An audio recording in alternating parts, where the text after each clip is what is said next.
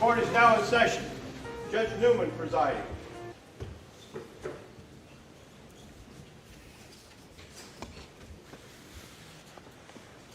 Please be seated.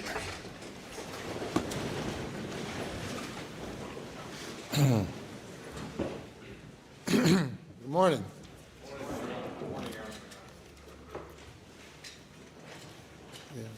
Next witness. Your Honor, the state would call Jan Malinowski.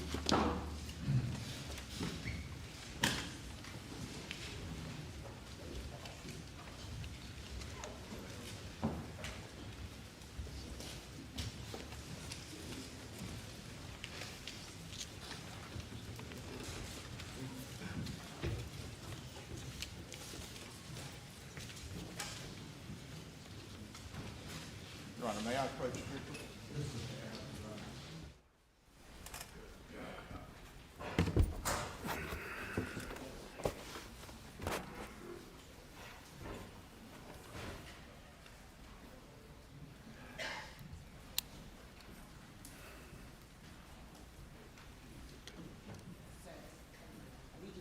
Yes, ma'am. Do you affirm the testimony you have to give before in this trial shall be the truth, so help you God? State your name again for the record. Yes, ma'am. Spell your last name. Jan Malinowski. Mr. Malinowski, how you doing today? Very well, thank you. Good. If you would, introduce yourself to the court just a little bit. Obviously, we're not in front of a jury, but just so the court knows who you are, tell us just a very quick history of how you got to your current position. I'm currently the president and CEO of Palmetto State Bank, headquartered in Hampton. Started my banking career out of the Citadel, 1977. Went on to graduate school at the university. Upon completion of master's program in Columbia, joined the Wachovia Bank and Trust Company, went to Zurich, Switzerland. From there, went to Barnett Bank in Miami, Florida, and subsequently traveled Europe with the old Barnett. Moved to First Union National Bank in Savannah for a brief period of time, and then in February of 1991, joined Palmetto State Bank. And currently you serve as the CEO, is that right? That's correct. And how long have you been the CEO? Since August of last year. All right. August of 2021? Yes, sir. And who was the CEO prior to you? Russell Lafitte. And was he terminated not long before you became CEO? Yes, he was. Back in June of 2021, what was your role at that time? I was executive vice president and responsible for branches in Beaufort. We have 2 branches in Beaufort. All right. And were you also a member of the board of directors of the Palmetto State Bank? At that time, yes. And you mentioned that you were in charge of some branches in Beaufort. Could you explain just a little bit to the court about sort of how it operated then with the branches in Beaufort and the branches perhaps in Hampton or elsewhere, please? Yes, sir. At the time, we were about a $700 million asset bank. We have 7 branches, operated somewhat decentralized. I was given responsibility in '91 for the 2 offices in Beaufort, as I said, one in Burton location and one on Ladies Island. Other officers of the bank would be responsible for the other branches, Hampton being the main office, and then with Allendale, Fairfax, Estill, and Bluffton. Right. You say y'all are a little bit decentralized. Is it fair to say that for the most part you were primarily responsible for the operations in Beaufort and someone else was primarily responsible for the operations in the Hampton area? Correct. And who was primarily responsible for the operations in the Hampton area? Russell Lafitte and his father, Charlie Lafitte. And when you say somewhat decentralized, obviously there was a board of directors that looked at the institution as a whole. Yes. But in practice, there was kind of a deference to the local folks on scene, you being in Beaufort and the Lafitte's being in Hampton. Is that correct? Yes. All right. I'm going to ask you to explain just a little bit, though, about the Board of the Directors and the Executive Committee. And again, if you could briefly describe to the court what those two entities are and how they operate so that we can understand the next set of questions. Well, the Board of Directors of the bank has the absolute authority and responsibility to run the bank, but they delegate the day-to-day managerial responsibilities to officers. Charlie Lafitte was long-serving CEO and chairman. Russell, COO, subsequently became the CEO. I was executive vice president and ran the two branches. But Board of Directors would delegate as I said, the day-to-day control to the Executive Committee and certain senior officers. All right. And when it came to authorizing loans, what was the role of the Executive Committee in authorizing certain loans? Was there a threshold, and how did that work? There is a threshold. The Board of Directors would authorize individual loan officer loan authorities on an annual basis. Branch managers having a certain level of authority, and then executive officers having a higher loan authority, and then organizationally, two executive officers could approve a single loan or up to X million dollars, and then once it got beyond the threshold for two executive officers, it would go on to the Executive Committee, which would review the loan request and either approve or deny any loan that exceeded $1.5 million. At the time, in June of 2021 or thereabouts, in that area of the year, were you the secretary of the Executive Committee? I was. All right, and I'm going to show you what's been marked as Exhibit 354 to your testimony, and see if you recognize that document. And Your Honor, I have a copy for you. I provided one to the defense. Would you mind handing that to the judge for us? Is that acceptable? Yes, sir. All right, do you recognize that document? I do. Tell me what that is, please. It's in the minutes of the Executive Committee of August 12th of 2021. All right. And a number of topics were discussed, but primarily the relationship of Richard Alexander Murdaugh and his total relationship with the bank. All right. And this is on August 12th, 2021? Correct. Can I get the elbow, please?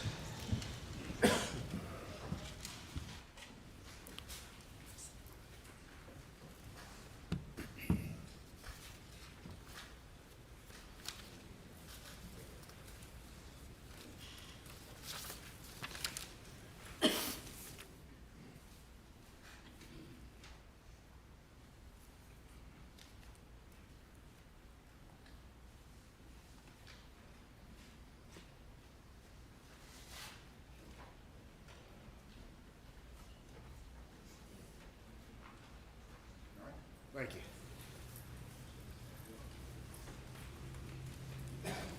All right, so these are the minutes that you're referring to, is that correct? That's correct. All right, and there's a discussion right there, including reference to a memo that was distributed outlining the bank's relationship with Murdaugh. Is that correct? Yes, sir.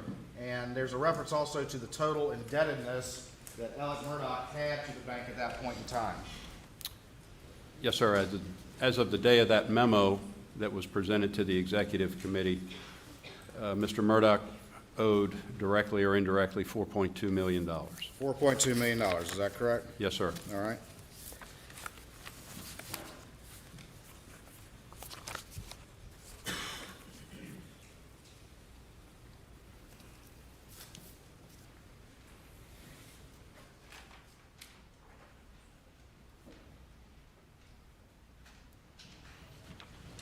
I forgot to ask you this, but tell me real quick, when do the board typically meet and when does the executive committee typically meet? The Executive Committee typically meets on the second Tuesday of every month, and the board meets on the third Tuesday of every month. I'm going to show you what's been marked as Exhibit 385 for the purposes of this in-camera hearing, and see if you recognize that document. This is a copy of the minutes of the directors of Palmetto State Bank describing what took place at a board meeting on Tuesday, July 20, 2021. All right. And who's the secretary that authored those minutes? Ray Henderson. And you were present as a board member for this discussion? I was. All right. And what's the date again on that particular one? July 20, 2021. July 20, 2021. At that time, was there any discussion or any record of a discussion of any loan to Alec Murdaugh for $750,000? No, sir, there is not. All right.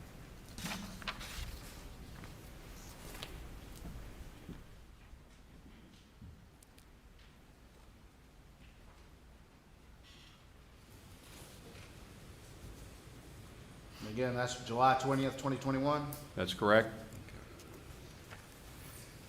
All right, going back to this August 12th, 2021 Executive Committee notes, I want to walk back just a little bit and tell me, was there, did Alec Murdaugh come up in any discussion among the board members prior to August 12th, 2021? Yes, it did. Tell me about that, how that happened, please. On August 9th, Norris Lafitte, a board member, sent an email to members of the executive committee and the board asking for a full accounting of Mr. Murdaugh's relationship with the bank. All right, and can you pull that mic just a little bit closer? Yes, sir. Thank you. All right, and what happened after that? Did that spark any particular activity? Sparked quite a bit of activity, conversation, and then activity inside the bank that day. All right, and explain that to the court. What happened? Shortly after Mr. Lafitte, Norris Lafitte sent his email to members of the executive committee and the board. A deposit was made to Mr. Murdaugh's account in the amount of $400,000, which cleared up an overdraft, a large overdraft, which had been in his account that day. All right, and who caused that deposit to happen? Russell Lafitte. All right, and so there was a significant overdraft in Alec Murdaugh's account? On that day, yes, sir. Was it over $350,000 overdraft? Yes, sir. And so Russell Lafitte caused a $400,000 to be deposited into his account? Yes, sir. And that was after the email from Norris Lafitte asking about Alec Murdaugh on August the 9th? Yes, sir. All right. At that time, that Russell Lafitte caused $400,000 to be put into Alec's account to cover a over $350,000 overdraft. Were there any loan documents or any sort of application or anything in existence supporting any such disbursement? No, sir. Just put the money in there. Yes, sir. You mentioned other activity. What other activity was sparked by that August 9th email? There was some activity to create an application to go through our typical loan approval process through one of our software underwriting, one of our underwriting programs, software driven. Okay. All right, and we're going to look at those documents here in a minute.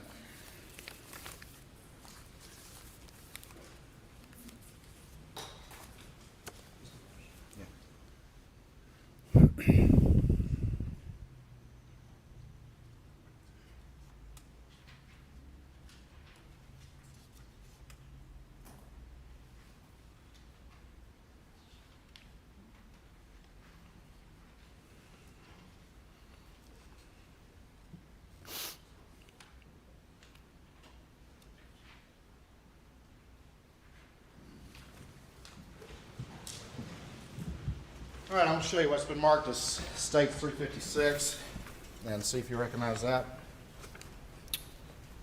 This is a photocopy of a page 2 of a deposit checking account statement And that's, in the name of Richard Alexander Murdaugh.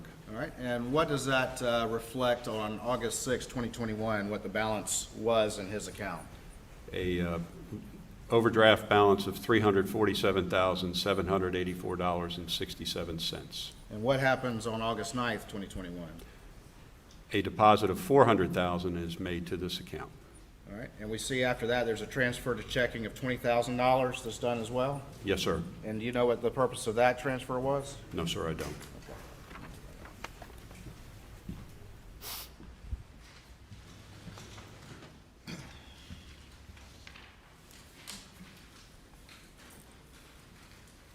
So right there on August 6, 2021, Alec's account was negative $347,000. Is that correct? Yes, sir.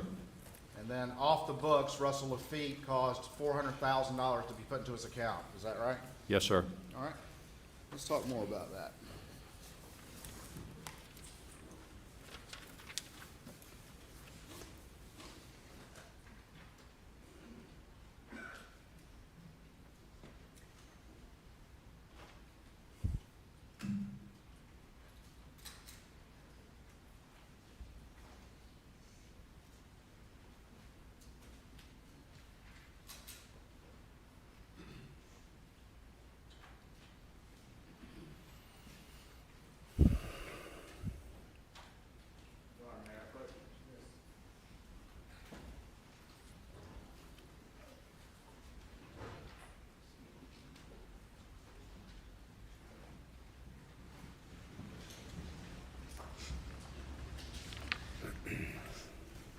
I'm going to show you what's been marked as Exhibit 357 to your testimony and see if you recognize that.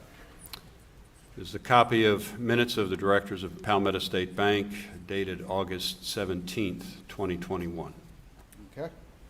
And who was the secretary for these? Do you know?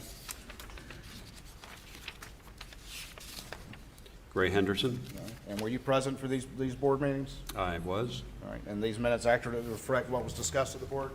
Yes, sir. We'll turn over to the second page.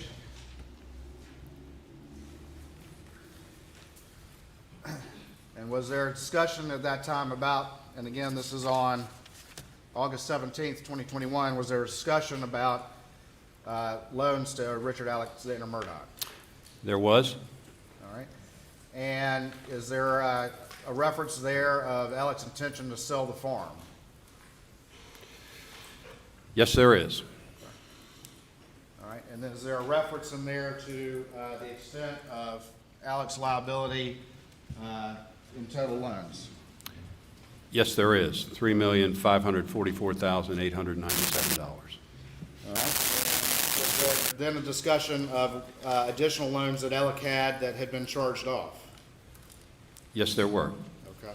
And very quickly, are you familiar with two entities called Zier United and Redbeard? I am. And are those entities associated with Alec Murdaugh? They are. And are those loans that in fact the bank had charged off? That's correct. All right. And explain very quickly what a charge-off is without too much detail for these purposes. Certainly. In a situation where a loan is deemed non-performing to the point where the bank's executive committee and/or senior management decides that it's time to take it off the books, you charge it off. It's an accounting treatment, but it doesn't remove the obligation of the borrower, or in this case, members of the LLC, any legal obligation to repay the loan. All right. And so Alec Murdaugh was still on the hook, required to pay those loans. Is that correct? Yes, sir. And were there real properties associated with both of those loans? Yes, sir. And in the event Alec Murdaugh had tried to sell those properties, would the bank expect to be paid any outstanding balance plus interest and all the rest of it? Yes, sir. And in fact, was Alec still paying on those notes even though they were charged off? He had periodically, yes. And so the ultimate liability to the bank for Alec was somewhat larger if those are included. Is that correct? Yes, sir. There's discussion in here about a $750,000 loan in this particular board discussion. Is that correct? Yes, there is. And this is on August 12th, 2021, I believe. Is that right? The date, I think it's 17th.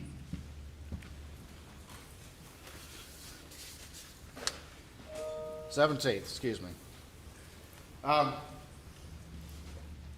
Had you been aware of any sort of $750,000 loan to Alec Murdaugh prior to these discussions coming up as you move to the board meeting on August 17th, 2021? Only to the extent that $750,000 loan had been referenced during the executive committee in the memo that was referred to in my executive committee minutes. Which would have been shortly, or a couple days before this, is that Yes, correct? sir, preceding week. All right, and at the time that the $400,000 had been dispersed back on August 9th. There was no loan paperwork in existence at that time, is that correct? No, there was not. All right. Was that the only disbursement made pursuant to this supposed $750,000 loan? It was not the only disbursement. All right, well, stand by for me.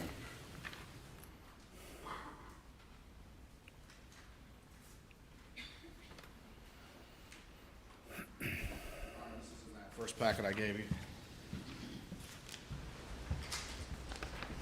I'll show you what's been marked as States 358 and see if you recognize that. It's a wire request form on our standard documentation dated July 15, 2021. The Palmetto State's going to wire funds to South State Bank. The beneficiary of the wire is the Wilson Law Group, LLC, to their IOLTA account in the amount of $350,000. $350,000 to the Wilson Law Group? Yes, sir. All right. And then what's the next page in this document? Are the wiring instructions to the Wilson Law Group. And does it have contact information? Contact information is to Chris at wilsonlawgroup.se.com. All right. And is that Chris Wilson, the lawyer in South Carolina, in Bamberg, South Carolina, excuse me? As I currently understand, yes, sir. This is on July 15th, 2021. Yes, sir. $350,000 was wired to Chris Wilson. Yes, sir. Was there any documentation, loan application, any sort of paperwork whatsoever justifying Palmetto State Bank sending $350,000 to Chris Wilson? No, sir. All right. And then whose benefit was this sent for? Alec Murdaugh's. Alec Murdaugh's. All right, let me ask you about this, and I'm going to put it up on the screen.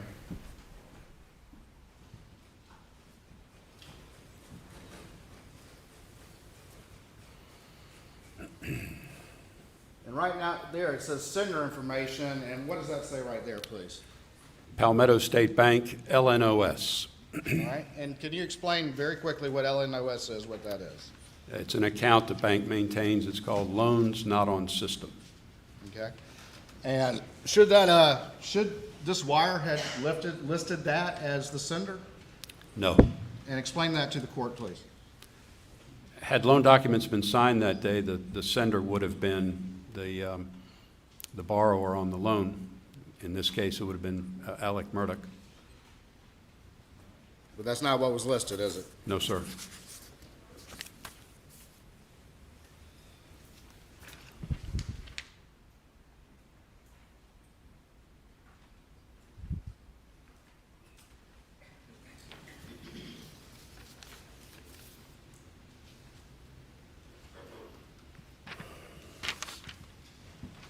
I'll show you what's been marked as 359 to your testimony and see if you recognize this document. This is the customer copy of the cashier's check in the amount of $400,000 that was deposited to Alec Murdaugh's checking account. All right, and is there a sticky note on there, a copy of a sticky note? Yes, sir, there is. And what does it say, if you would, please? It says Alec Murdaugh, $750,000, one share of Green Swamp Inc. stock, and the date is 7/15/21. We're going to talk more about that in a minute.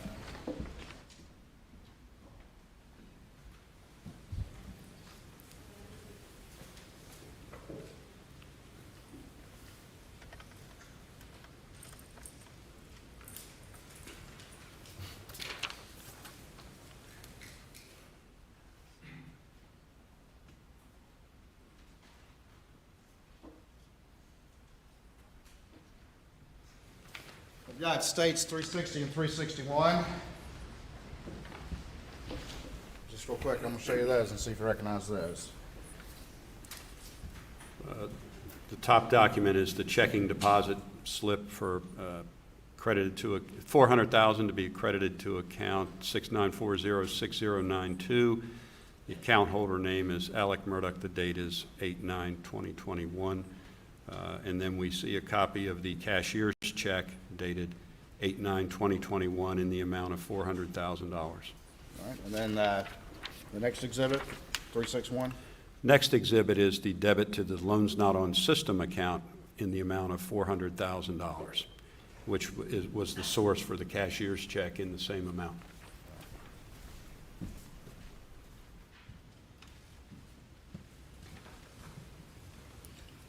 And the date on those again?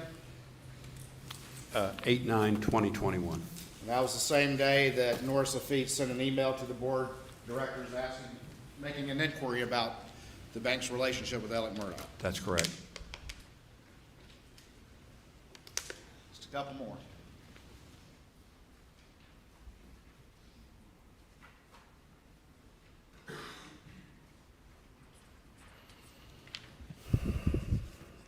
You've already testified that there was no loan application or loan paperwork or anything like that supporting the bank disbursement already of a total of $750,000. Is that right? That's correct. And that was a wire in July 15th for $350,000 that went to Chris Wilson, correct? Yes, sir. And then a $400,000 disbursement on August 9th after Norris Lafitte sent his email to the board of directors. Yes, sir. That covered a negative $347,000 overdraft in Alec's account. That's correct. A little bit extra for some walking around money, another $50K or so, correct? I can't answer that. All right.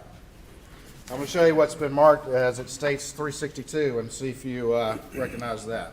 This is a copy of a promissory note, commercial, single advance, loan number 6996048, in the amount of $750,750.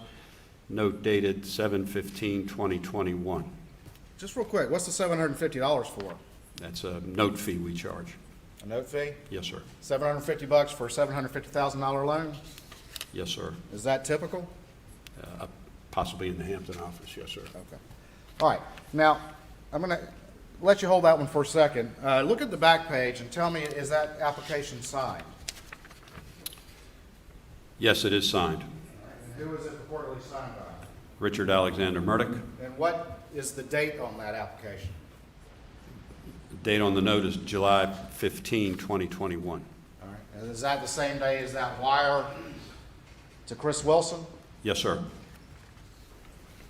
Have you had a chance to examine that document and look at the records of the entity for which you're the chief executive officer? I have. Have you had a chance to look at the loan number? I have. And are those loan numbers sequentially generated by your system? They are. And in looking at that loan number, is there any way that document could have even been in existence in July of 2021? No, sir. And in fact, it had to have been generated after the August 9th email and after these disbursements. Is that correct? That's correct. I'll show you 363. Just give me 1 second while I put this on the screen.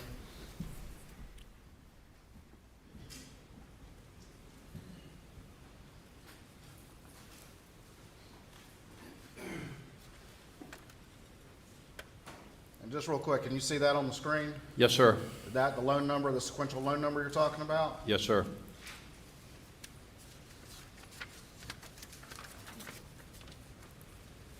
And then that's the signature and the date that you're talking about. That's correct.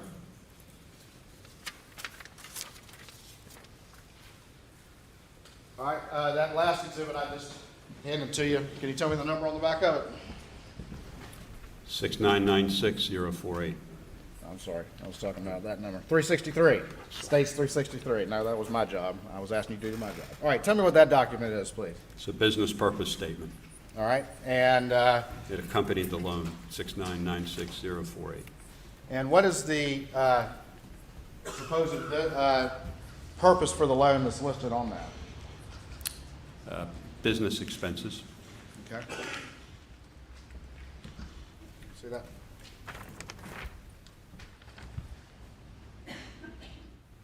And again, this document's also dated 7/15/21. That's correct.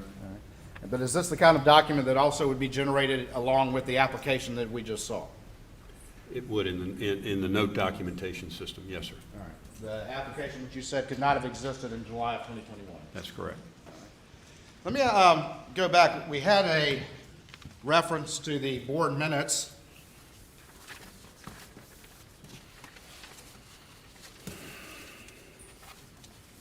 From August 17th, 2021.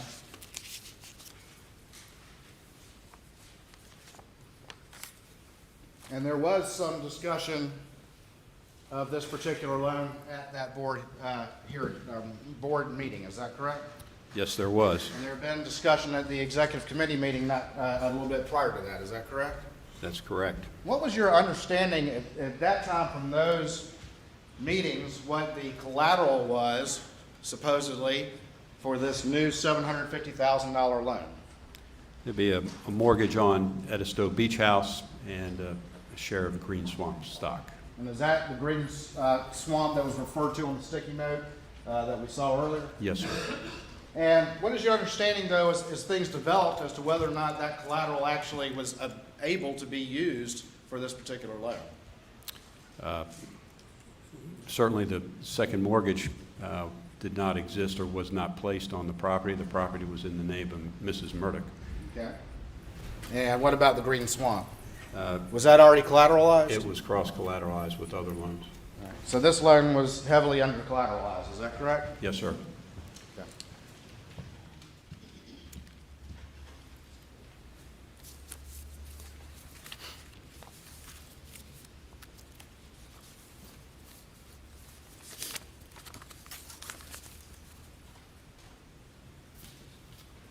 For me 1 second.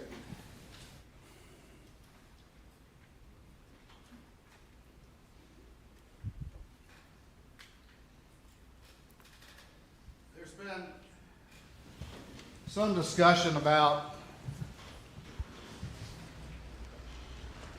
whether or not an appraisal had been ordered prior to June of 2021 for this supposed $750,000 loan. Was there an appraisal that had been ordered prior to June of 2021 on the Edisto property? There was. Did that have anything at all to do with some sort of loan for an additional $750,000? No, sir. And I'm going to show you what's been marked as states 364 and see if you recognize that document. It's an email, but there's an attachment. Email from Chastity Malfris to Charles Lafitte III, who's the bank's appraisal officer, referencing 3606 Big Bay Drive, Edisto. And it's an appraisal request form dated April 22, 2021. The intended use of the appraisal is for a refinance. Okay. And the balance is $200,000. All right, and so it's for a refinance. Explain what the refinance was for, if you could, to the court. At the time, the mortgage had matured, or the mortgage loan had matured, and we needed to renew it. All right, it had already matured, is that correct? Yes, sir. So this was an existing debt, not any sort of new debt, and so the appraisal was because you have to renew this note that had already matured, correct? Yes, sir. Or it has to be paid off, one of the two. Correct. All right.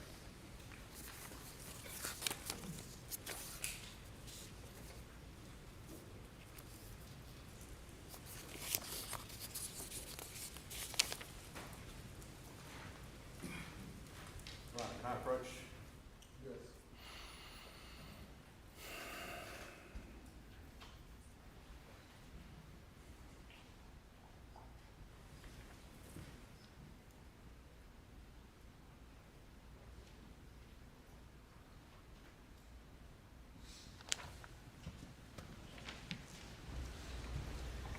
I'm going to show you what's been marked as States 365 and see if you recognize that document.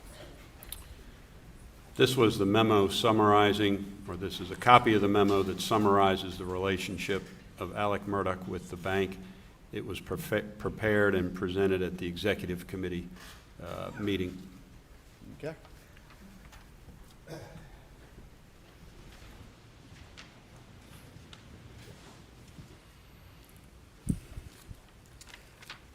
Again, I'm going to put that up on the screen, but this lists some of the indebtedness that Alec had to the bank that you previously described earlier, Yes, sir. and including the Zero United with outstanding $307,761, Yes, sir. and then outstanding and charged off not only Zero United, but also $362,896 for Redbeard. Yes, sir.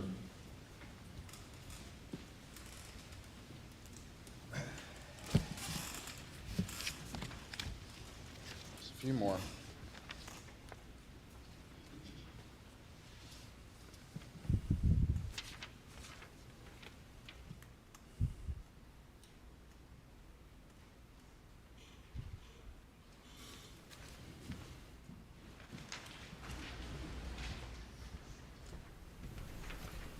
going to show you what's been marked as States 366 and see if you recognize that document. It's a document produced from our loan accounting system, and it lists all the notes, outstanding notes in the name of Alec Murdaugh, and also co-borrower with his father, Randolph Murdaugh III. All right, and that it lists the balances on those particular loans as of June 7th, 2021? That's correct. It does not include the charged-off loans, Zero United and Redbeard, is that correct? That's correct.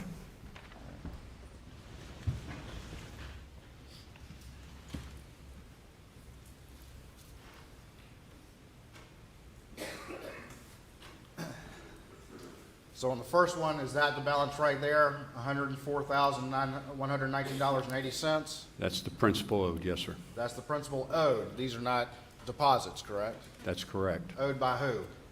I think for the $104,000 was Williams Islands. All right, but I mean, what borrower owed those? That would have been Mr. Murdaugh, Alec Murdaugh, yes. All right, and then this next one, what's the balance on that? How much is owed for this loan? $806,666.26. The next one, how much is owed for this loan? $195,171.64. How much is owed for this loan? $999,650.94. And this is actually a $1 million line of credit, is that correct? Yes, sir. It's pretty much maxed out, isn't it? Yes, sir.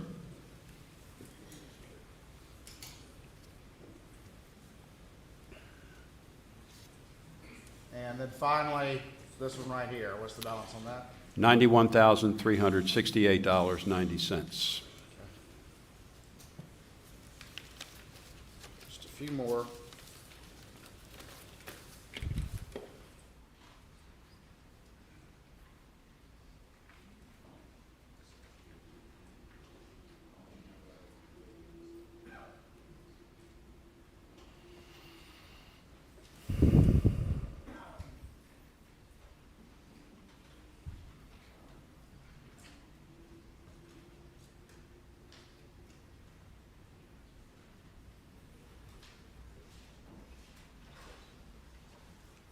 All right. Last set of documents here. I'm going to show you what's been marked as states. Stand by for me real quick.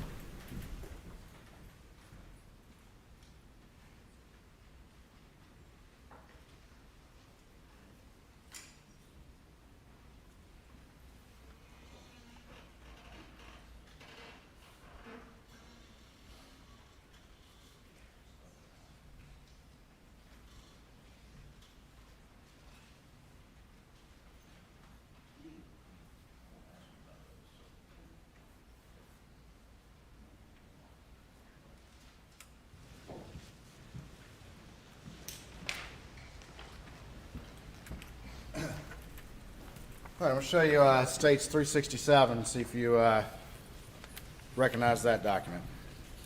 It's a copy of a bank statement, Alec Murdaugh farm account. And what is the balance of that on June 7th, 2021?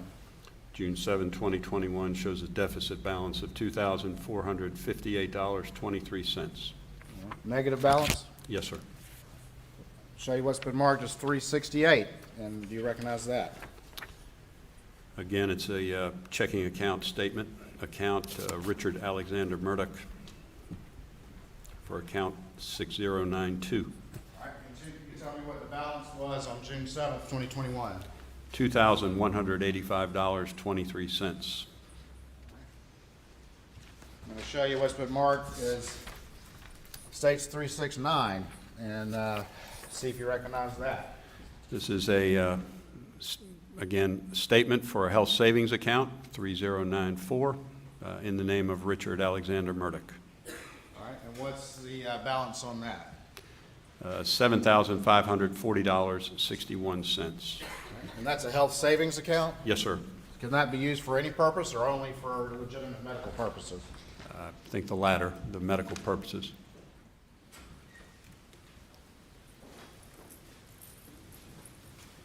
I'll show you what's been marked as States 370 and see if you recognize that.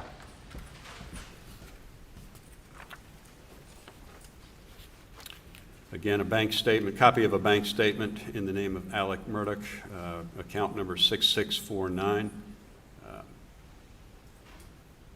And the balance on 6/7 would have been $62,115.06. All right, and then finally, 371, if you could, tell me if you recognize that. This is a account statement, interest checking account in the name of Margaret Maggie Murdaugh and Alex Murdaugh, number 5109, and the balance on 6/7, $3,900.04.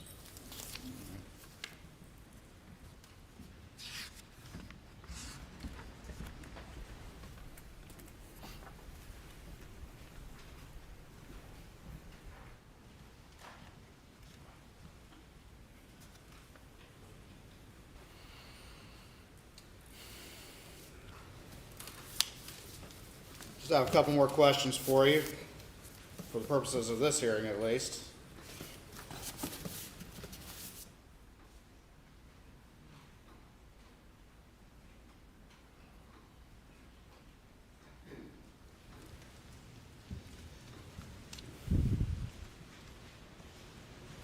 It's fair to say that of June of 2021 and the months after, the indebtedness to Palmetto State Bank from Alec Murdaugh was very, very large. Yes, sir. And it's fair to say it also had charged off loans in the past, is that correct? Yes, sir. If it had come out at any particular time, from let's say 2010 on, up to June of 2021, or at any time, that Alec Murdaugh had been stealing money from his partners or stealing money from his clients, would this bank have continued to loan him money? No, sir. Nothing further at this time, Your Honor. By the defense. Yes, Your Honor, briefly. Just to be clear, Mr. Malinowski, on June 7th, 2021, Mr. Murdaugh was not overdrawn at Palmetto State Bank, correct? No, well, June 7. Yes, sir. Do you have his bank statement? Well, we just went through them. Right. Well, there was one statement, the farm account was minus $2,045. There was another account that was plus $2,185, according to Exhibit 368. His health savings account, Exhibit 369, had $7,540. Exhibit 370 had a positive balance of $62,000 and some change. And then Maggie's account, Exhibit 371, had $3,904. Yes, sir. So there's one account that was overdrawn for Overdrawn. $2,000, but positive balances in all the other. Yes, sir. And Alec Murdaugh had been a customer of Palmetto State Bank for many, many years. Is that correct? That's correct. And had he ever been denied a request from Palmetto State Bank for a line of credit or a loan up until September of 2021? To my knowledge, no. And in July of 2021, apparently he got a $750,000 loan that was approved according to the documents here by 3 members of the board of directors. Do you remember that? See if I can find that.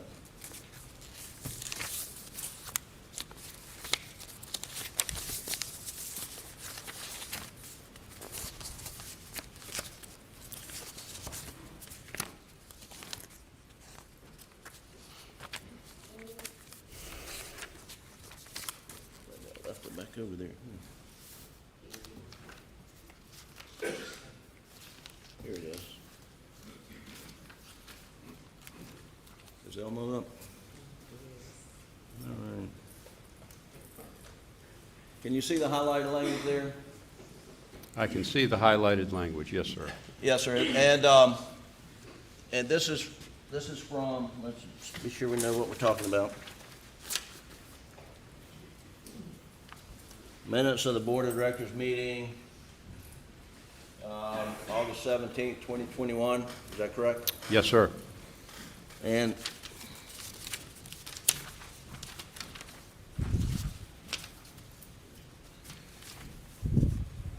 here,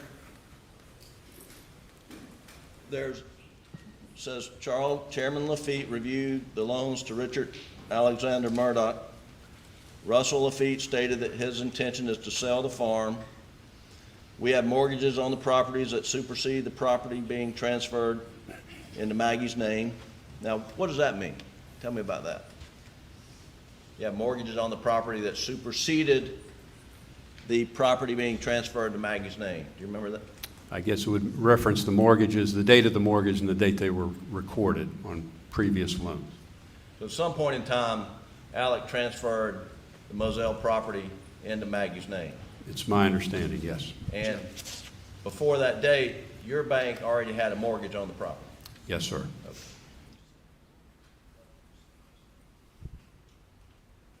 Is that Moselle property? Are we talking about Moselle property here?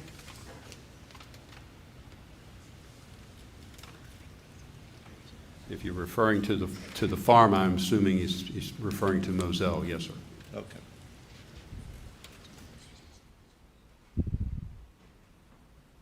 Then, at the last sentence of this paragraph, it says, Elizabeth Malinowski commented the $750,000 loan did not appear to have been approved by the executive committee.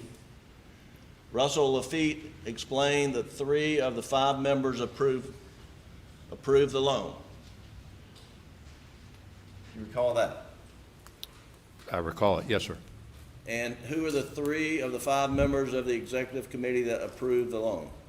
It would have been Charlie Lafitte, Gray Henderson, and Russell Lafitte.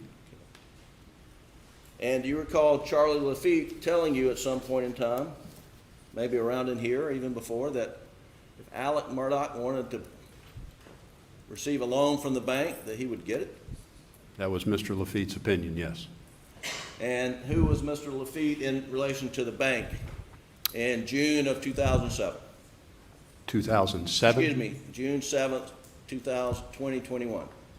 He was chairman of the bank. Okay. And was Russell Lafitte related to Mr. Lafitte? His son. Okay. And who are the members of the executive committee? The executive committee was Charlie Lafitte, Gray Henderson, Russell Lafitte, Scott Swain, and myself. And so Mr. Lafitte, Mr. Charlie Lafitte's opinion was if Alec Murdaugh wanted a loan from the bank, he would get it. Is That was his opinion. And on the $750,000 loan he was provided, apparently without a lot of paperwork done on the front end, but it was approved by Mr. Lafitte, his son, Russell Lafitte, is that correct? Yes, sir. And his daughter, Gray Henderson, is that right? Yes, sir.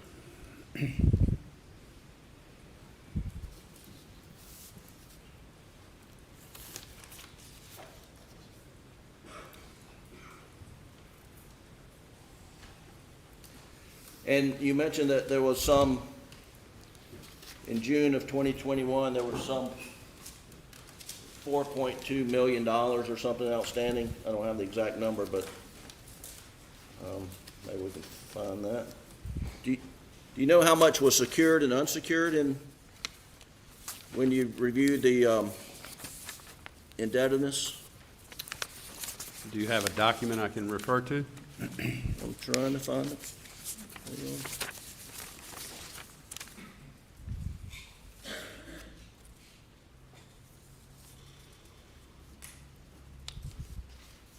I'm going to put on the screen here.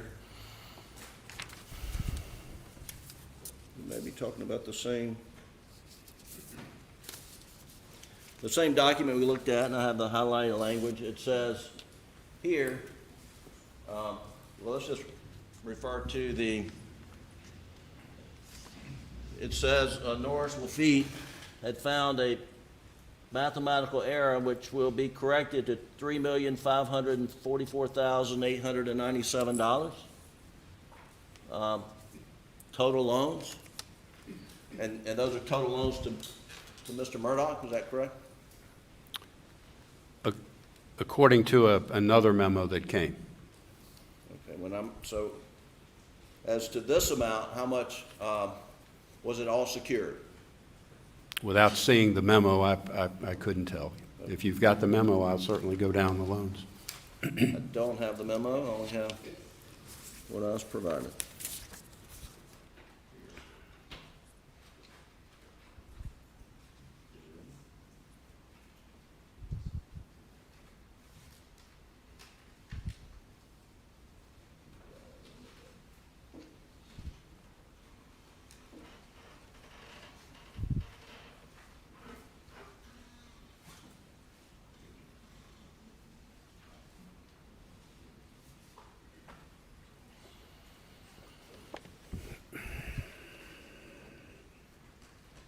Thank you.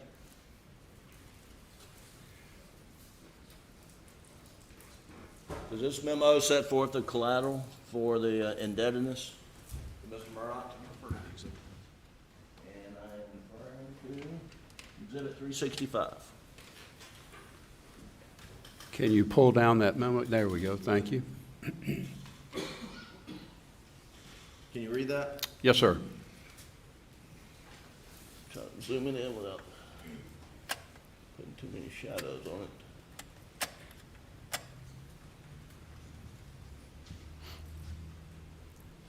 And so we went through that. Is that the collateral for those loans? As stated in the memo, yes. Okay. Now, you mentioned that some loans have been written off. Are you aware that Mr. Murdaugh was still paying on the loans that had been written off? Yes, sir, I was. And you mentioned that, and had Mr. Murdaugh always paid the bank interest, monies he owed? And did he ever go in default? And let's put it like, did he ever go in default on any notes issued to him by Palmetto State Bank? Redbeard and Zero United? And those were the ones that were written off? Yes, sir. But he continued to pay those, correct? He periodically made payments, yes, sir.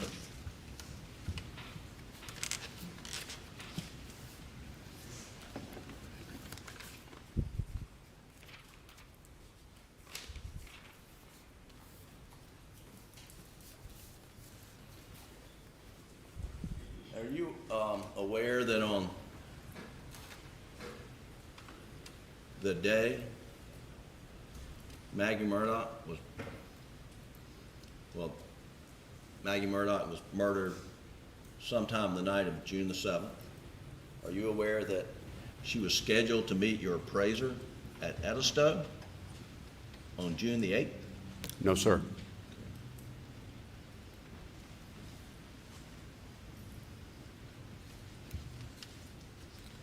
The Moselle property was titled in Maggie Murdaugh's name in June of 2021, correct? I believe that's correct. The bank had filed mortgages on the property that predated whenever that was transferred to Ms. Murdaugh, right? Yes, sir. The Edisto Beach House was titled in jointly in Alec Murdaugh and Maggie Murdaugh's names, correct? At one point, Before her death. I believe it was in her name solely at the time of her death. You do? Are you sure about that? I believe so.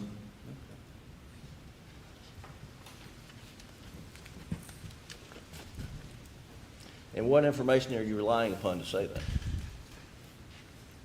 Looking at the Colleton County deed records.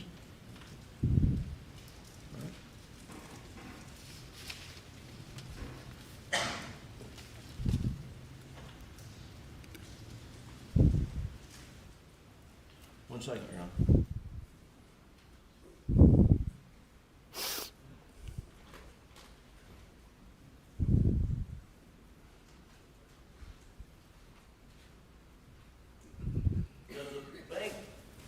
Undergo routine FDIC audits, Palmetto State Bank? Yes, sir.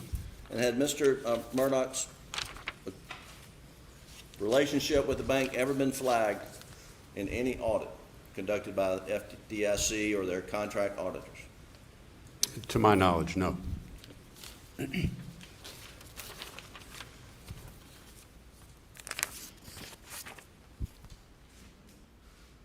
all the questions I have, Your Honor.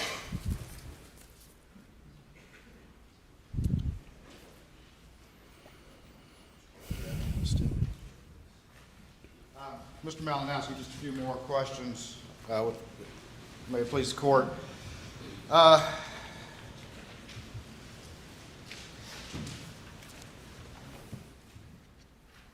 that 365 back that we were just looking at.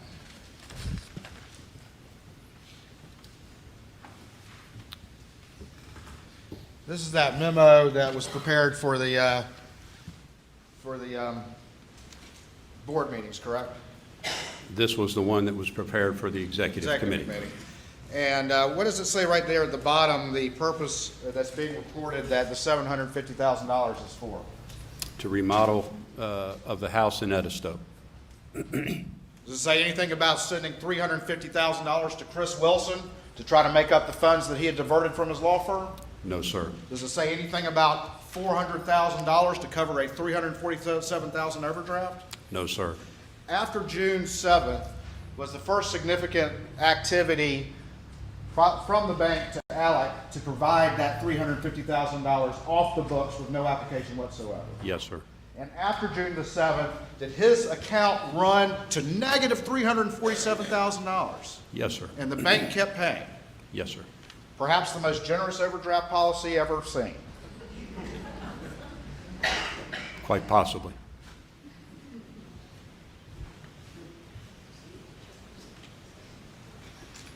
You were asked a little bit about Zero United and Redbeard, which are up on the screen. The bank did not foreclose on those properties, is that correct? That is correct. So Alec Murdaugh still owned those properties, correct? He and partners, yes, sir. All right, but if he were to try to sell them, could he have sold them without having to account to the bank? He would have had to pay back the monies he had borrowed from the bank. And we see that up on that screen, what happened to my exhibit?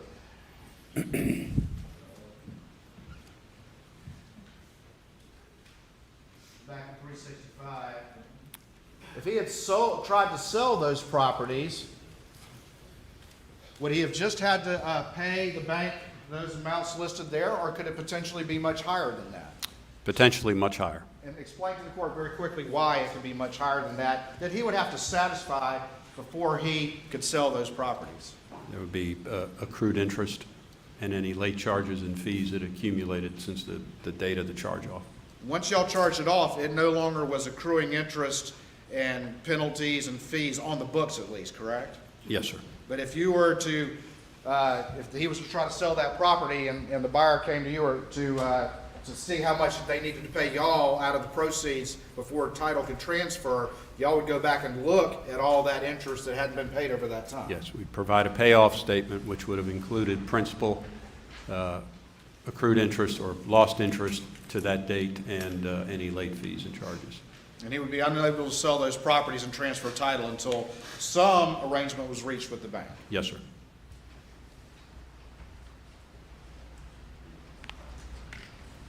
We just, you were just asked about whether or not Maggie was going to be meeting an appraisal at the Edisto property, but you've testified in no uncertain terms that that appraisal was to renew the mortgage that was already in existence that had matured, correct? Yes, sir. It had nothing to do with a new 750. Yes, sir.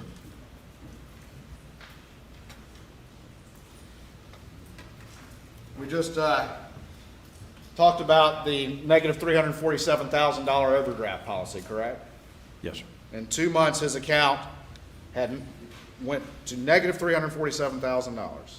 Yes, sir. If it had come out that Alec Murdaugh had been diverting fees from his law firm, if Alec Murdaugh had been forced to resign from his law firm, if it had come out that he had been misappropriating money from his clients, would the bank have continued to pay charges coming in on that account? No, sir. No.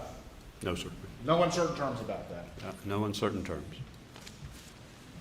So all this testimony about the relationship in the bank, if the truth had come out, it's a new ball game, correct? Yes, sir. And in the wake of all of this, Russell Lafitte was terminated and you became CEO, is that correct? Yes, sir. And now there's a new sheriff in town at Palmetto State Bank, correct? Yes, sir. Thank you. Anything further? Just briefly, Mr. Malinowski, how much in interest did Alec Murdaugh pay to Palmetto State Bank over the years? I don't know. It's excess of $4 million, isn't it? I don't have a figure. Thank you. You may step down. Thank you.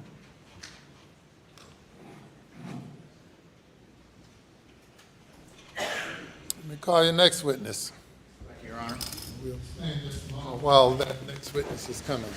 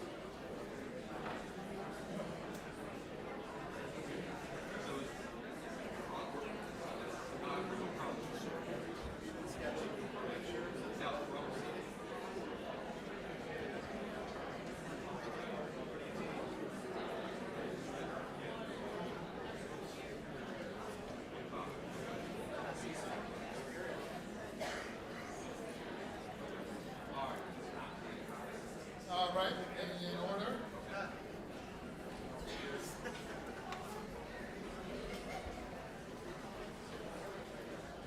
Call your next witness.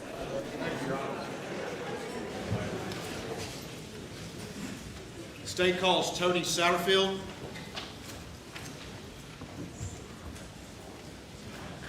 Raise your right hand, left hand on the Bible. You affirm the testimony about to give the court in this trial shall be the truth, so help you God. Yes. Take a seat in the witness stand. State your name again for the record. Spell your last name.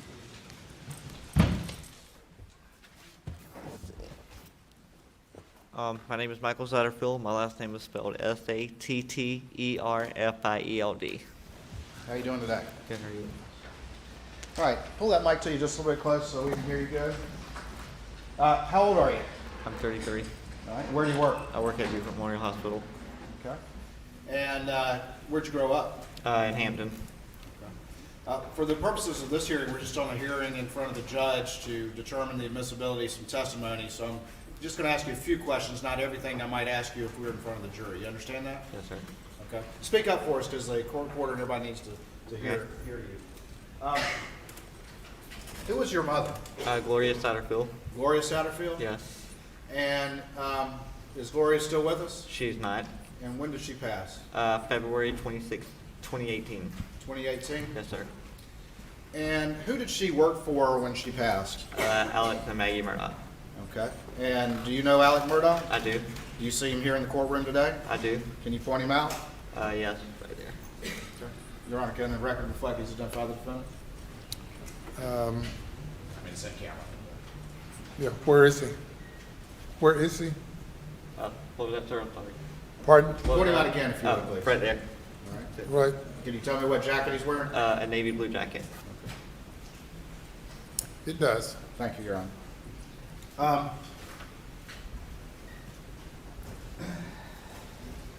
How long did your mom, roughly, how long did she work for Alec, do you know? If I had to take an estimate, I guess 20-something years, maybe give and take. I don't know that years. Okay. And slide up just a little bit more, and talk right into that mic. There you go. Hang it just a little bit. You need to get up on the mic so we can hear you. All right. What did your mom do for Alec? She was their housekeeper. She babysat for them. She cleaned their house, and kind of anything else they kind of need. Okay. And she had been doing that for a long time? Yes. During the course of that, you got to know Alec and his family to some extent as well? Yes. Did you trust Mr. Murdaugh? Yes. What happened to your mom? She fell and hit her head. Okay. And where was she when that happened? She was at Alice's house in Moselle. In Moselle? Yes. Did she pass right away, or did she live for a while? She lived for a few weeks. Was she ever able to say to you what happened, how she felt or anything? No, she was not. After she passed, did you have any conversation with Alec about what to do about it? I did. And what was the conversation you had with Alec? I What did he say? barely, Go ahead. I barely remember, but it's like, let me go after my insurance company for this or whatever, kind of get these medical bills and stuff paid. Okay. So he said he was going to go after his insurance company Yes. and get medical bills for your mom paid? Yes. Did he say he might get any money for you and your brother? Yes. Did he say how much that might be? No. Ultimately, was there a lawsuit filed? Yes. All right. And who did you consider your lawyer was in all of this? Alex. At some point in time, did he bring another lawyer in? Yes. And what did he tell you about that? He said, if I understood it correctly, I can't do it myself because it's conflict of interest. I'm going to send you to my buddy, Corey Fleming. Corey Fleming? Yes. Did he tell you anything about his relationship with Corey Fleming other than they were buddies? Can you repeat the question? I'm sorry, I didn't hear you. Did he tell you anything more about his relationship with Corey Fleming? No. After he brought in Corey Fleming, were you still communicating directly with Alec about the case? Yes. Who did you think your lawyer was Alex. the whole time? Yes. Did he ever bring in a person, or did they ever bring in a person by the name of Chad? Yes. And you remember Chad's last name? Westendorf. Okay. And what did they tell you about Chad? That he should be my PR. Your PR? Yes. Did you ever meet with Chad? Yes. Did you meet with him a lot, or just? One time I can think of. Alec told you that he was going after his insurance company. Did he say how much that insurance was? One of them that I know of was like $500,000, and that's the only one. That's the only one he told you about? Yes. Did he ever tell you that there was also an umbrella policy worth upwards of $5 million? No. Never mentioned that to you, did he? No.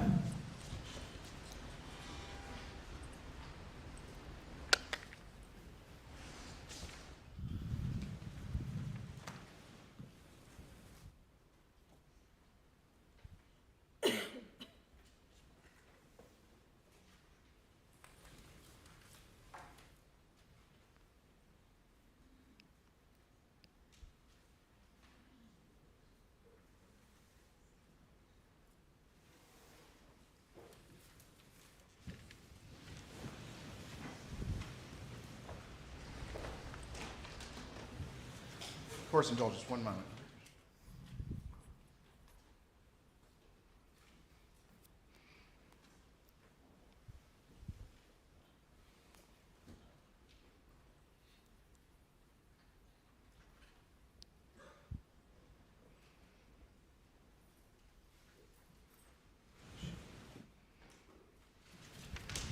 We'll show you what's been marked as states 372.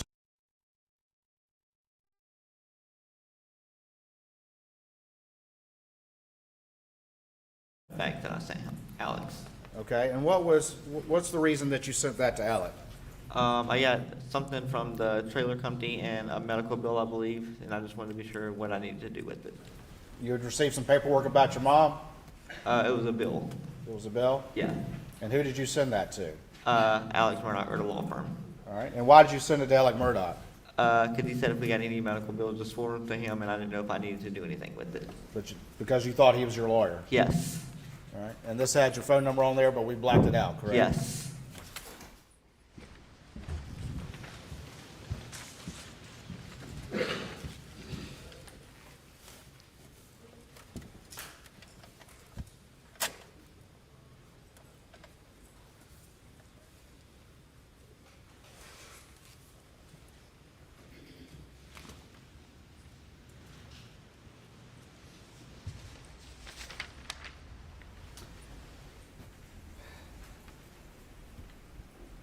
As time went on, did you have conversations with Alec asking him about the case and what was going on with the case or anything like that? Yes, not very rarely, but every few months or so. All right, and what would he tell you, just generally over the month? First, it was hard-hearted, you know, like it was making progress, and he kind of left it at that. He said it was hard, but they were making progress? Yes.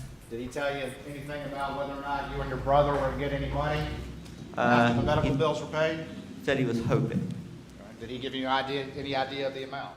If I remember correctly, one time he said he's trying to get each of you at least $100,000 apiece. Each of you, you and your Yes. brother? Yes. At some point in time, did your family advise you that there was some media reporting about a settlement in the case? Yes. All right. And at that time, had you heard anything from Alec or Corey or Chad or anybody about a settlement in the case? No. All right. And what, if anything, did you do after your family? Did they ask you to do anything? Yeah, they said you might want to kind of follow up on it and kind of see. And did you make a phone call to Alec? Yes. All right. And what month was that in? I believe the last time I talked to him was in June of 21. June of 21? Yes. Around the time of the murders? Yes. And what did you ask him? I can't believe what I asked him, but it was still making progress and be ready to settle, you know, by the end of the year. He told you it was still making progress and he was hoping to settle by the end of the year. Yes. Did he tell you that they had already gotten a settlement for $505,000? No. Did he tell you that they had already gotten a settlement for $3.8 million? No. Had he ever told you that there was an umbrella policy for $5 million? No. Did he ever mention to you anything about Forge? No. Did he mention anything to you about structuring any settlement? No. Did you give him permission to steal your money? No.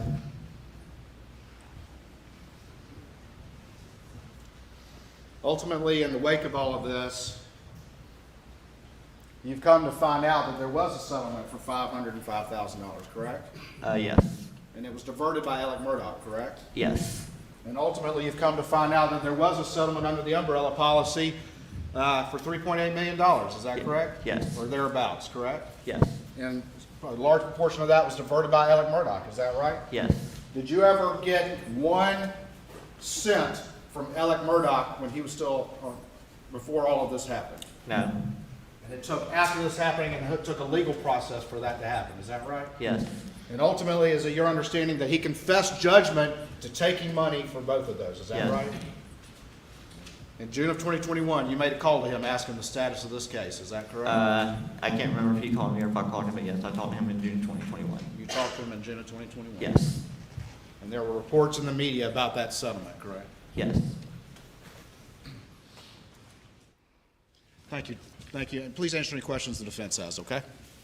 By the defense.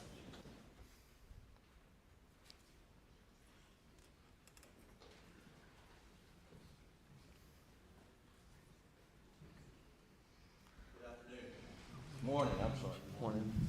Long week. You had a family member who saw an article in somewhere.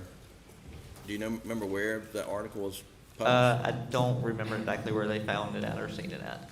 Okay, but after that article was published, that's when you started making inquiries and you contacted Mr. Murdaugh? Yes, once they seen the article or whatever, they were like, you need to follow up on it, and yes, and I can't remember if he called me or if I called him. And do you know whether you called him on the cell phone? It was on his cell phone normally, that's how I called him, yes. So you called him on the cell phone? Yes. Okay, and his cell phone record would reflect, how many times did you call him? What was that? How many times did you call him? Like, once, twice, three, we talked like 3 or 4 times, you know, throughout the whole year, if I remember correctly. Okay. And when you called him after reading some article about a settlement. Do you know if that was before or after Maggie and Paul were murdered? It was around the time, but I don't remember if it was before or after. Okay, all right, thank you. Nothing further, Your Honor. Thank you. You may step down.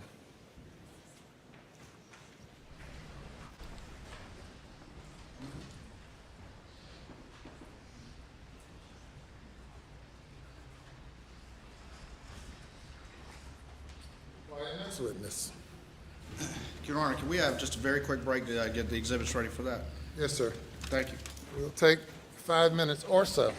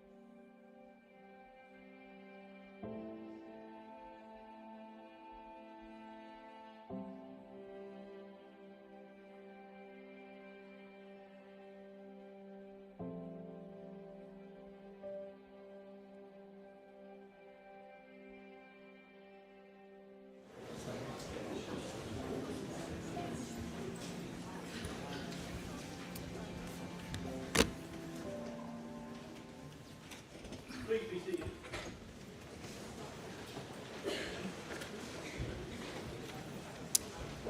Call your next witness. State calls Carson Burney.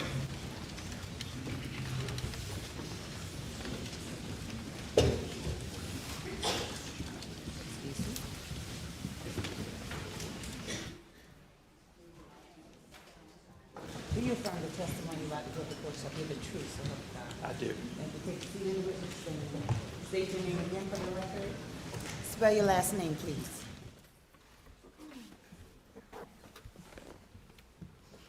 Carson Burney, B-U-R-N-E-Y. Morning, Mr. Burney. Good morning. Still morning, just barely. It is- Where do you work, Mr. Burney? I work for the South Carolina Attorney General's office. And what is your job and title at the South Carolina Attorney General's office? I am the forensic accountant in the state grand jury division. All right, and how long have you been a forensic accountant? Approximately a year and a half. All right, and what do you do as a forensic accountant for the state grand jury? As a forensic accountant, I identify, compile, analyze different financial records to include bank statements, credit card statements, loan documents. I also trace assets from source to ultimate disposition.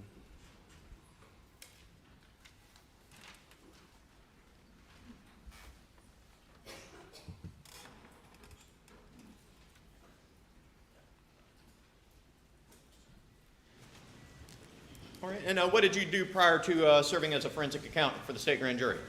In 2019, I joined the South Carolina Department of Revenue as a sales tax auditor, and I was there for a little over 2 years. There are a variety of other niceties, but because it's an in-camera hearing, we'll cut straight to the chase. As a forensic accountant for the state grand jury division, have you reviewed any documents in relation to a Richard Alexander Murdaugh? I have And what sorts of documents have you reviewed in relation to that gentleman? similar documents, as I mentioned earlier. They would include bank statements, loan documents, wire information, money orders, and other various things. And what were you asked to do in relation to those documents? I was asked to trace the alleged stolen funds and ultimately show where the disposition of those funds ended up. Now, you said trace. What is tracing from a 10,000-foot view? Tracing is simply just following a fund. In this example, these are the alleged stolen checks, primarily that went to Forge account, and following the money through to see where exactly it was ultimately spent out of those accounts.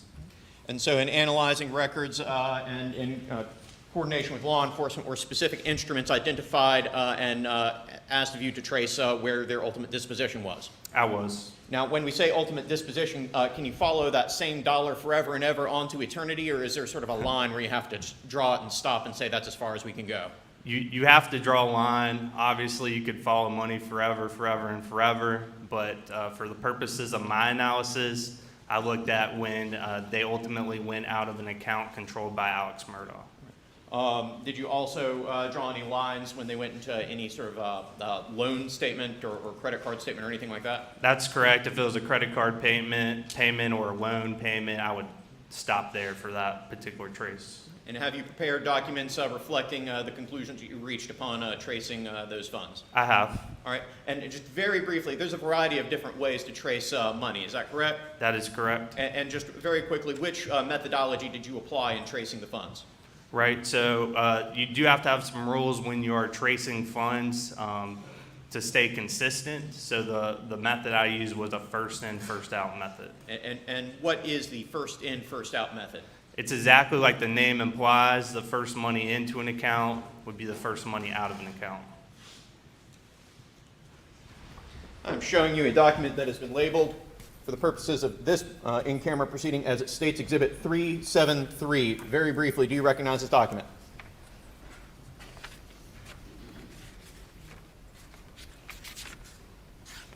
I do. What is it? This is a tracing of funds regarding the $792,000 with the Ferris case.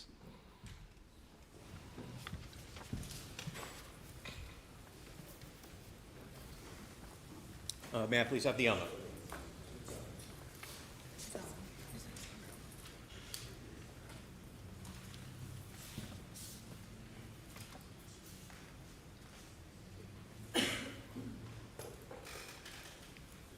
And Mr. Burden, can you see that?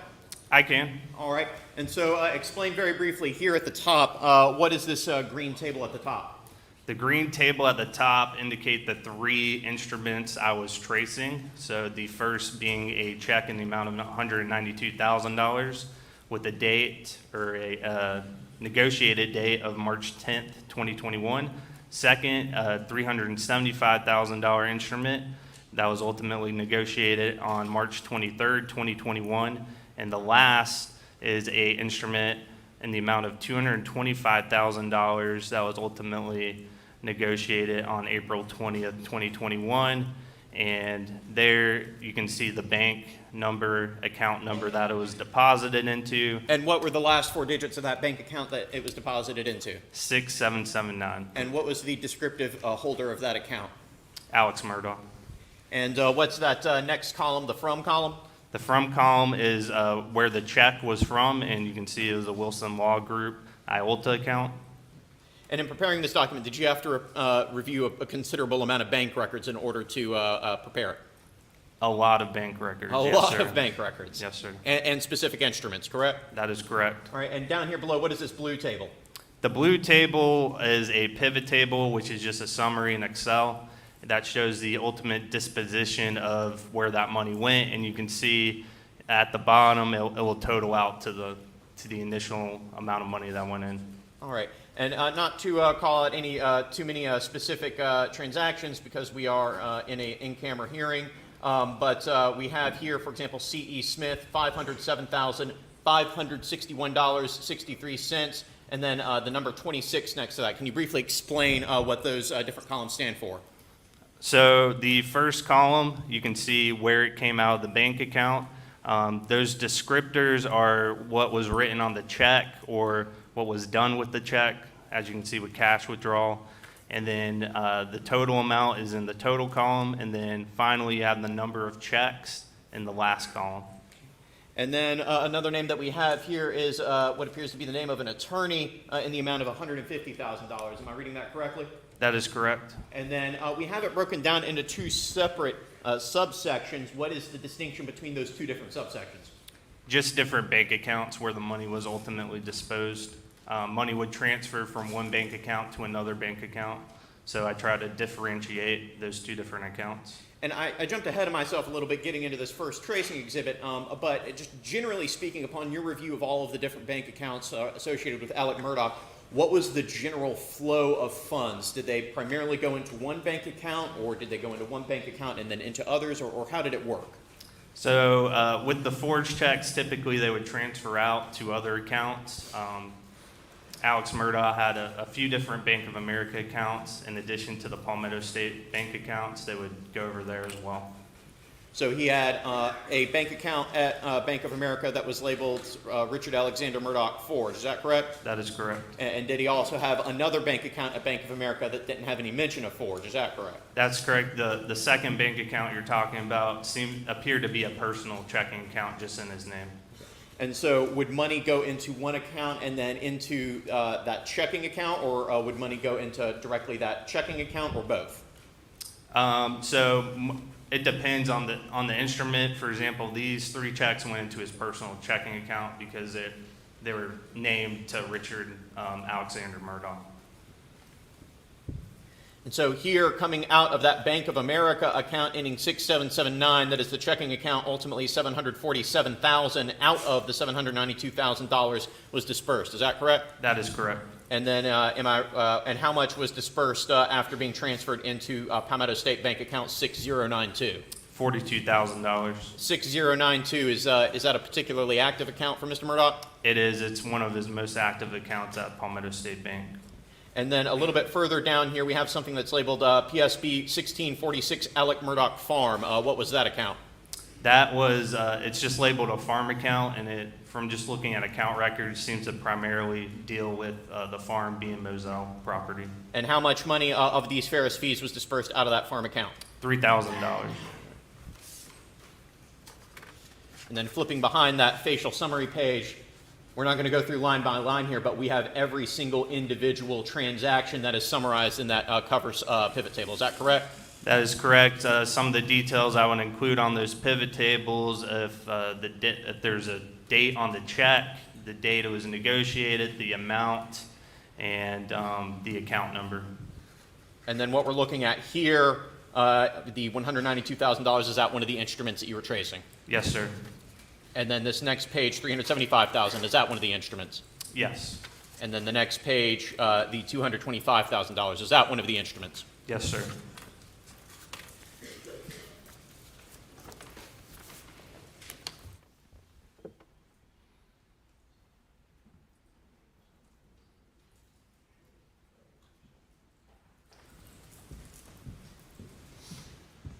Mr. Bernie, I am showing you a document labeled at this time as States Exhibit 374. Do you recognize this document?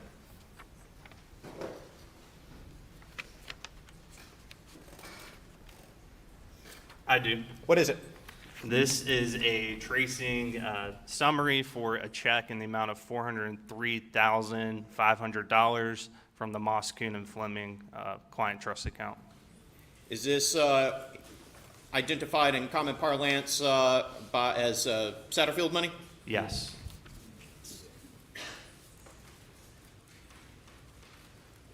And it's a little bit tiny. I'm going to see if I can zoom in just a bit.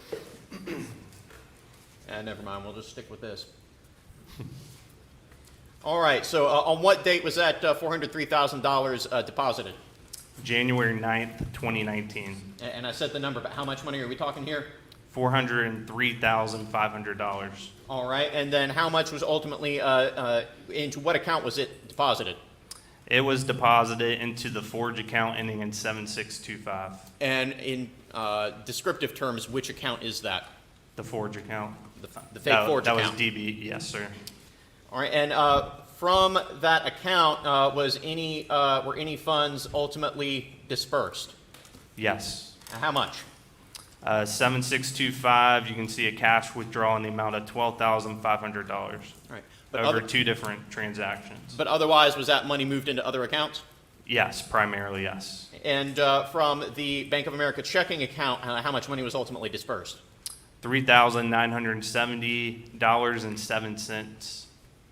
And then was that money further transferred into other accounts? It was. Which account was it primarily transferred into? Into the account ending in 6092 at Palmetto State Bank. And out of that Palmetto State Bank account, how much money was ultimately dispersed? If you could move it down a little bit. There we go. Looks like $387,029.93. I'm not going to go through all of these payments that were made, but there's a cluster of payments here at the top: payment to loan, payment to loan, payment to loan. What are those, generally speaking?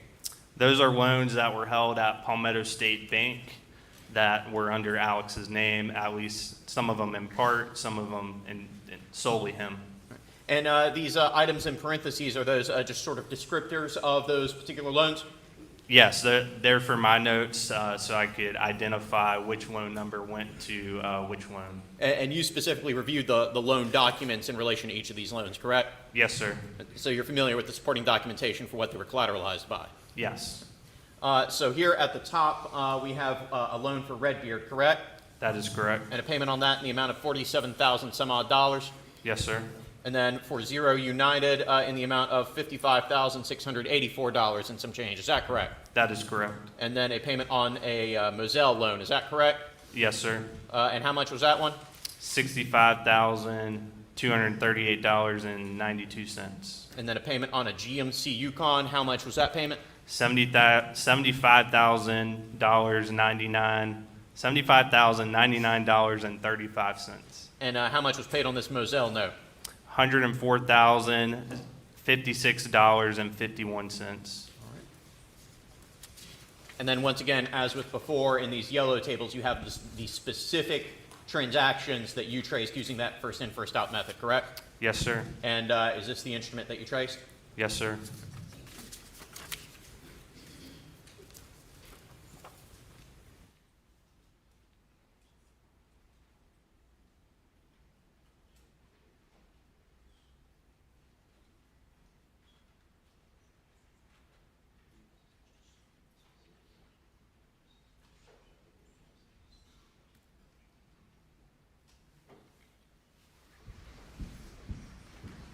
I'm showing you a document labeled as States Exhibit 375. Do you recognize this document?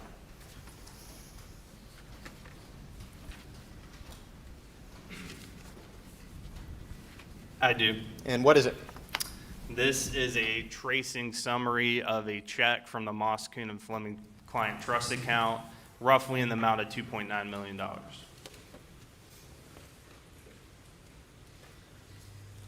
And when was this instrument deposited? That was May 15th, 2019. And you indicated it was roughly $2.9 million? Yes, sir. And into what account was it deposited? Into a Forge account ending in 7625. And here we have a summary table of all the various expenses that $2.9 million funded. The sum total, this first account appears to be the farm account. How much money was ultimately dispersed from the farm account? $147,247. And this next one would be for the checking account, is that correct? That is correct, ending in 6092. And how much money, this one's a long one, so we have to flip over. How much money was ultimately dispersed from that checking account? $1,429,753. And this next one says 6649. Is that an additional account at Pembina State Bank? That is another checking account under the name of Alex Murdaugh. And how much was ultimately dispersed from that account? $13,000. And then here we have 6779 BOFA. Is that the checking account at Bank of America? That is a personal checking account at Bank of America. And how much was ultimately dispersed from that account? If you scoot it up just a hair, I keep looking down and you're looking up. My bad. $1,208,449.89. All right, and to identify just a handful of specific transactions or specific individuals who received some of this money, here we have a C.E. Smith. We actually have a variety of names here. In reviewing the instruments, did you see any sort of pattern of differentiation of checks all going to the same person? I did. I saw it in different names. Just off the top of my head, it was over 10 different variations of that name. Okay, but all of those different variations, to your understanding and working with law enforcement, who is it your understanding all those checks refer to? Curtis Edward Smith.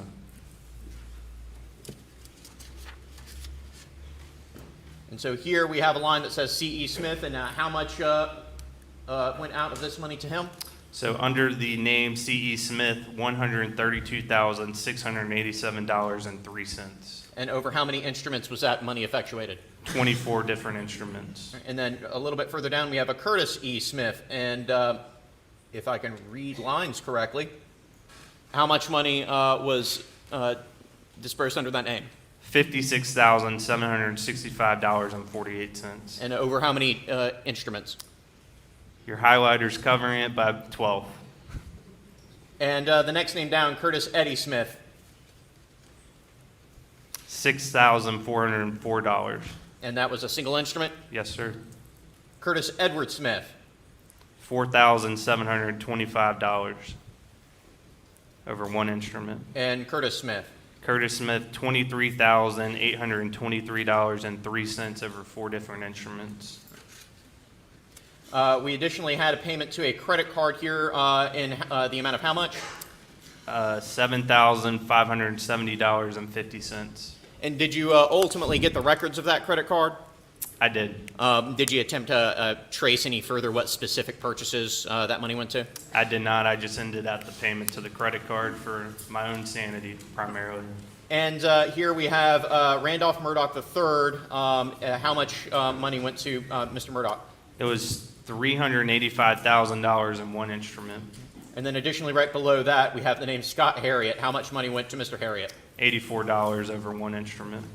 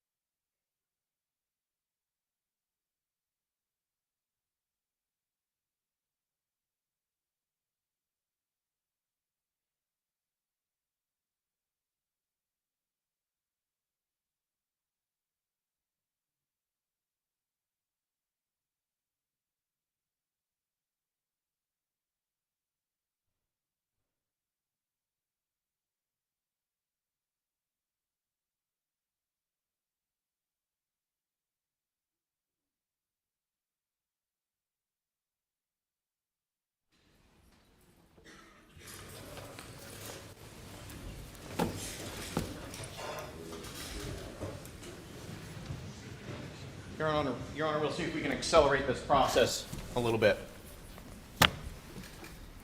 Mr. Burney, I have handed you a series of exhibits starting with states 376 and ending in states 397.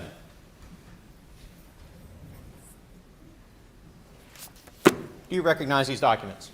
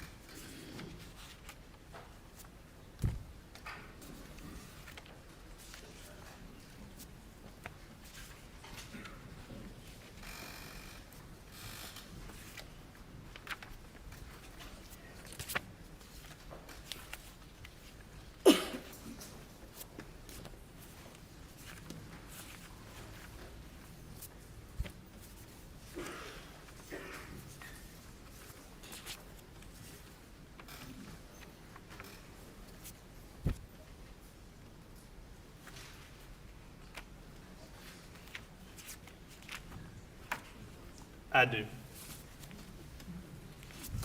And are all of these exhibits from 376 to 397 documents that you prepared tracing the flow of funds from instruments involving money going through the Forge account, through checks negotiated in the name of Palmetto State Bank, and from the Ferris fees from the Mack truck case? Yes, sir. And I think we actually already got through the Ferris fees from that truck case. So these would be what went through the Forge account, correct? Through the Forge account, there's some Palmetto State Bank checks in there as well. In addition to, I believe there might be a check or two in the name of Alex Murdaugh in there.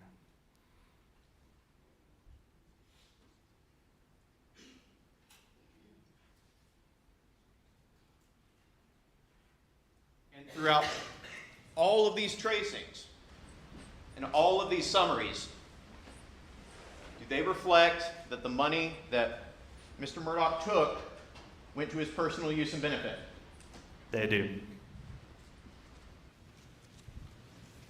And these are ordered in, roughly speaking, reverse chronological order, correct? Correct. Going from 2021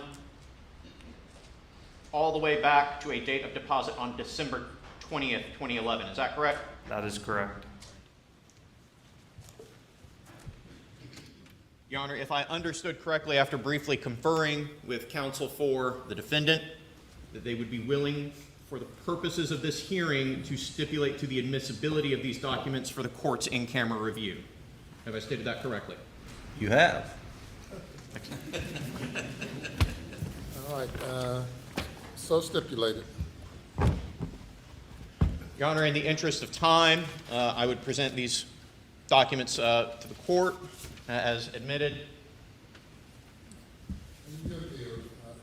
Provide the original to the court reporters and provide the court a copy of them. Yes, Your Honor. All right, very good. And that would be no further questions. All right, We have no questions. all right, thank you, sir. Thank you.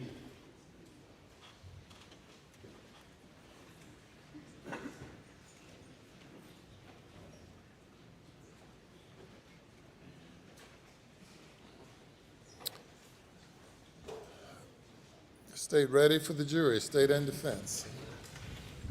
Your Honor, 1 moment, please.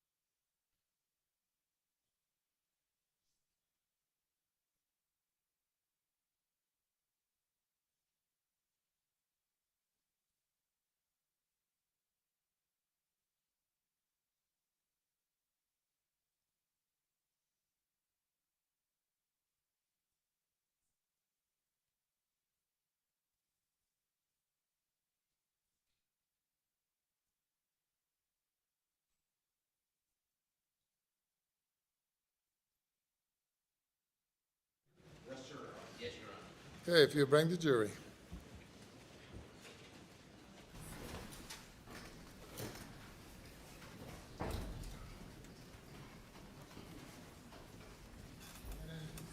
Participation of the jury will stand for a moment.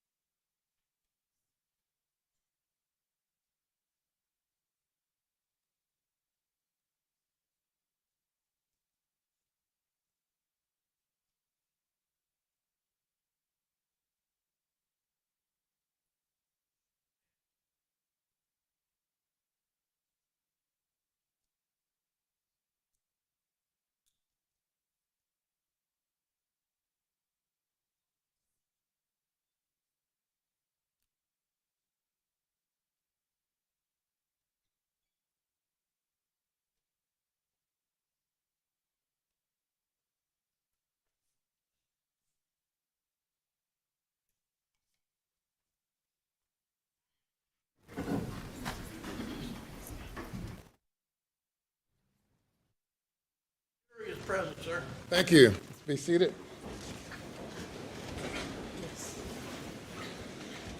All right, good morning. All right, welcome back. Day number 10. State's case, next witness. State calls Tom Darnell.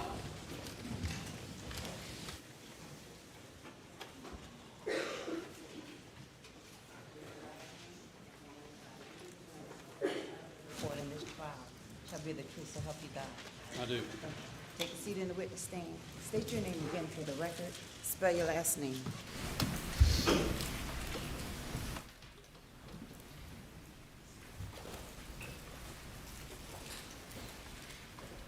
My name is Thomas Edward Darnell. Last name is spelled D-A-R-N-E-L-L. Good morning, Agent Darnell. Good morning. Could you tell the jurors where you work? I am a fingerprint examiner at the State Law Enforcement Division Forensic Crime Lab. And how long have you been a fingerprint examiner for SLED? Approximately 30 years. Can you tell us some of your training, education that you've had? Yes, ma'am. To begin with, I have a Bachelor of Science degree in Criminal Justice from University of South Carolina, where I graduated in 1982. I started my employment with the Richland County Sheriff's Office in Columbia, where I was employed for about 8 years. I started my career at SLED in 1990 in the Late Print Crime Scene Department. During that time, I completed an in-house training program that dealt with all aspects of the fingerprint science. I've attended a number of courses across the state, as well as out-of-state courses that dealt with all areas of fingerprint science, to include how to process evidence for fingerprints and how to compare fingerprints. And I also trained under the FBI Academy in Quantico, Virginia, in the same area of fingerprints. I've also trained other examiners to do the same job that I'm doing today. Your Honor, at this time, the state would move to qualify Agent Tom Darnell as an expert in fingerprint analysis. Says the defense. He's so qualified. Thank you, Your Honor. All right, Agent Darnell, could you just kind of tell us in general about fingerprint evidence? Well, basically, fingerprint evidence can be most anything. It can be items that are porous, items that are non-porous, items that come to SLED and where we get requested to process them to see if we can identify any fingerprints that might be on the surface. Fingerprints are primarily moisture. About 98% of the fingerprint that may be left on the surface is nothing more than moisture, perspiration, or sweat, if you want to call it sweat. And then once we determine the type of evidence that we have, then we try to develop it. We try to enhance any impressions that might be there. One thing to keep in mind is that in most cases, the fingerprints that we're trying to develop are invisible, basically latent a latent print means just that, hidden or invisible. So it would require some enhancement. And how, or what is the process of finding these hidden fingerprints? Well, we have several different techniques that we can use, everything from super glue fuming to alternate light sources to fluorescent dye stains to different chemicals that we can use. There's also the black fingerprint powder, which is still being used. We don't use a whole lot of that in our laboratory today, but we tend to go with the fluorescent dye stains and the different light sources. It just depends on the type of evidence that we're trying to process. And now you mentioned, was it, you say super glue fuming? Yes, ma'am. Could you describe how that works? Super glue, what we do is we take the evidence, first of all, it has to be a non-porous surface. And can you give us an example of a non-porous surface versus a porous surface? Non-porous would be like a can, a gun, a cartridge case. Porous would be like paper, a paper cup, paper plate, a piece of like a handwritten note or a check or something like along that line. But the super glue is a commonly used process across the country, in fact across the world. And the super glue is simply heated and it creates a vapor or a fume, and that vapor will affix itself to any impressions that might be present on the surface. It enables us to see it better, and it also enables us to use a different technique or a different step of the process when it comes to trying to enhance the impression. Okay, and when that print, I guess, is revealed in the fuming process, what do you do to analyze the print? Well, once we get the print developed, we have it photographed. We have the luxury of having a photo studio within our laboratory, and we have a photographer that will document that for us photographically so that we can then compare it to any known standards that we may be asked to compare it to. So you would use the photograph for comparison purposes? Yes, ma'am. You don't do any kind of lifts of the print or anything like that? I've done lots of lifts over my career with the black powder and the clear tape, which is what most of you are probably familiar with. But in this case, black powder was not used. I was working strictly off of a photograph. So you did receive some items to test in this case for fingerprints? I did. I'm going to have you take a look at State's Exhibit 63, 64, 65, 66, 67, and 68. Are those 300 blackout shell cases that you received to process for fingerprint evidence? It is.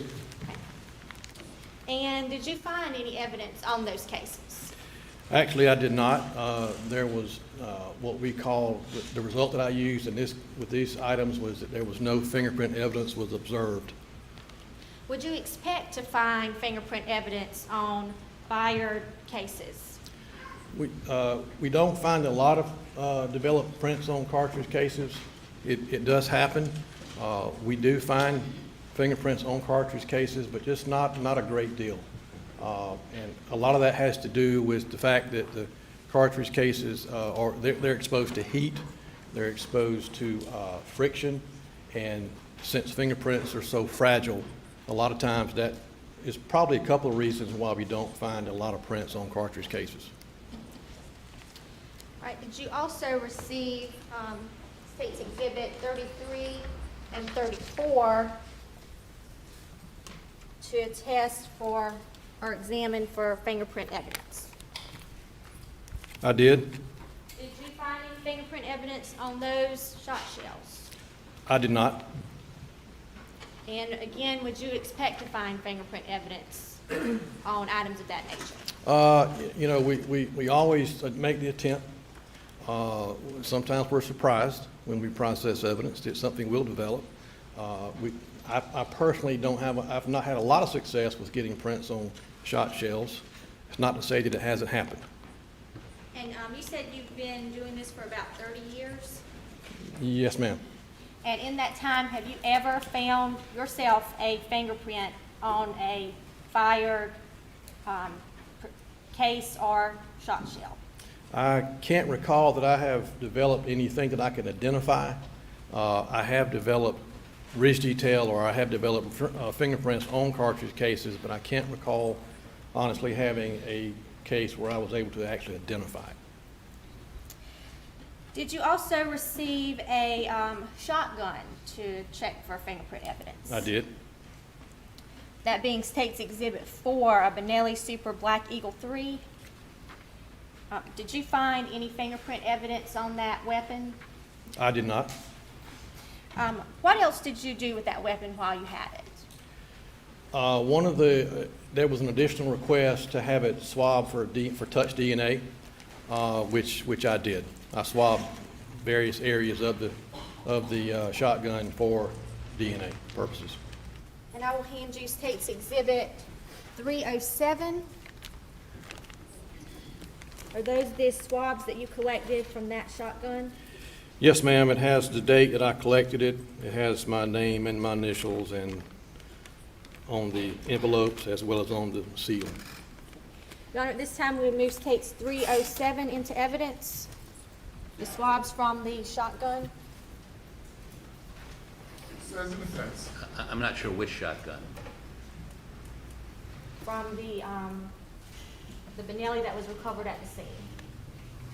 Murdaugh had. Yes. No objection. It's admitted. And do you recall where on that gun you collected those swabs? Yes, ma'am. Could you tell the jury? If I could look at my notes real quick.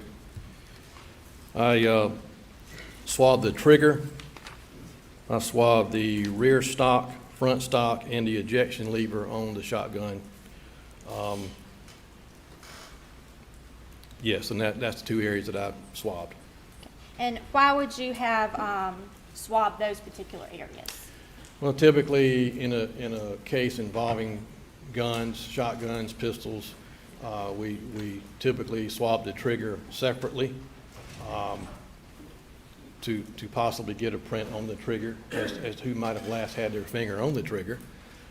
And then we swab other areas of the gun that might be more conducive for touch DNA versus latent prints.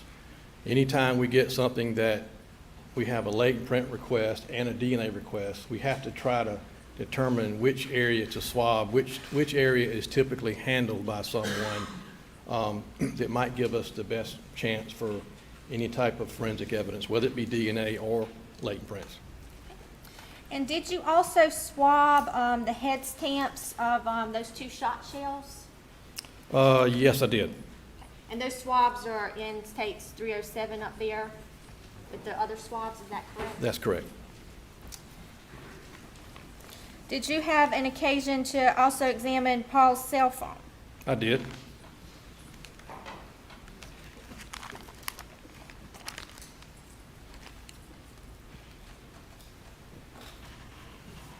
I'm going to hand you State's Exhibit 309. Are those the swabs that you collected from Paul Murdaugh's cell phone? These are swabs that I took from a cell phone. I don't know for sure whose phone it was, but these are swabs that I took from the phone, which was my item 25. And could you refer to your report to tell us what item 25 is listed as? Item 25 is listed as a one iPhone cell phone, black in color with a clear case. Your Honor, at this time, the state would move to admit State's Exhibit 309. No objection. It's admitted. Did you also examine that cell phone for fingerprints? I did. Did you find any fingerprints on the phone? I did not find anything that I could identify. I found a very small amount of fingerprint evidence on the phone. The result that I had to render was what we refer to as no value for comparison, which what that simply means is that there was the evidence of someone's fingers having come in contact with the phone, there just was not enough detail, not enough clarity for me to be able to compare it to anyone.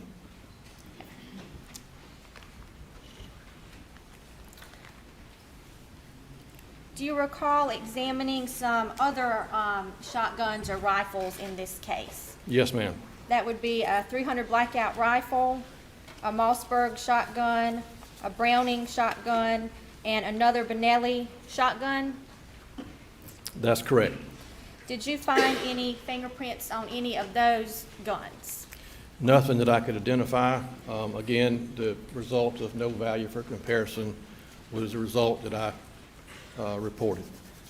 And if a gun has a camouflage print, for example, would that make it harder to find fingerprints on that weapon? Well, not necessarily. We have some very bright lights that we would use to help us pick up anything that might be on a camouflage type surface.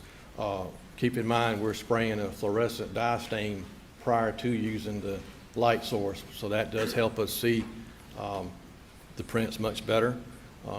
There are some areas on these shotguns that were like textured, which would not be very conducive to prints.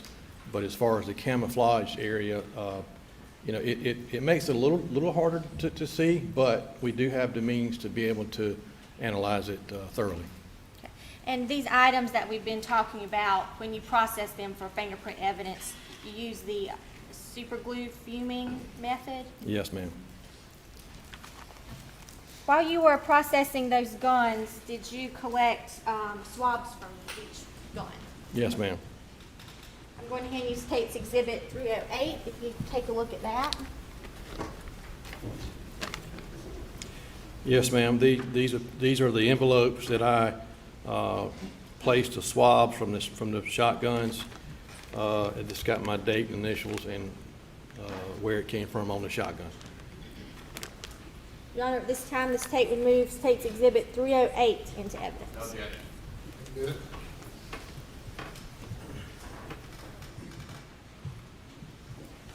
Now, did you receive a 30-round magazine that was full of 300 blackout cartridges?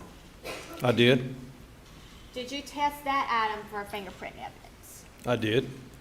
Did you find any fingerprints on that magazine? It was, again, as the shotguns, it was all no value for comparison. What about each of the bullets that was in that magazine? Did you examine them in any way? Yes, ma'am. I took each one of them out of the magazine and processed all of them individually. Did you find any fingerprint evidence on those bullets? No, ma'am, I did not. And what did you do with these swabs that you collected? Once I collect the swabs, I allow them to air dry, and then once I secure them into envelopes, I seal them, put my date, initials, and then I package them up accordingly, and they ultimately wind up with the DNA department. I believe in this case, I took them down to our evidence control department, and then DNA will pick them up from there. All right. One moment, Darnell.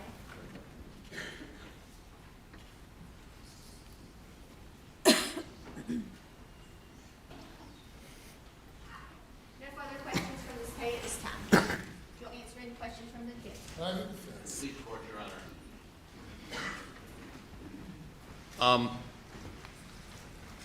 All these items were processed in the lab, is that correct?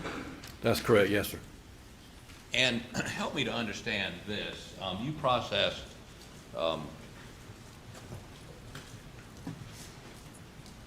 3 shotguns? I believe that was right, yes, sir. You processed, were any of them loaded with shotgun shells? I don't recall them being loaded. So you did not process any of the, if they were loaded, you didn't process any of the shells in them? Normally, when a weapon comes into the laboratory, it's cleared and unloaded prior to it getting to our laboratory. So had they been unloaded, or had they been loaded, they would have been unloaded prior to me receiving them, and I would have processed what had been inside the weapon at that time. So the weapon we identified earlier as, let me put the glasses on here, as, I may left it on the table, I apologize. It's right here. Number 22, item number 22, the camo Benelli Benelli Super Black Eagle, the 2 unfired shotgun shells. You processed that at the lab? Yes, sir. Was the gun loaded when it came to you? My notes do not indicate that it was loaded, and as I said, normally when a weapon, a shotgun, comes into the laboratory, it's unloaded prior to it coming to me. My notes indicate that it was not loaded. And the other shotguns, I've looked at your analysis on them, that there were no fingerprints of evidentiary value on the 3 other shotguns, right? That's correct. But there's no indication that you processed, if they had been loaded and unloaded, any of those shotgun shells, correct? That's correct. I only processed what was given, what was brought into the laboratory. And you processed those on June 9th, is that correct? That sounds right, yes, sir, June 9th. Okay. Now,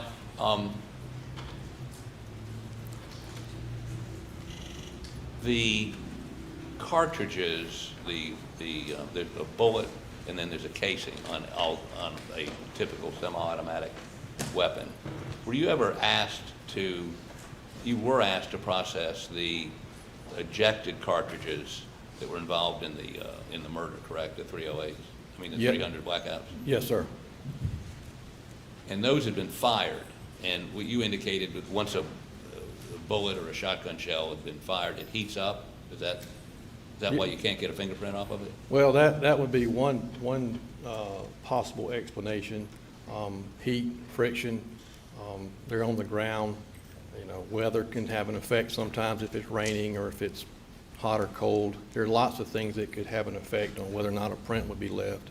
And I think your testimony is that, if not rarely, never found fingerprints on an expended casing. Is that correct? Well, I wouldn't say rarely, never. I know of cases in our laboratory that have been, where they have been able to identify prints on cartridge cases. It just doesn't happen very often, but it does happen. Okay, but then you processed a number of, there was a magazine with a number of 300 blackout shells that had never been fired, correct? Yes, sir. Bullets, I'm sorry. That's correct. And that's a piece of brass, right? Yes, sir.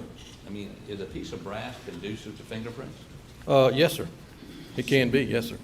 Any evidence these bullets have been wiped or something, or just, I mean, please explain to the jury why you wouldn't normally get fingerprints off of a piece of brass, a unspent bullet. Why is that? Well, you got to keep in mind that a latent print is nothing more than, or mostly moisture. They're very fragile. It doesn't take much to wipe a print off of the surface. The cartridges I think that you're speaking of were in a magazine, so they've been shoved into a magazine, and then then you got to get them out. So you got friction there going on, but most any surface that's smooth and fairly clean and not corrugated or textured can be conducive to prints. I have developed prints on cartridges before. It just doesn't happen very often.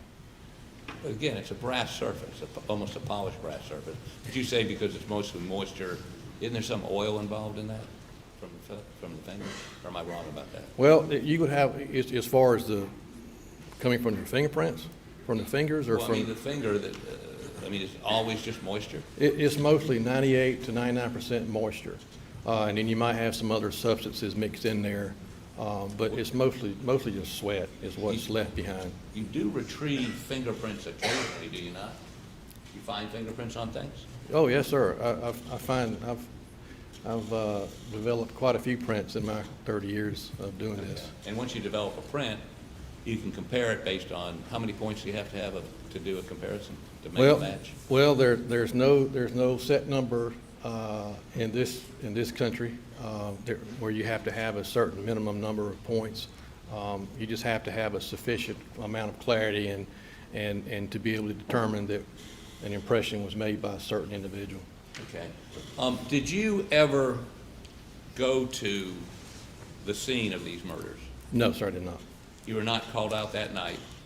No, sir. So the forensic folks that went out there, to your knowledge, did they throw any powder down? Did they do anything to find any fingerprints that night? I honestly don't know. I did not look at their notes from their crime scene or what have you. I really had no real reason to. I was just asked to process the things that they brought me. So let me ask you this. You got a doorknob right here. Doorknob. I just grabbed it to open it. It's brass. Would that leave a fingerprint? It's possible. You have to consider how much someone perspires when they touch something. You have to consider how soon after the doorknob was touched did someone else grab the doorknob, because a latent print is extremely fragile. It doesn't take much to obliterate a print. But you would check. If you're on the scene, you'd look. If I was on the scene and I felt like that area was accessed by someone, I probably would have checked, yes, sir. I mean, it appeared that there had been a shotgun blast to the victim inside a room behind that door, and you didn't know whether the door was open or closed before that person was shepherded in there or walked in there, you would want to at least look at the knob, right? Yes, sir. I probably would, but I was not on this scene, so I don't really know exactly what all they had going on. So, but if with your scenario that you're speaking of, yes, sir, I probably would have checked. And you would expect to see notes somewhere from the crime scene folks that they looked at the doorknob. But you can't just eyeball it. Don't you have to put some powder on it, or don't you have to put something on it to raise the visibility of the fingerprint? Well, yes, sir. In some cases, you can actually see a print if it's more of a what we call a patent print. A patent print is a print that might be left behind with a in a residue. Could be in grease, could be in blood, it could be in dirt, anything such as that. So, but ordinarily, when you go to look for prints, you've got to do some sort of processing to a surface, depending on the surface and depending on just what you're trying to do. So if you had a relatively small room where somebody's head had exploded and blood and all kinds of bodily fluids were sprayed over the inside of that room, you would want to take a meticulous examination of that room to see if there are any fingerprints in blood or other bodily fluids, would you not? Would you? I would, yes, sir. And you would expect to see something in some report by the crime scene folks where they actually did such an examination, would you not? Would you expect to see notes detailing that they at least looked at it? Yes, sir. I mean, again, this is, I wasn't at the scene. I can, but if you're describing this type of a scene, if it was me, I would take notes, detailed notes, because photographs, notes, sketches, all that kind of goes hand in hand.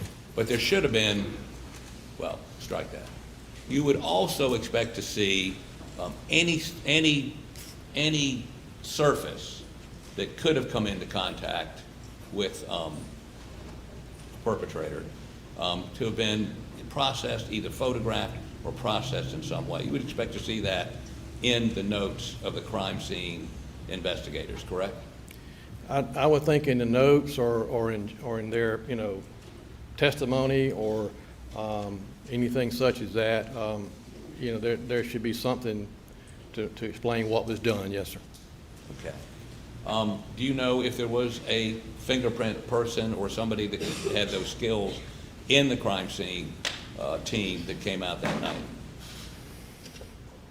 I don't know. I know that there was no one from the Lake Print Department where I work at the scene that day. Do you go out to crime scenes? Do you go to crime scenes? I've done plenty in my earlier days, but I have not been on crime scenes for quite some time. You have people in your latent print unit that do go to crime scenes. Not really. The Lake Print Department, the way it was set up, we pretty much are in the laboratory setting, and we process evidence that comes in from crime scenes. We don't typically go to the crime scene. And so I guess if I'm summarizing this, everything they had you looked at in the lab. Yes, sir. And you found no, when I say identifiable prints, it sounds to me like you found no evidence of any prints. Well, I found anytime I report something as no value for comparison, that means that I did find evidence of fingerprints. It just wasn't enough to compare it to anyone. Anytime I say nothing was observed, that means there was nothing observed. So, I looked at all these. Other than the no value for comparison on the cell phone, that would mean you saw something but you didn't have enough to compare. Yes, sir, and it was no value. Keep in mind, again, their latents are fragile. You've got weather involved, water, rain, that sort of thing certainly is detrimental to fingerprint evidence being left behind. So other than the cell phone, everyone else says no fingerprint evidence was observed. That would mean there was nothing, not even a partial, right? Yes, sir. Anytime that result is in the report, that's what that means, yes, sir. Other than the cell phone, you didn't even find any evidence of fingerprints, not a partial, not a smudge, not anything. Well, I believe there were some additional long guns that came into me where I did get no value for comparison, but the initial shotgun that came into me was nothing was observed, yes, sir. And the initial shotgun would have been number 22. Yes, sir, that's correct. Okay. Would it surprise you to know that Mr. Murdaugh was seen holding that shotgun, had actually retrieved it from his house, brought it down to the murder scene? Counsel's testifying. Response? I'm just citing evidence that the state's already put into evidence. I'm not testifying to it. These are facts that have been already established by the state. He's an expert. He can opine. Pardon? He is an expert, therefore he can give an opinion. The objection's overruled.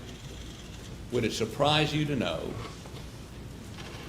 that Mr. Murdaugh was seen that evening when first responders came, holding that shotgun, and the state has indicated, that's not in conflict.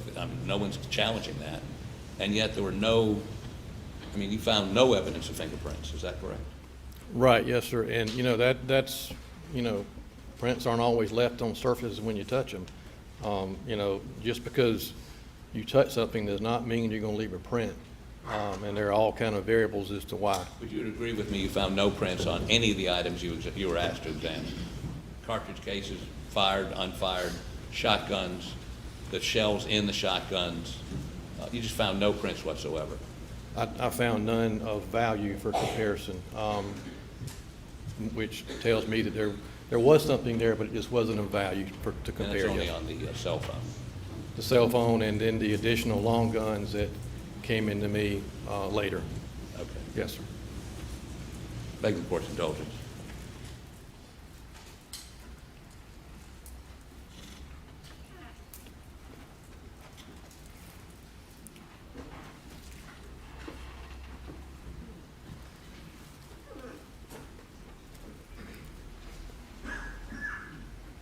Thanks. There are no more questions. Read that right. Agent Darnell, you were previously lieutenant of crime scene? Yes, ma'am. I was actually promoted to lieutenant over the Lake Print Crime Scene Department in 1998, where I was in that role for about 6 years. And in your experience in that position, are crime scene personnel trained to look for fingerprints at a crime scene? Yes, ma'am. Back when I was a lieutenant over the crime scene department, we used to do the crime scene, we did the printing, we did everything. Now it's two separate departments. We have a lake print department and we have a crime scene department.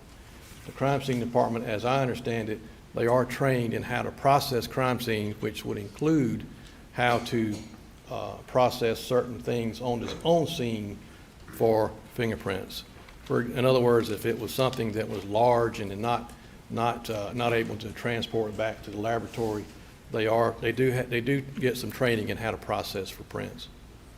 And with such a bloody scene, did you get any bloody prints in this case? I was not submitted any bloody prints in this case. Thank you. Nothing further from the staff. Thank you. Nothing further, Your Honor. Thank you. You may step down. Thanks, sir.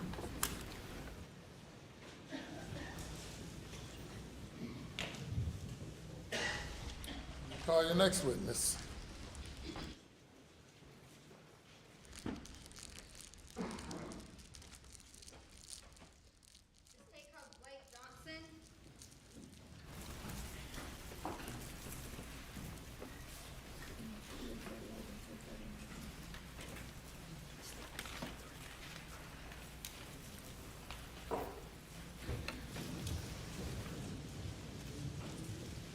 Put your left hand on the Bible, raise your right hand. Do you swear or affirm that the testimony you're about to give to this court to be the whole truth, so help you God? I do. Okay, thank you. Have a seat on the witness stand. Repeat your name and spell your last name for the record.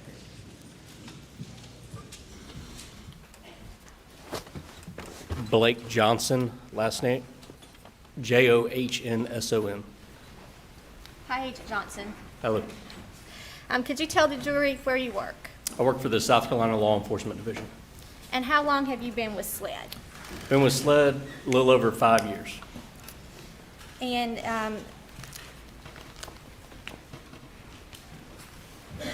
what are some of the duties of your position?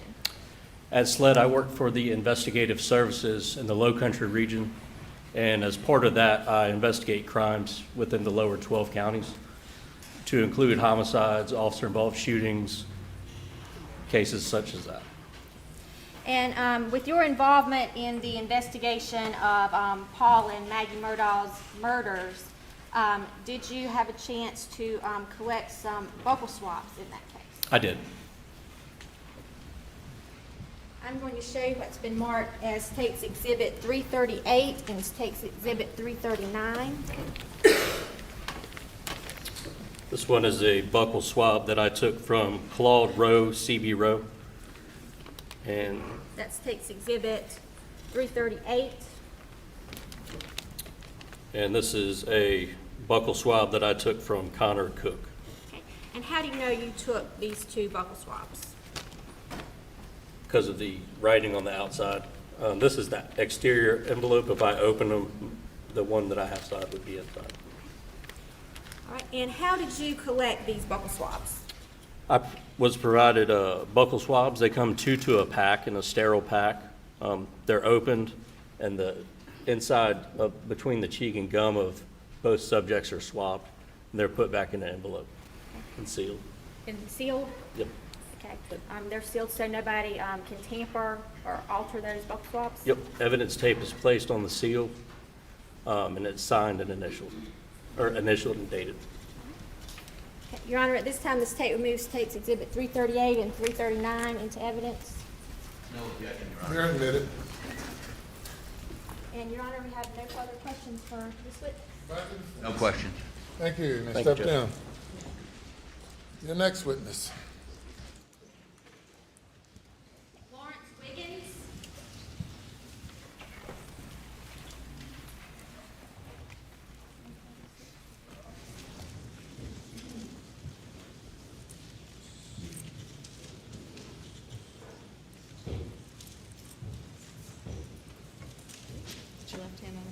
raise your right hand. Do you swear or affirm that the testimony you're about to give this court to be the truth, so help you God? I do. Thank you. You have a seat on the witness stand. Repeat your name and spell your last name for the record.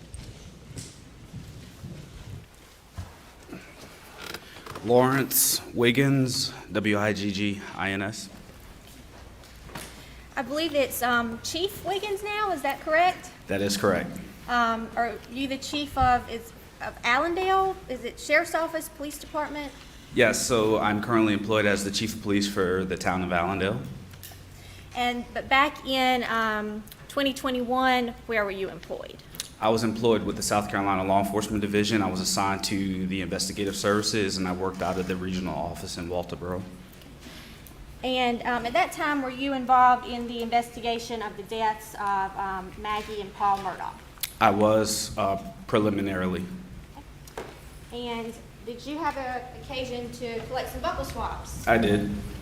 I'm going to hand you State's Exhibit 336 and 337. If you could take a look at those and tell us what we have there. We have buccal swabs taken from Mr. Roger Davis and Anthony Cook. And you collected those swabs? I did. And how do you know you collected it? My initials and I'll consent to the admission of these rather than going through the process of how he identified them and collected them. Now, she's welcome to do that, but I'm just trying to save a little time here. All right. So, there's State's Exhibit 336 and 337. Ms. Evans? Well, Your Honor, we would have no further questions for this witness then. No questions, Your Honor. All right. Thank you, sir.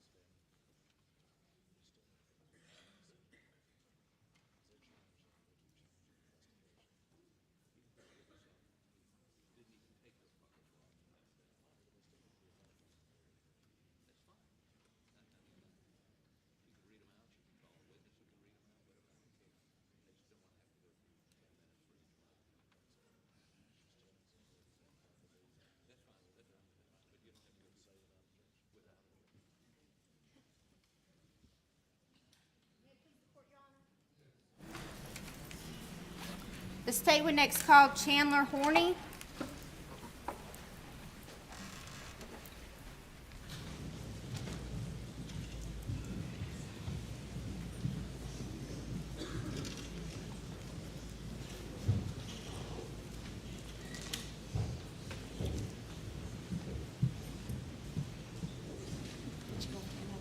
Raise your right hand.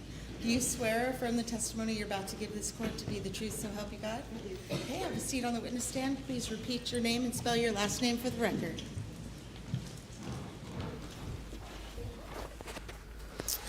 Hi, my name is Chandler Horney, Horney. And Agent Horney, can you tell the jury who you've worked for? I work for the South Carolina Law Enforcement Division. Okay, and what is your position there? I'm a special agent with the Vice Services Unit.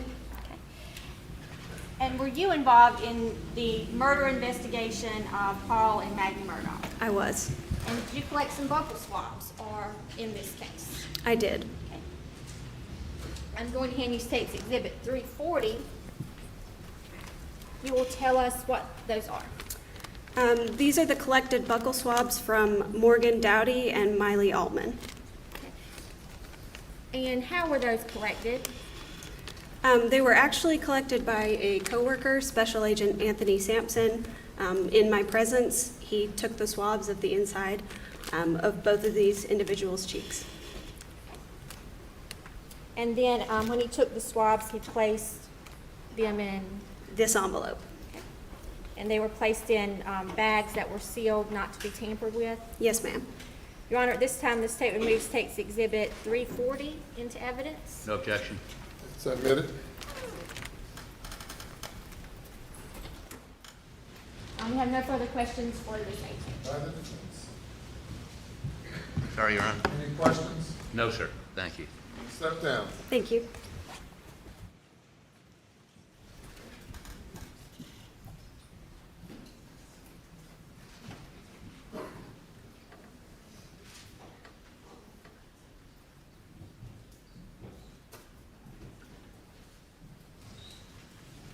The state next calls Joe Moore, I'll be all day.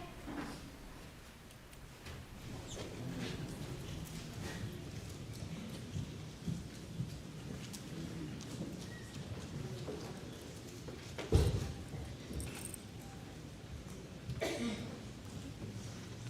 on the Bible, raise your right hand. Do you swear from the testimony you're about to give this court to be the truth, so help you God? I do. Okay, have a seat on the witness stand. Please repeat your name and spell your last name for the record.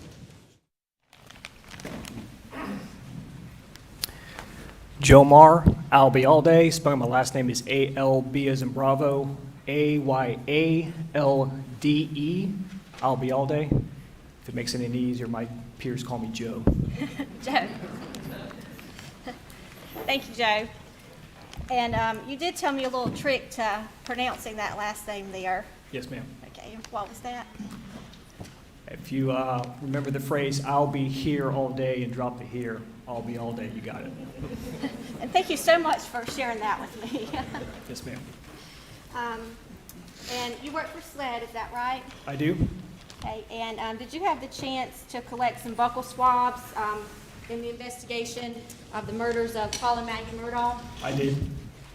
I'm going to hand you State's Exhibit 342, 343, and 344. You'll take a look, please.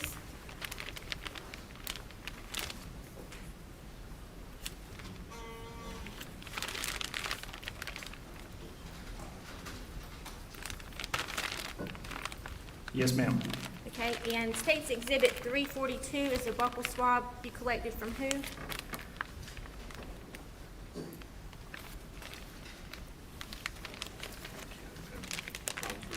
Thank you. All right, this Exhibit 342 is from Mr. Randy Murdaugh. Okay, and then 343? 343 is a DNA sample collected from a Hippolito Torres. And 344? This final buccal sample was collected from his son, Alan Gonzalez. And how did you collect these buccal swabs? Yes, ma'am. These were collected via a DNA or buccal swab kit, which essentially is a swab, as a Special Agent Johnson explained to you earlier. So it's simply a swab from each side of the inner cheek, placed into a secured envelope, and then sealed in a evidence envelope, such as this one. It would be sealed so it was not tampered with, is that right? That's correct, ma'am. Okay. At this time, this tape removes tapes 342, 343, and 344 into evidence. What says the defense? Any objection? No, sir. Admitted without objection. Thank you, Your Honor. State has no further questions for Joe. Thank you. Cross-examination. Thank you for your indulgence one moment.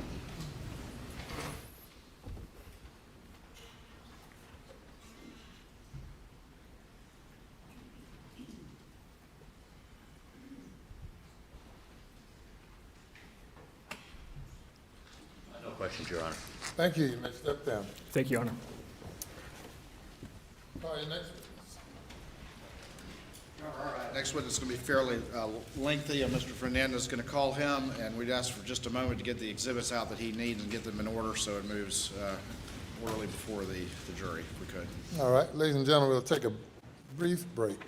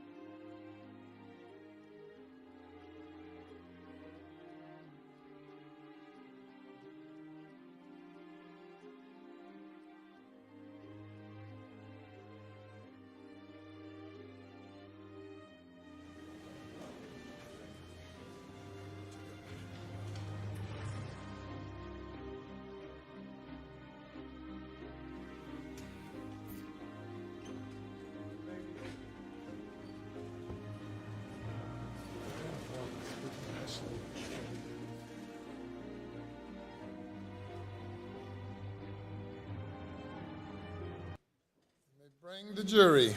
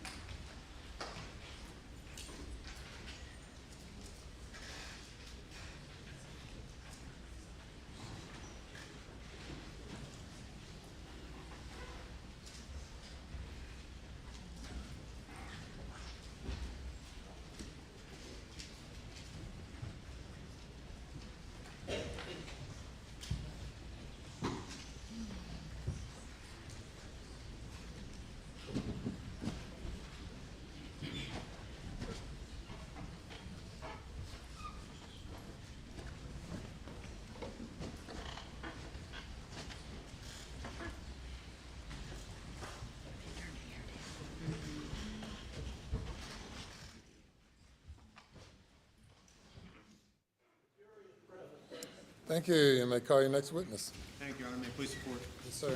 State calls Paul Greer.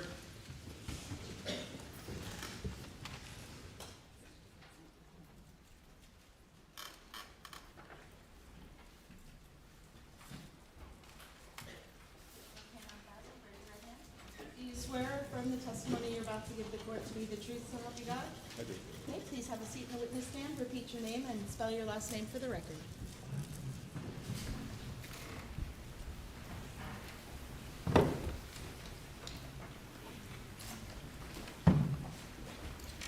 My name is Paul Greer, Greer.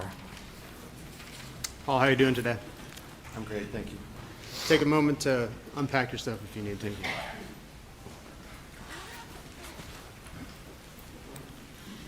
Paul, if you would, please introduce yourself to the jury and tell us a little bit when you graduated high school and where you went for education. Sure. My name is Paul Greer. I am originally from the upstate of South Carolina, went to school and graduated high school in 2009. Upon graduating high school, I attended the University of South Carolina and received a Bachelor's of Science in Biological Sciences from the University of South Carolina. Thank you, Paul. I'm going to ask you, if you would, to pull that microphone a little closer so we can all hear you. Yes, sir. Oh, thank you. All right, Paul, walk us through a little bit about your career. With whom are you currently employed? I'm employed at the South Carolina Law Enforcement Division, which is commonly known as SLED. All right, and tell us a little bit about your professional career. How did you get started at SLED, and what is it that you do there? Yes, sir. After completing my Bachelor of Science at USC, I began an internship at SLED in the Forensic Services Laboratory. I specifically did that internship with our Firearm and Toolmark department. I interned there for several months and ultimately achieved a position there in that unit. I began my employment officially at SLED in March of 2014 in the Firearms Department, where I began training to become a firearms examiner. All right, and are you currently employed as a firearms examiner with SLED? Yes, sir. All right, Paul, Mr. Greer, if you would, walk us through what that required in order to become a firearms examiner. Sure. In order to become a firearms examiner, there's a lot of extensive training on the job that must be conducted. At SLED, I began an in-house training program that we refer to as the Firearm and Toolmark Course of Instruction. During this time, again, it was extensive, approximately 3 years or so. I assisted other examiners who were qualified on the job, prep their cases. I learned how to work those cases. I looked at thousands of fired ammunition components on the microscope and did many comparisons of those. During that time, I also completed multiple written and practical examinations. At the conclusion of that training program, I was given a comprehensive final exam. That included some mock casework within our laboratory. I successfully completed all of that training and that mock casework and was able to begin working cases on my own. In addition to the comprehensive qualifications and testing required to become a forensic examiner, are forensic examiners in SLED also subject to yearly testing as well? Yes, sir. We do the competency at the conclusion of our training program. But we also participate in proficiency testing each year within an area in our discipline. So that is completed. I complete a proficiency test each year, and that just assures that we're maintaining our competency. Thank you. Paul, are you a member of any professional organizations? Yes, sir, I am. And which one would that be? I'm a member of the Association of Firemen Tool Mark Examiners, which is also known as AFTE. Have you had any opportunity to attend additional trainings or conferences under the umbrella of firearms and tool mark examinations? Yes, sir, I have. Could you please explain a couple of those or a few of those, if you would? Yes, sir. AFTE hosts an annual conference each year, and AFTE, I might add, is an international organization. It's a group of firearms and tool mark examiners around the world, as well as other scientists and members from the academic world. We get together each year, and I attend that when I'm able in order to share information and see what's happening within the field of firearm and tool mark examination. I've attended several of those conferences, and I've also attended some regional conferences that have been hosted by the FBI laboratory in Quantico. And speaking of laboratory, is your laboratory accredited? Yes, sir, it is. And what is the accreditation it operates under? The SLED laboratory is accredited under ANAB. That is a national organization that follows ISO 17025 standards, and those are international standards. So our laboratory is operating within the same set of standards as other labs in the United States that are accredited with ANAB, and also those who follow the ISO 17025. And in order to maintain accreditation, is there an inspection process that ANAB requires? Yes, sir. All right, and explain, if you would, the couple of inspections that are typically required. In order to maintain our accreditation, we have a visit approximately every 4 years. Auditors come in to the laboratory to check our casework, review our files, make sure that we're operating within those standards. And they watch us perform casework. That's a huge component. And they do this for all of the disciplines within the laboratory. And that audit every 4 years within that cycle helps to ensure that we're meeting those standards. Internally at SLED, we also have internal audits each year. So even though the ANAB inspectors that come every 4 years, we may not see them every year, there is some type of audit being performed within our departments and in our casework each year. Thank you. Does the SLED laboratory operate under a policies and procedures guideline for the overall agency?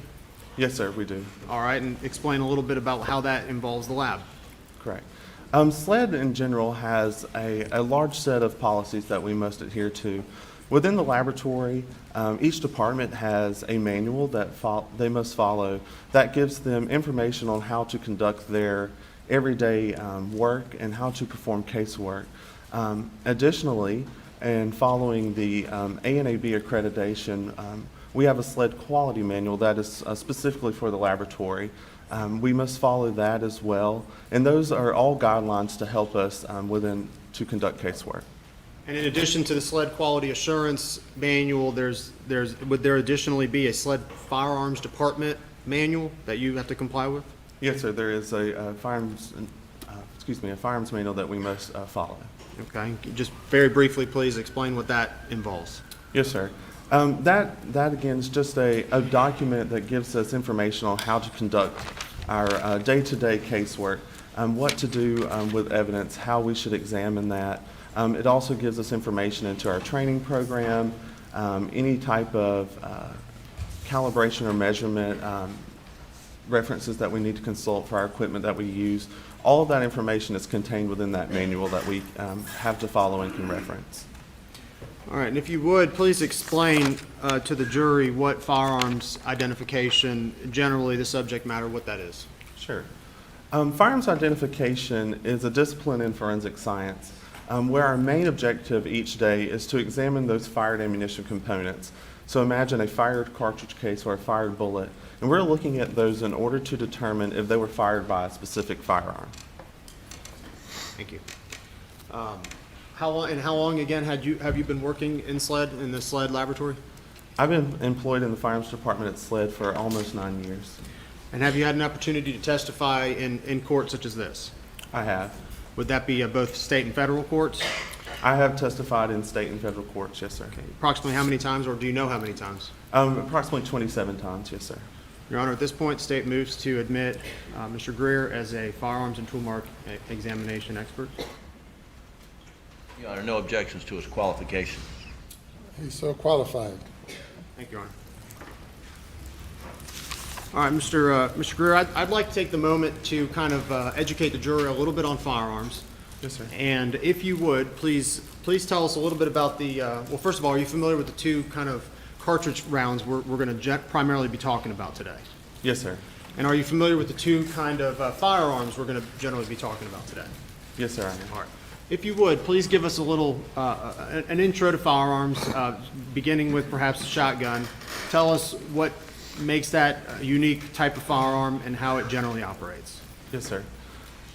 In general, a firearm is a mechanism that propels a projectile through the combustion of gunpowder. As he was stating, there are several different types of firearms, and one of them is a shotgun. A shotgun, if you imagine, is a long gun, typically that is designed to be fired from the shoulder. And that has a smooth bore. And what the bore is, it's just the inside of that barrel, so there's no rifling inside that barrel typically. A shotgun is also different than maybe a handgun that you may be familiar with, and it fires shot shells. And a shot shell is a cartridge, if you will, that could be plastic or metal that can contain multiple projectiles or a single projectile. When you said barrel, smooth bore, and rifling, would rifling mean sort of the interior of the barrel where the bullet exits is spiraled inside? Correct. That rifling is in barrels. In order to give a bullet that's traveling down that barrel its rotary twist and spin so that way it can travel to a target or its destination. And does that rifling assist in the bullet traveling in a straight line consistently? I'm sorry, can you repeat the question? The rifling, spinning the bullet, making it go out, does that allow it to travel in a straight line? Yes, that rifling that's inserted into that barrel, if you'll think of kind of like a quarterback throwing a football, it helps it give it that nice spiral so that it can travel more efficiently. And kind of the opposite of that would be the smooth bore of a shotgun. How does that affect the pellets or the BBs inside of the shotgun? So in a typical shotgun, you don't have that rifling that gives it that spin or twist, but that's not the design of the shotgun. So when those pellets or a slug or whatever is traveling down the bore of that shotgun, it is just traveling out the barrel based on the combustion from it firing. And if you would please describe to us what type of ammunition a shotgun will shoot. Typically, you use a shot shell. That can be made of some type of plastic. Typically, we see that with some type of metal head on it. Inside that shot shell, there can be multiple projectiles. You hear of pellets. We think of birdshot, buckshot. That's what would be inside of a shot shell. Also in there may be other components. That could be plastic or some type of paper material, and that would be a wad. And those have different jobs within a shot shell. Those can be to protect the pellets, to keep them together as they travel, to provide some type of cushioning between those pellets and the powder. So they all have different various purposes inside that shot shell. Mr. Greer, did you bring with you some demonstrative items to kind of just demonstrate generically what you're talking about in a shot shell? Yes, sir. All right, can I say that real quick? Yes, sir.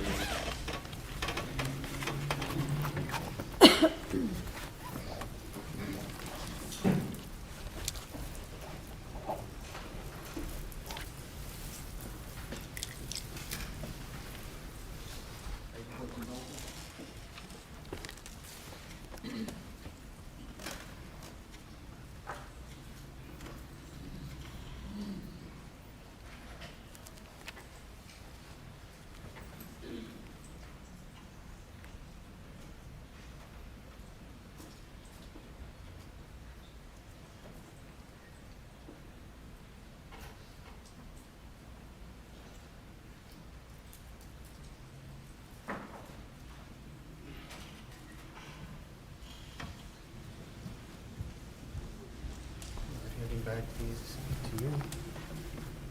All right. Mr. Greer, if you would, begin with the shot shells. You brought some demonstrative exhibits, is that correct? That's correct. If you would, just please hold them up, show them to the jury, and explain what it is we see when what we're looking at and what the components are in there. Sure. Again, these are just two examples of a shot shell. Here you have a plastic body there of the shell with a metal head. On this end of it, that is the end that's going to be up against the breech face of the firearm. And in the middle, you'll see a small circle. That's the primer area, and that's what's going to be struck by a firing pin in a firearm so that it will fire. That's what's going to detonate inside this shot shell to cause it to be fired. Out this end, you see it's crimped on this end. This is the end that the projectiles or the pellets that are inside of this shot shell will exit and travel down the barrel of that shotgun. Thank you. All right, Mr. Greer, the second firearm would be, if you would, talk about a little bit about what the AR platform is. Sure. An AR platform is something that is commonly seen throughout America. Originally, it was designed by Armalite, and it's just a modular platform, and it's a rifle, a semi-automatic rifle in its normal state, and that's what we have here today. Okay. And what would be the more common caliber that you might find on the AR platform? Yes, sir. Typically, what is very common that we see in the laboratory and that you may be more familiar with is it's chambered in .223 Remington caliber, 5.56 NATO. That is a very common caliber for an AR-15 type firearm. Okay. And what were some of the items that you examined in this case as far as rifle calibers? In this case, I received one rifle, and it was chambered in .300 blackout caliber.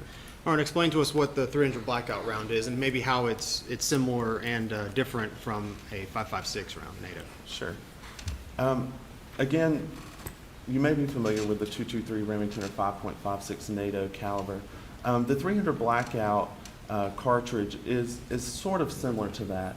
When that was designed, it was designed so that it could be used with a lot of the original features of an AR-15. So the overall dimensions of those cartridges are very similar, with the exception of a shorter case length and a much heavier or larger bullet. And .300 blackout being a relatively, at least compared to 5.56 NATO round, were some of the components interchangeable on the AR platform? It's my understanding that when that .300 blackout caliber was developed, it was designed so that some of the components from the original AR-15 type that were chambered in the 5.56 NATO or the .223 Remington could be used with a .300 blackout. And it is possible, maybe not ideal, but possible to use a magazine that would be formatted for the .223 5.56 round in a .300 blackout rifle. Yes, sir, I would say it's possible. And did you bring any .223 and 5.56 and .300 blackout rounds with you today for demonstrative purposes? Yes, sir, I have two. All right, if you please identify the two and tell us what we're looking at and what the similarities and differences would be. Sure. To start off, this is an example of a .223 Remington. This is the one that you may be more familiar with. I will show you now. Side by side, this is the .300 blackout. And I'm trying to do this so you can see. You can see that their overall dimensions there are a little larger. Are about the same, with the exception of the larger bullet. And I'll give you a little bit of anatomy here of the cartridge. What we would refer to as this item right here is an unfired cartridge. Terminology in our firearms department is very key to us in being accurate in what we do.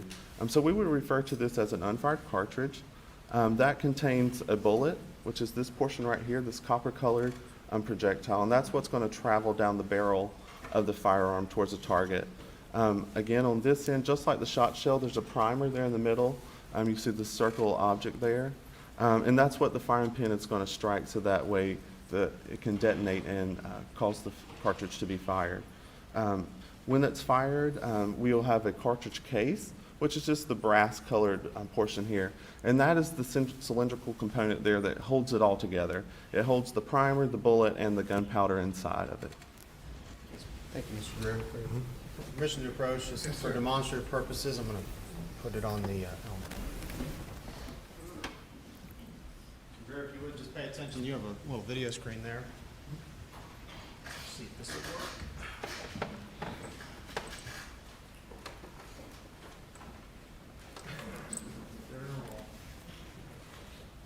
All right, Mr. Greer, can you see these two bullets on the screen? Yes, sir, I can see that. This is not going to work. All right, can you see them clearly? Yes, sir, I can. All right. What's the big black thing on the screen? Appears to be a phone. In your expertise, that's a fact. The two rounds we see there, the top round, can you identify which one that is? The one that is up against the phone there would be the 300 blackout caliber cartridge. And then, as you said before, the round below that would be the 223/556 round. Yes, sir. And seeing the actual projectile, meaning the item that exits the barrel of the rifle, would that be that tip, the cylindrical tip on the top? Yes, sir. And I believe, if I remember correctly, both of those projectiles were copper in color. If you can distinguish that on the screen. Okay.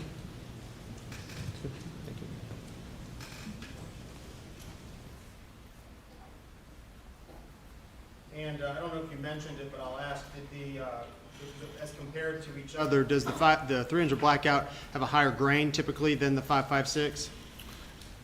It's possible. The bullets come in different grain weights, so that is a much larger bullet, so I would expect it to be heavier.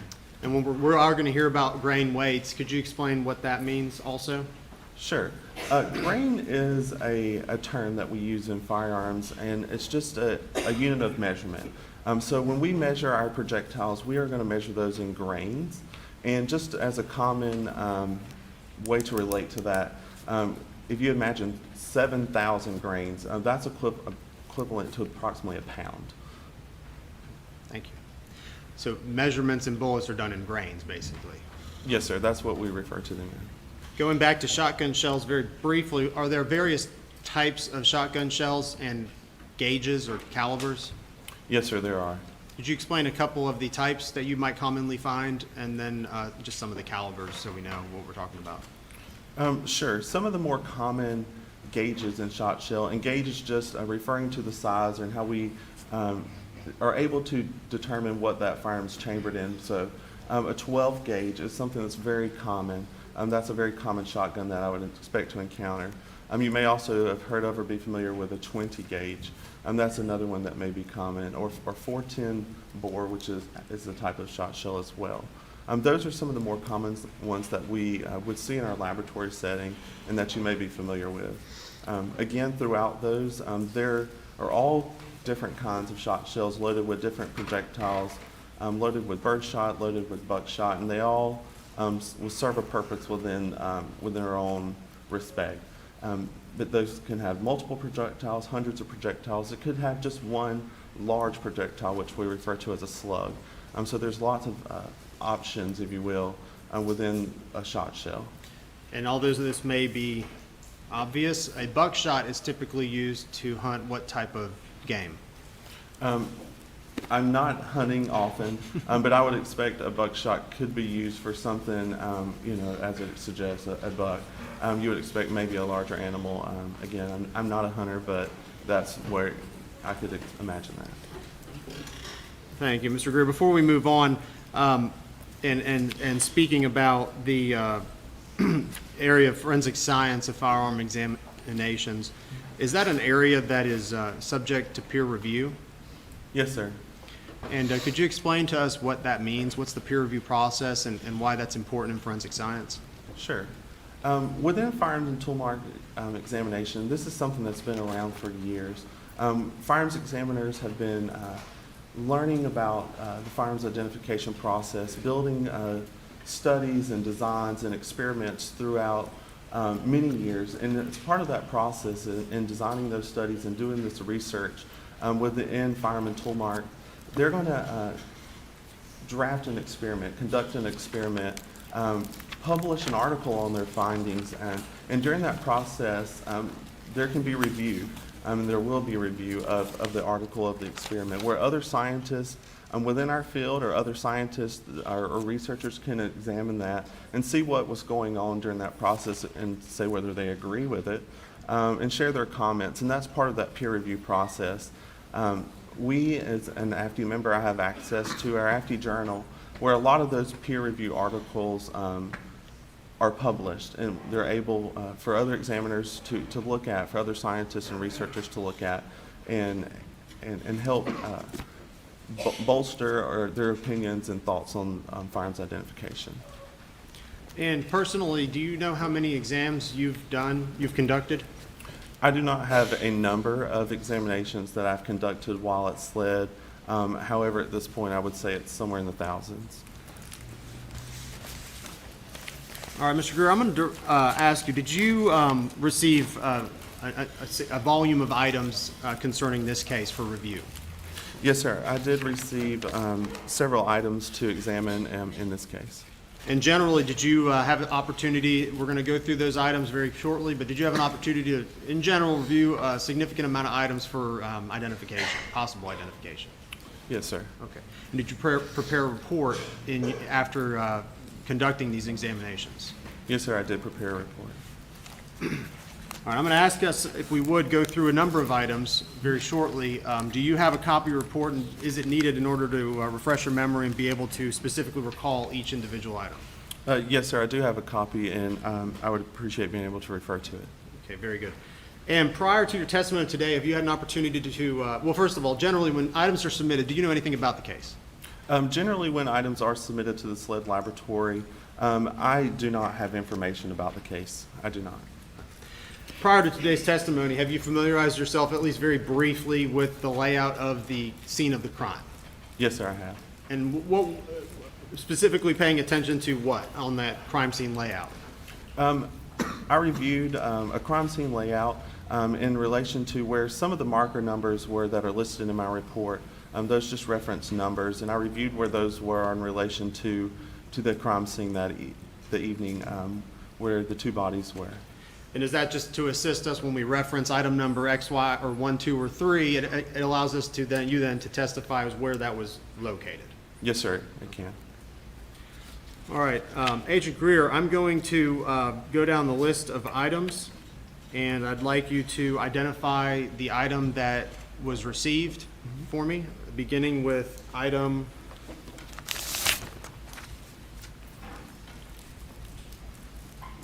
numbers 2 through 5.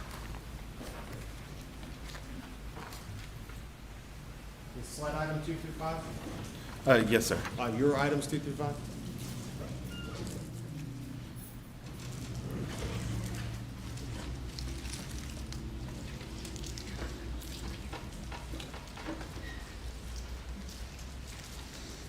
Did you conduct a review of that item? Yes, sir. I did look at SLED items 2 through 5. And while I find those items, if you would, please explain how you receive items in general, how you receive items in the lab, what the condition is before you review them, and then what you do ultimately with that item. Correct. Yes, sir. So as items are submitted to the SLED laboratory, those can come from agencies all over the state, to include our own SLED crime scene department.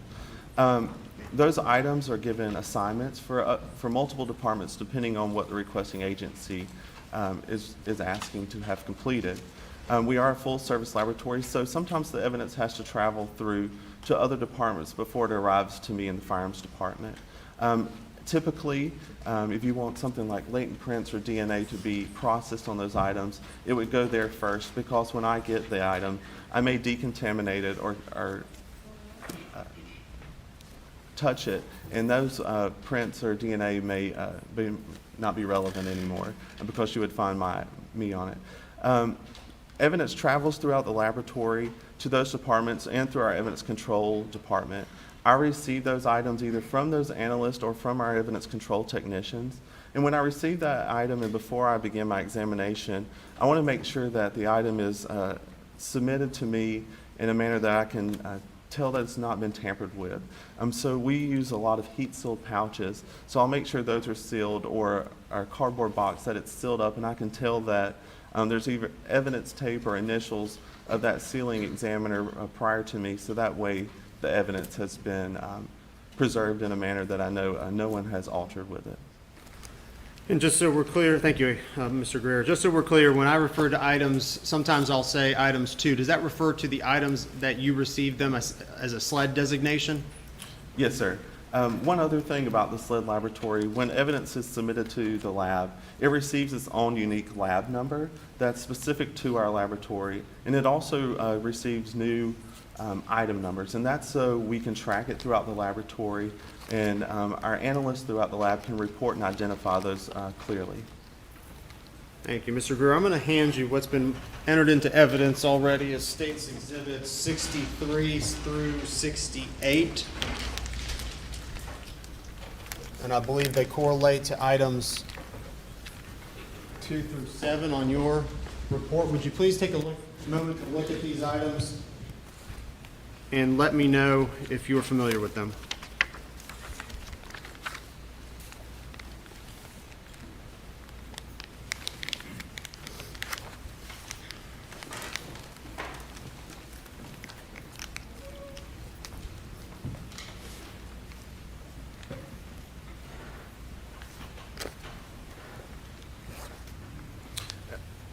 When we receive these items, I do mark the packaging, and I'm also looking for my heat seal pouch, and this is how I package the evidence after I examined it. So I'm just confirming that I see some of the information on these items.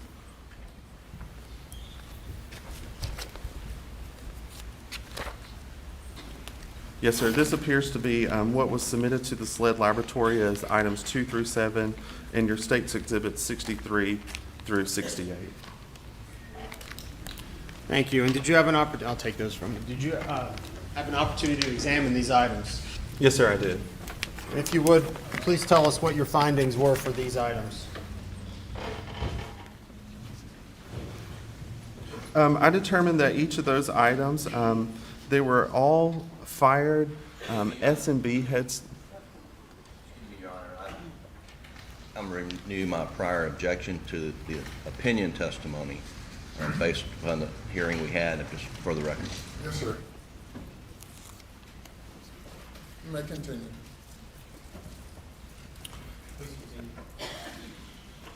I determined that each of those were one fired S&B head stamp 300 blackout caliber cartridge case, and that was items 2 through 7. That's what each of those items were. Mr. Greer, and the item on the screen in front of you would be what's marked as State's Exhibit 63. Is that representative of the collection of items that you reviewed in that batch? Yes, sir. All right. 300 blackout round. Were you able to see the head stamp on it? And I can give you back one of the items if you would. Were you able to identify the head stamp and who the manufacturer of that round was? Yes, sir, I was. All right. Who was that? The manufacturer of items 2 through 7 was Cellier and Bellow, and you may hear that referred to as S&B. 300? Yes, sir, and head stamp 300 blackout.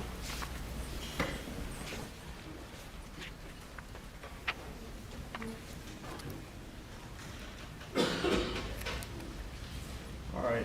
Mr. Greer, I'm handing you what's been marked and entered into evidence already as State's Exhibits 33 and 34. Jim, do you want to see this? 33 and 34, which I believe correlate to 9 and 10 on your report. Would you please take a look at these items and let me know if you recognize them?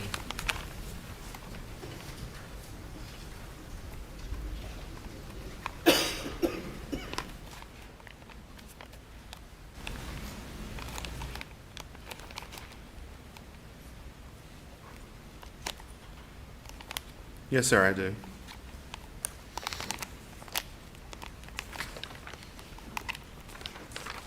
Okay, and please tell us what they are. SLED item 9, which is State's Exhibit 34, is a fired Federal Premium Double-Aught Buck 3-inch Magnum shot shell. And SLED item 10, which is State's Exhibit 33, is one fired Winchester Drylock number 2 12-gauge shot shell. And after your review of the scene, where were items, your items 2 through 7 located? After reviewing the crime scene diagram, I was aware of the marker numbers that those were recovered from, and then reviewing that diagram, it's my understanding that those items 2 through 7, the 300 blackout caliber cartridge cases, were located around or near the body of Margaret Murdaugh. All right, and I'm referring now to your items 9 and 10, states 33 and 34. Where were those, after your review of the crime scene diagram, where were those identified and retrieved from?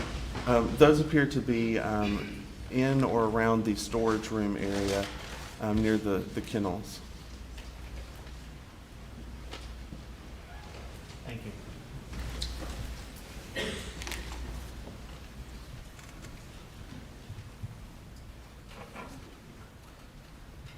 I'm putting these two up on the screen. Mr. Greer, are these the items you just testified to having examined?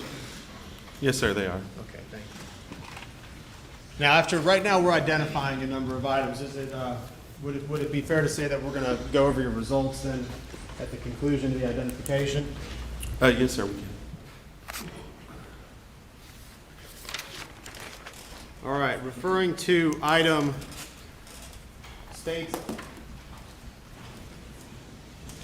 State's Exhibit number 4, your item number 22, would you please direct your attention to that? Yes, sir.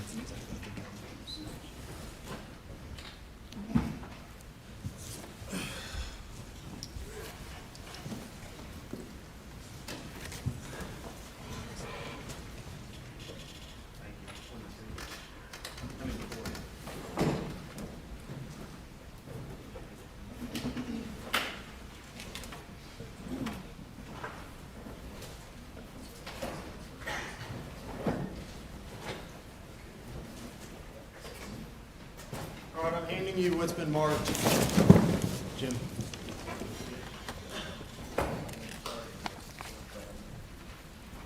Handing you what's been marked as and entered into evidence as State's Exhibit 4. Please take a look at this firearm. Let me know if you're familiar with it.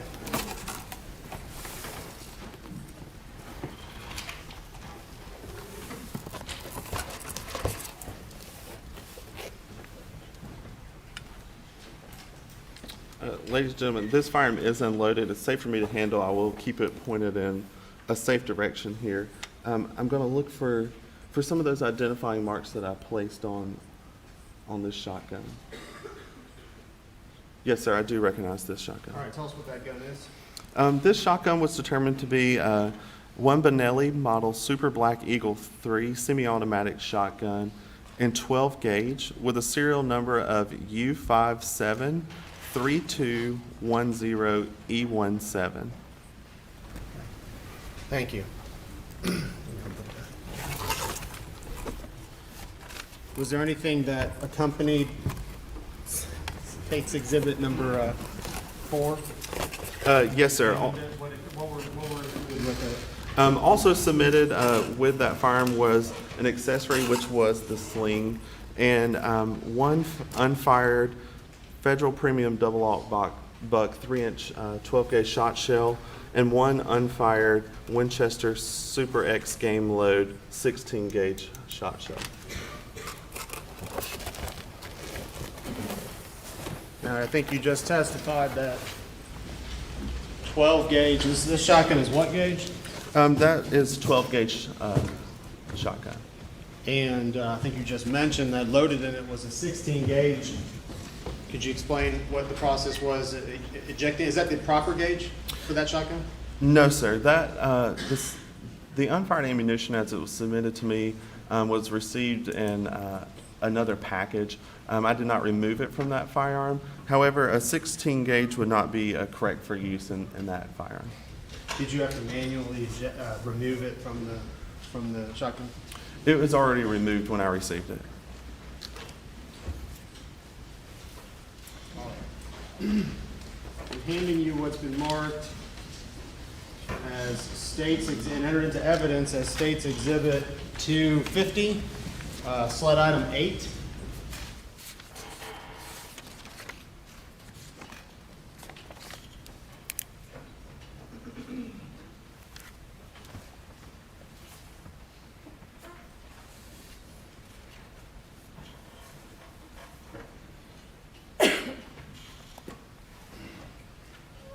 So item 8, slide item 8, but states item 250.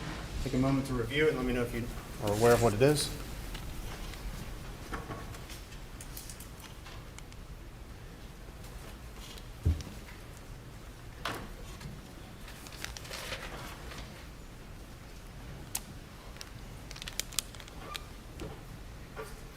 Yes, sir. I recognize this as sled item 8. Did you have an opportunity to examine and review that item? I did. What did you determine it was or is? Sled item 8, States Exhibit number 250, was determined to be one fired bullet, and that was listed as a near tire impression at marker 8. And you were able to do further analysis, which will get to in the results, to determine its weight? Yes, sir. Very good. So as you testified before, this would be the bullet minus the casing that it originally came in. Is that correct? Yes, sir. That is just one fired bullet. And that's what it looks like when it doesn't have the back part on it? Yes, sir. That's just a bullet without any cartridge case attached to it.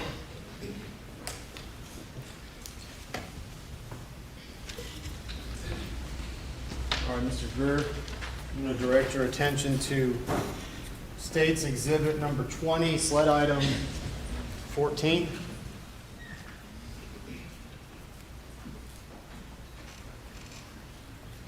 This is entered into evidence already. I'm going to hand it to you,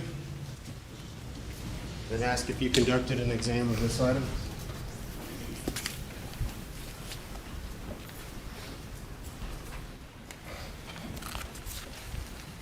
Yes, sir, I did. All right, what were the results? Sled item 14, which is States Exhibit 20, was determined to be 24 birdshot pellets listed as from dog food storage room.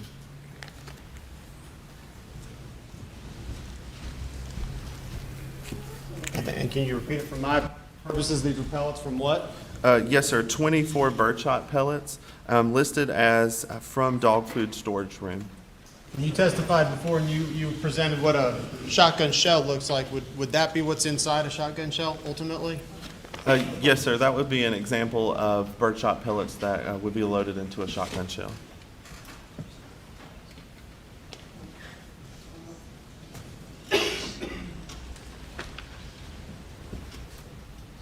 Mr. Greer, I'm going to direct your attention to what's been entered into evidence as States Exhibit 76, sled item number 12. You have an opportunity.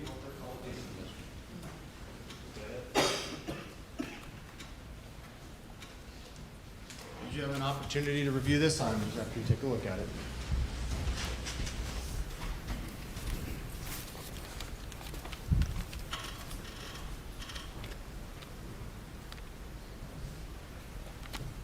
Yes, sir. All right, tell us what it is, please. Sled item 12, States Exhibit 76, was determined to be one fired bullet listed as from bedding inside doghouse.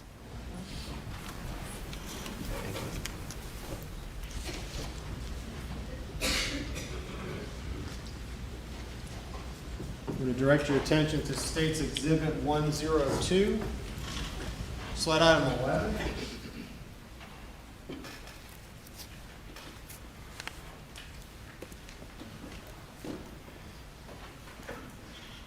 Already entered in evidence. Please take a look at this item. Let me know if you're familiar with its contents.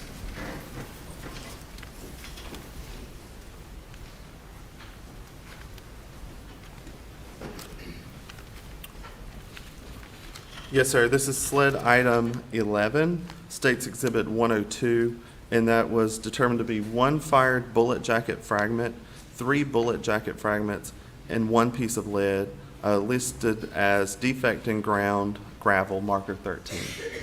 Thank you.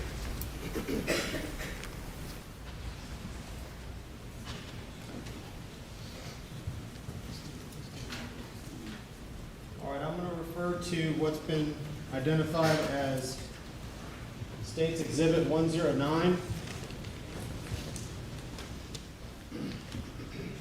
Sled item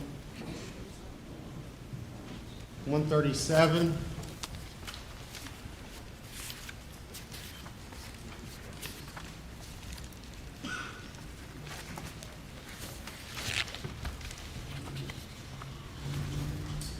Would you please review this item and let me know if you recognize it and if you performed an examination of it?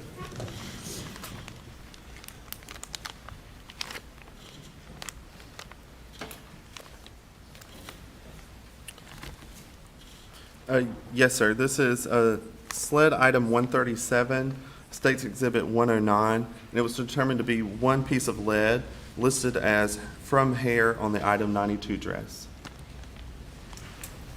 At this point, State would move for 109 to be admitted into evidence.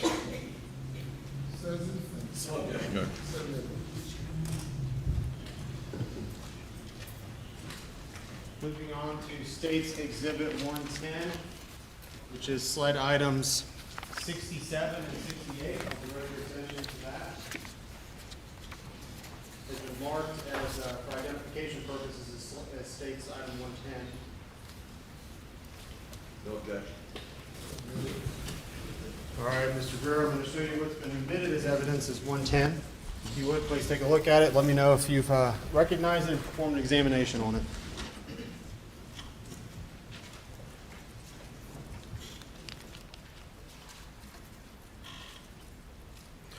Yes, sir. State's Exhibit 110 represents two sled items. Sled item 67, which I examined, determined to be 48 birdshot pellets listed as from left shoulder and head of Paul Murdaugh at autopsy. And sled item 68 was one piece of plastic listed as from left shoulder and head of Paul Murdaugh at autopsy. When you say where it's from, that's because that's what was identified on the item when it was submitted to you for review?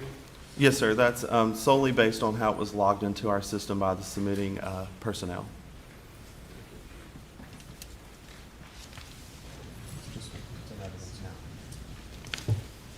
All right, I'm going to recruit your attention now to three items, just to speed along the process a little bit. States 111, 112, and 113 marked as identification purposes.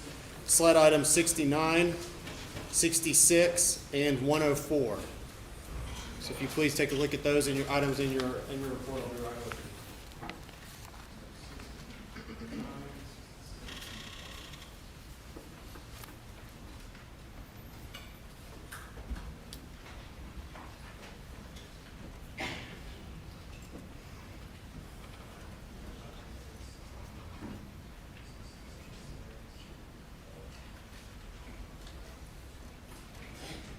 Ladies and gentlemen, we're going to break for lunch. We will resume in 1 hour and 15 minutes, 2:45. All right.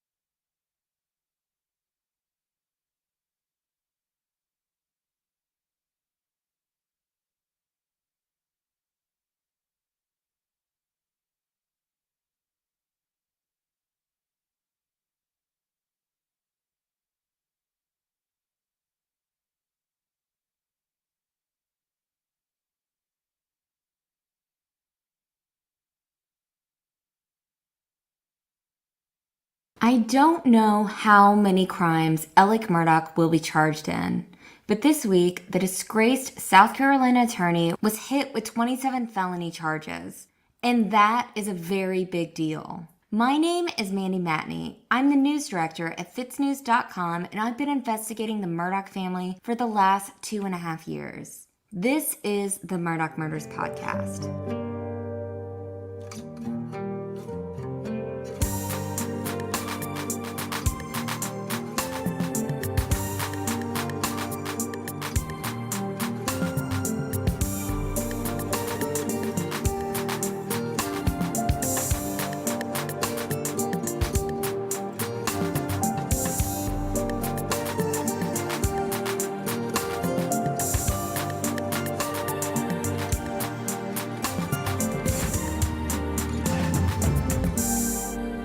So this is the week of Thanksgiving, and I have a lot of people to thank this year. Starting out with our supporters, both of fitsnews.com and of the Murdaugh Murders Podcast. You all have helped lead us to this incredibly exciting moment that is honestly a dream come true for me. Today, live from the kitchen table studio, I want to introduce you to our new Murdaugh Murders Podcast co-host, Liz Farrell. Liz is my best friend, role model, former work wife, and forever partner in true crime. Liz taught me everything I know about investigative journalism. She was there with me at the beginning of the story on day one, which was February 24th, 2019, the day that Mallory Beach died. Together, we started pulling at strings as we investigated the tangled web of the Murdaugh family in Hampton County. Liz was sitting across from me on the day that we now know was so important, the day that I found the one public document connected with the Satterfield settlement. We had heard a lot about the Murdaugh family and their influence. We were told by our law enforcement sources, yes, there are good cops in the Lowcountry, that it was already looking like the fix was in on the boat crash investigation. When Mandy first found that filing, the words wrongful death obviously rang alarm bells. And it was exciting from a journalist's perspective that our team had discovered a new angle. But more than that, it was another example of why Mandy is such a good journalist and stands apart from most. She will go the distance and look under every rock to make sure she is getting to the truth of a situation. Mandy's immediate instinct was that something wasn't right with the filing. As we learned more about Alec, there was a clear conflict of interest in who was representing the Satterfield family, Alec's friend, Corey Fleming. But we had no idea at that time just how much this one document would end up changing the entire course of Alec Murdaugh's story. Without that moment of Mandy discovering that filing and writing about it, this past Friday never would have happened.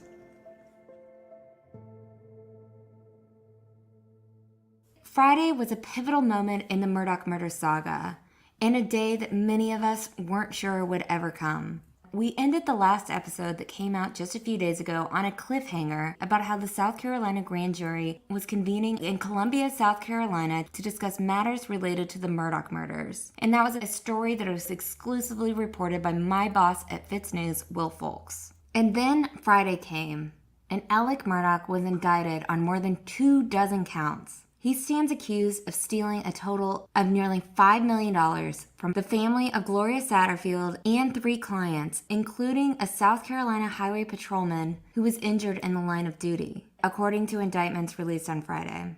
So when I first heard the news on Friday, of course, one of the first people I spoke to was Eric Bland, the attorney who has represented Satterfield's family since September and uncovered a paper trail that blew the story wide open. Lady Justice has been busy the past month for him. Since 2015, he's been practicing stealing, not practicing law. And he has. Because you got to work to do that. That takes some thought. That takes some work. And you can't be a lawyer and a thief like that and do it both well. So he chose to do thievery well. Alec Murdaugh faces 27 new charges and 5 indictments that were handed down by the South Carolina grand jury this week. Those new indictments include 7 counts of money laundering, 7 counts of obtaining a signature or property by false pretenses, 8 counts of computer crimes, 1 count of forgery, and 4 counts of breach of trust with fraudulent intent. The 27 counts are a result of a multi-agency state-level investigation involving the South Carolina State Grand Jury, the South Carolina Law Enforcement Division, the FBI, and the South Carolina Attorney General's Office. But these are all state charges, which is interesting because the financial crimes are usually investigated by the feds and prosecuted by the feds. I asked Eric Bland about this. He gave such a black eye to this state. I think it's a combination of his, prosecutorial background. It's a little bit of a payback, probably against, in a way, his law firm and how they have, created this, what's called the judicial hellhole there. Whether there's payback or I think it's just the state saying, we don't want a lawyer stealing like this, and certainly not a prosecutor who comes from a long line of prosecutors. Yeah. We're going to establish law and order the way it should be. And it's happening. I mean, it is, like we said in our statement this morning, when the dam of justice breaks, it starts to come like a mighty river. In a lot of ways, the charges were shocking, and they made me and Eric Bland really sit back and realize that this is much deeper than anyone could have ever imagined, and that this is just the beginning. I can tell you that the charges are not the end. There are so many more victims that I've seen. I've seen the checks. So there are more victims there. There are more charges coming. Crazy. And, it's a strong statement that should really cause Parpulian and Griffin to really stop, because the state is not expending all of these resources and all of this time just to turn it over to the feds at the end of all of this. The state of South Carolina is making a statement here. So we'll go over the 5 indictments, and Liz will explain the meaning behind them. One of the alleged schemes took place in Bamberg County, South Carolina, between March and July 2021. We will go over why those dates are significant. In this scheme, Murdaugh is accused of convincing an attorney from another law firm who was working on a case with him to write 3 checks totaling nearly $800,000 for his share of legal fees in the lawsuit. Murdaugh told the attorney that he was going to structure the fees because of his civil liability in the Mallory Beach boat crash lawsuit, according to the indictment. He lied to the attorney, according to the indictment, and said that PMPED was aware of this. And ultimately, Murdaugh never structured the fees. He just took the money himself. This indictment gives us a little more insight into Alec's unraveling between March and July of 2021. And around the time of the murders of Maggie and Paul in June. Attorney sources have told us that law firms like PMPED have tight controls over their accounting, and that it would have been very difficult for Alec to have stolen from the firm for a long time without getting caught. It appears PMPED had reason to know of Alec's unorthodox financial practices in July at the very least. This indictment, however, only gives us a small view of what was happening while Alec's life was collapsing around him. We don't know the full scope of what the law firm knew and what they did with that information when they knew it. And we don't know yet how many more cases there are like this. This brings us to indictment number 2.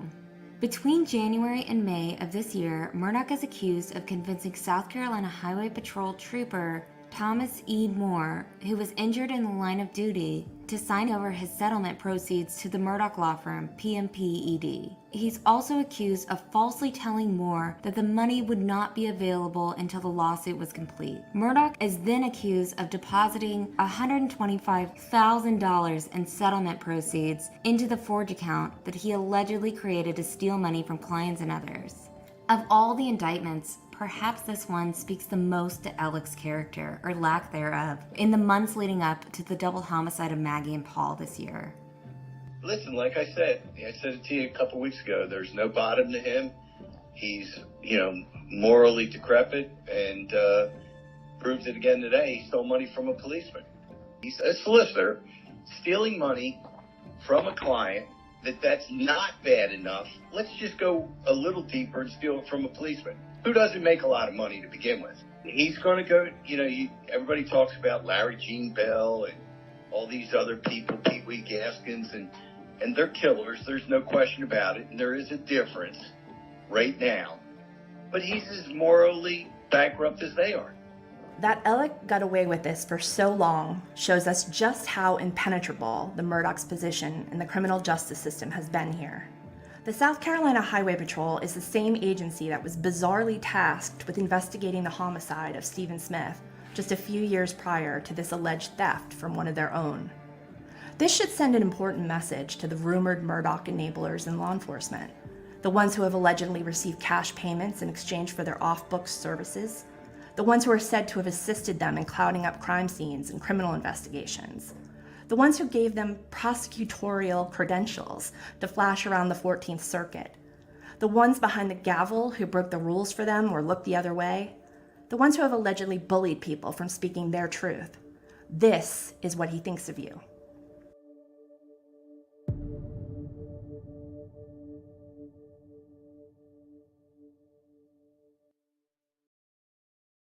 Now we are at the third indictment. Between August and September 2016 in Colleton County, South Carolina, Murdaugh allegedly used his prestige and reputation as a lawyer to defraud one of his clients, who was being compensated $70,000 for his injuries. According to the indictment, Murdaugh convinced this man to make a $70,000 check out for, again, his structured settlement to the infamous Forge account. And we all know what happened then. Alec allegedly deposited the money into his own bank account. The fourth indictment is from the Gloria Satterfield settlement, which we all know about. 9 of the new charges are related to the botched Gloria Satterfield settlement. That brings us to the fifth indictment, which is in Allendale County. Between October 2015 and October 2016, Murdaugh is accused of defrauding his client, a man named Dion J. Martin, out of almost $400,000 through, again, the Forge scheme that was uncovered during the Satterfield settlement. There are a few big takeaways in these indictments. One is that the public is getting an even better view of the heads or tails reputation of the Murdaugh dynasty, where on the head side, the Murdaughs are known for treating people with humanity and generosity. But on the tail side, they're known for seeing people as nothing more than disposable servants to their needs, people who are not worth another thought after they've served their purpose to this family. Another is that 4 of the 5 indictments handed down November 18th involved money that was allegedly stolen from clients. 3 of those clients had amounts taken from them that were far less than the $1 million settlements Murdaugh's law firm was famous for. The smaller amounts are actually much more typical of regular day-to-day insurance settlements, the kind of meaningful money you might get after a setback. Money that makes a difference in your life, provides some relief in the face of injury or loss, fills a need in the family budget, and helps you get back on your feet so you can get back to work. That Alec is accused of picking pennies from the pockets of ordinary people, most of whom didn't have the opportunities or privileges or automatic access to power that were afforded to him, shows us just what kind of selfish, dismissive, and destructive person he is.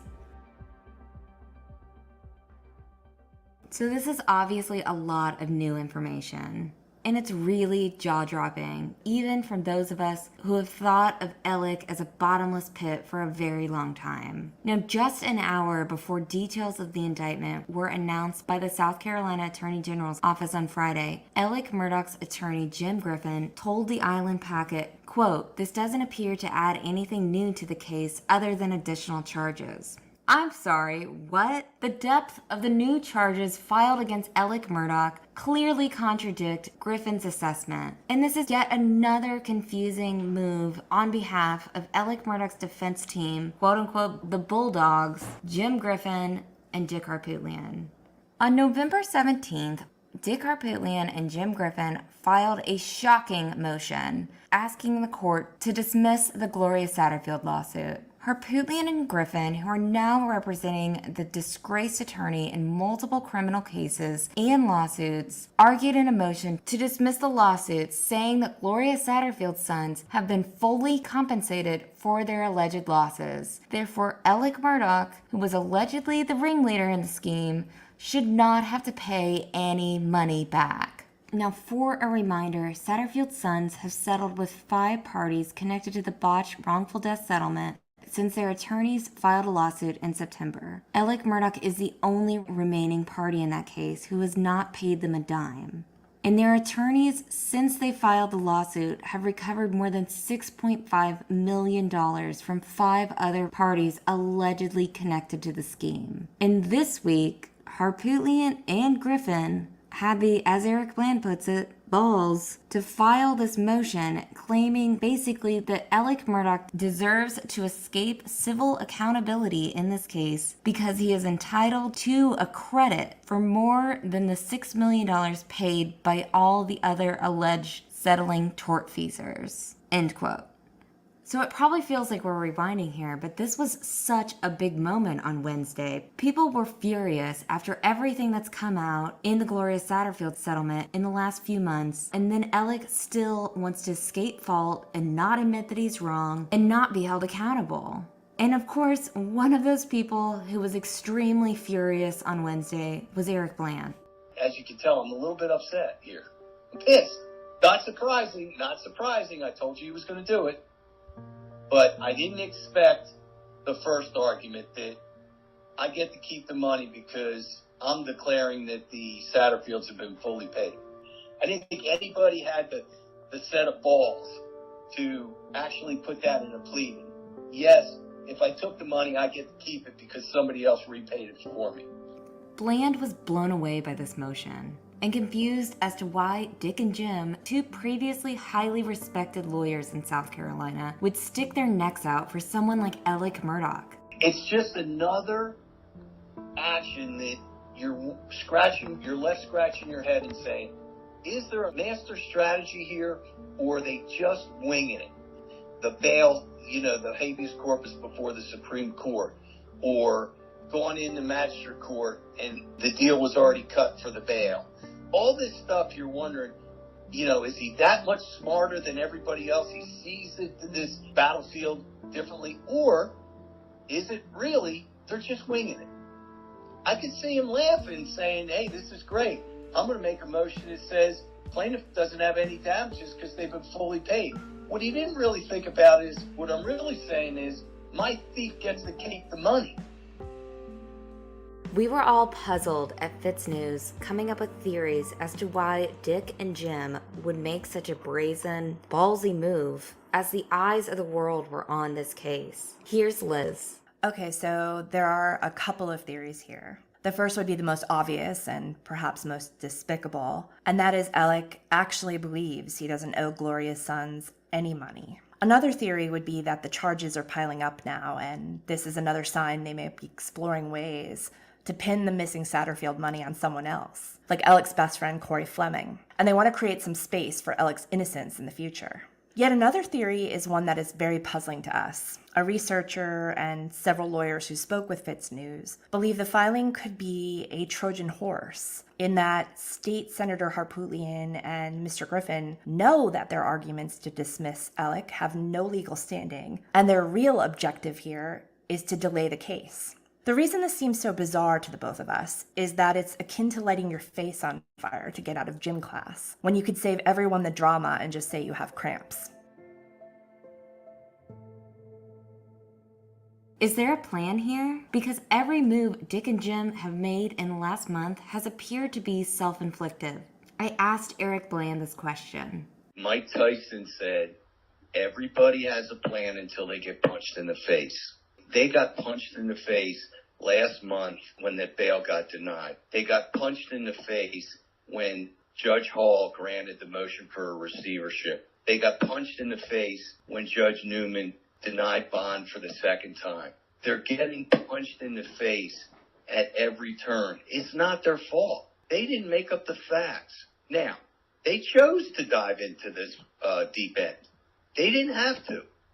They could have just as easily have said, hey, we're representing Alex Murdaugh on a limited basis on this criminal charge, dealing with the Labor Day shooting, or even the Gloria Satterfield stuff. But they chose to dive into these civil cases. And now that they're in, it's going to be difficult for them to get out. I don't think there's a plan, by the way. I don't think there's this grand strategy that, Dick sees this field at 30,000 feet and everybody else is down here at the 5,000 foot level. There's certainly cases that he does, and there's certainly cases that I've seen that he has pulled monkeys out of a hat and, really gotten an amazing result. It just isn't going to happen here. It isn't going to happen because he can't do what he does best, which is leverage relationships and good deeds that he's done over the years and good work. You're not getting credit for that here. There's too much sunlight. Mandy Matney is not going to let that happen. No judge is going to be the judge that signs off on stuff that happens in the darkness of a judge's chamber. It's not going to happen. He's not going to be able to plead to just one count of obtaining money by false pretenses and one count of money laundering, and he's going to get 3 years. It's not going to happen, Mandy. The outrage, forget the rank and file people. The bar is not going to let it happen. Yeah. We as lawyers are on trial right now, and I can't tell you how many lawyers, defense lawyers, that used to hate me and still do because I sue lawyers, Mandy. Mm-hmm. I get phone calls and emails. Keep up the good work. Keep up the fight. They want to clean it up. They're not happy with what happens in Hampton County when their corporations and defense clients get sued. They're not happy with Alex Murdaugh stealing money. I'm not. No lawyer is. It's a pollution of our profession.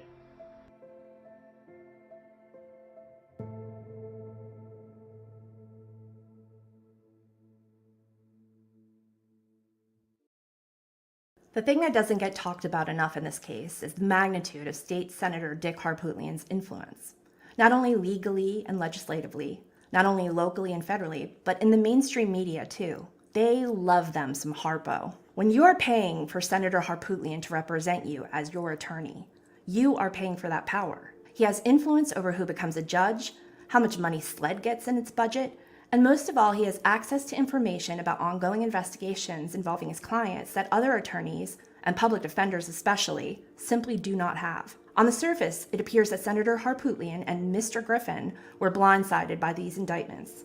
That now famous quote in a low-country newspaper just an hour or so before the details of the indictments were announced to the public sure seems like they didn't know what was going on. Their audacious and desperate-seeming tactics of late also seem to point to an increasing inability to execute the same old tricks that have brought them this far in their careers. If that is the case, if Alex's attorneys were truly not aware of what was happening, this is encouraging and could be another sign that the good old boy system might fall to its knees for good this time.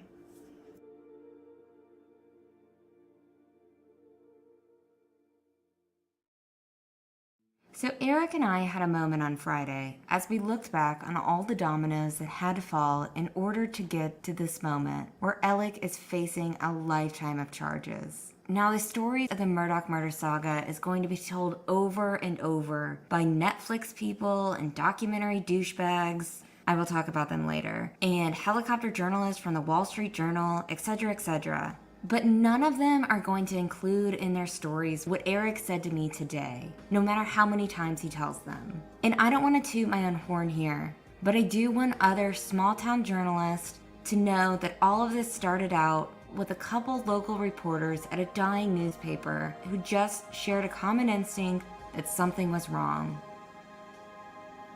But you did it. You uncovered the petition. You wrote the article. You were the spark that lit the fire. Eric Harriet saw your article and went to his sister, Ginger, and started asking questions. And then the family asked questions, and then they went to Mark Tinsley, and then Mark Tinsley sent them to me. But Mandy Matney, you lit the spark. You took down Alex Murdaugh. I couldn't have done it without I helped. You definitely helped a whole lot. But yeah, I mean, it is crazy, but also, I mean, I do give the credit, a lot of credit. No, it's a heavy thought. It is. that in your lifetime, you did something that will be transformative, that will be generational, that was the right thing to do. You changed the world because you're taking a guy off the street that was not just harming one person, he was harming a lot of different people. This is a serial criminal, a serial thief, a serial penslinger. I call him a penslinger. You could call him a gunslinger. I call him a serial penslinger. You do not know that when people don't get money and they don't get treatment for their injuries, and in personal injury cases that they're not physically or really. But now, I was with them yesterday, and I will tell you this: money has a way, obviously, of salving wounds, but they're smiling because they do realize that their sister, this quote housekeeper that everybody likes to just call a housekeeper, didn't die in vain. Mallory Beach didn't die in vain. They were responsible, their deaths, for bringing down Alex Murdaugh. Yeah. How many more people would he have continued to victimize? Yeah, absolutely. And again, I'm not sharing this because I want praise. I'm sharing this because oftentimes the good old boys make people like me feel like bringing down an entire system is so impossible and way too complicated. But at the heart of it, it isn't. And I say this because I know a lot of journalists are out there listening, and I want them to know that they too can change the world. Every day, journalists have choices. They can take the easy route, the story spoon-fed by a defense attorney, because you know you will need him for quotes in other spoon-fed stories later on. Or you can take on the story that makes you proud when you go to bed every night, the story that you can't shake until the truth is out, the story that can change an entire justice system and make people's lives better, the story that can change the world if you don't give up. I hope you take the hard story. I hope that you too change the world through the goodness of your heart and the power of your voice. There are so many questions that we have to answer in this never-ending Murdaugh murder saga. Who killed Maggie and Paul? Who killed Stephen? What happened to Gloria? How many victims are out there? He's loaded up to, over hundreds of years of time. This is even before you get to the end of the white-collar crimes. There's other victims, Mandy. I have seen the checks that have come from the Murdaugh law firm to forge. There's individual bank accounts that have not been publicly discussed. So we haven't gotten to the end of the white-collar stuff. You haven't gotten to Cousin Eddie. You haven't gotten to the point of, okay, why is he receiving all these payments? What are they for? Are those crimes? Yeah. Are there laundering crimes going on there? Yeah. You haven't gotten to the Maggie and Paul killings. Not that he had anything to do with it, but somebody's going to have to determine and make a final statement on how they occurred. It's just not going to sit out there that they got shot and killed and there's, their crimes are going to go unsolved. Yeah. This is really serious stuff. And I believe, after talking with Creighton Waters, that it's a lot of information this grand jury was processing, and they're being given it to them in increment meals instead of just throwing it all at them at once. It's a lot to process when you process, obtaining the money by false pretenses, a computer crime, and a money laundering for this, for each separate victim. It can all really be daunting when I stop and think that we're just scratching the surface here. But because you all believed in us, and because you invested in accountability journalism, We now have another truth seeker, which is Liz Farrell, working for us around the clock to find answers to these questions. And I'm more confident than ever that we will get answers in this, no matter how long it takes. Happy Thanksgiving to all of the Murdaugh Murders podcast fans out there. And again, subscribe to fitsnews.com and check out murdaughmurderspodcast.com so you too can support our mission. There's so much to unpack in this case, and Mandy works tirelessly to expose the truth. But the truth is, she works hard and she does get tired. If you believe, like I do, that Mandy is the best in the business, and I'm a little biased, visit MurdaughMurdersPodcast.com and click the Support the Show link to learn how you can help. Leave a 5-star review to offset the haters. Refer an advertiser and get a finder's fee. Or advertise your company, product, or service. We can geo-target across the globe and find the right audience to suit your needs. Help us get Luna some treats so she doesn't interrupt the show as much. And absolutely subscribe to fitsnews.com. Mandy and Will are revolutionizing journalism, and your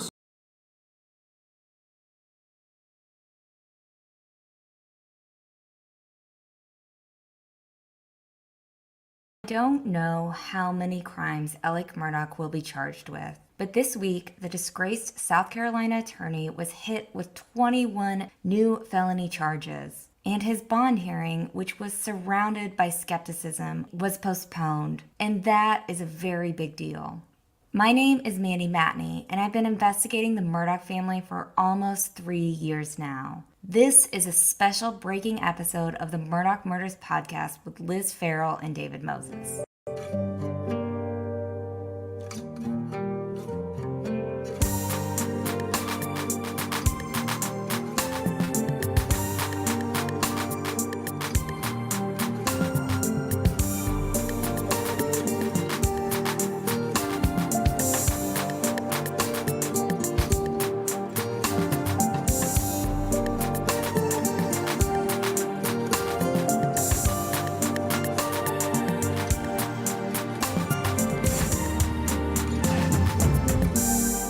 On the night before Alec Murdaugh's scheduled bond hearing for the 27 charges he faced in November, the 53-year-old was hit with 21 more charges, bringing his grand total to 53 charges. Alec Murdaugh has been behind bars on charges related to the Gloria Satterfield case since October 14th. Soon after, the South Carolina Attorney General's office announced the 7 indictments against Alec Murdaugh. We heard from several sources that the bond hearing scheduled for Friday morning was delayed. There were some shenanigans happening behind the scenes that we believe led to the postponement of Alec Murdaugh's bond hearing. And we're going to talk about those shenanigans later in this episode. But first, let's go over those 7 indictments against Alec. As of December 9th, Alec Murdaugh is accused of stealing more than $6.2 million in alleged schemes that date back to 2016. First, a little refresher. In 2015 and 2018, Alec opened 2 extremely fake business accounts at Bank of America using the name Forge, which closely resembles the name of a reputable settlement management agency out of Atlanta called Forge Consulting LLC, where, as a quick aside, there seemed to be an awful lot of men with the Roman numeral 4 after their names. Also fun to note, Alec was apparently good friends with one of the agency's principals. So here's why this is important. Lawyers have a fiduciary responsibility to their clients, which basically means they're obligated to advise their clients on financial decisions that would be in the client's best interest. Oftentimes, this means helping clients minimize their tax burdens and helping maximize their total takeaway through structured settlement plans that provide annuities. The Real Forge Consulting Company is a brokerage firm widely used by attorneys to set up settlement plans for their clients. This is not what Alec did. Every one of those 7 indictments involves Alec's alleged scheme using his fake Forge accounts.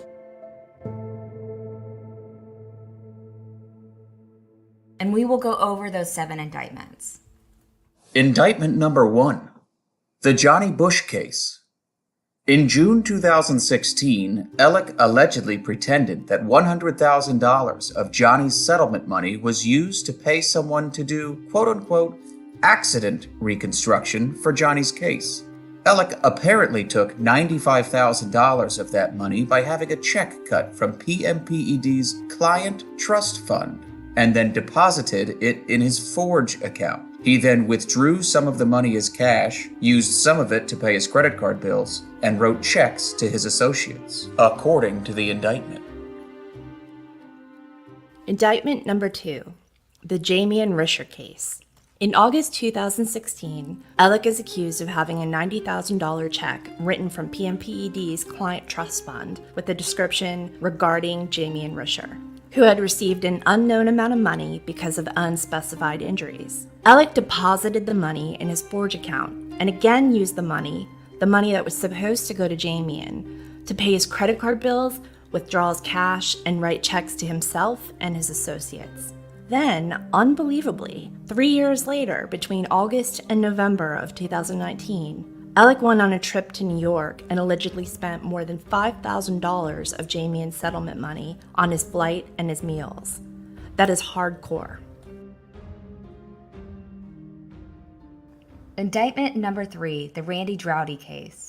In November 2017, Alec is accused of having Randy sign a settlement disbursement form that showed that the firm was withholding almost $9,000 for medical bills and $750 for private investigator services. Instead of using that money for those purposes, Alec allegedly deposited it into his Forge account and used it for personal expenses. We have to point out that $10,000 is pennies to a lot of lawyers, Alec Murdaugh included. So why would he bother?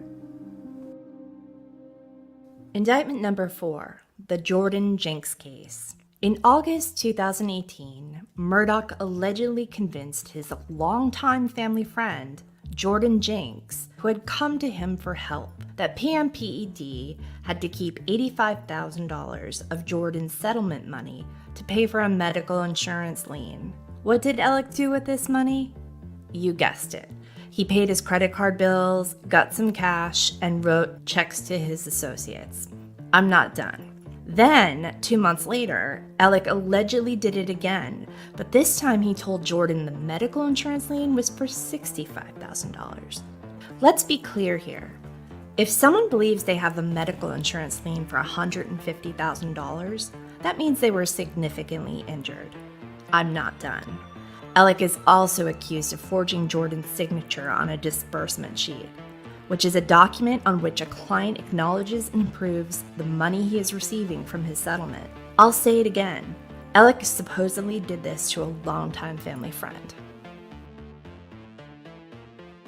Indictment number 5, the Blondell Gary estate case.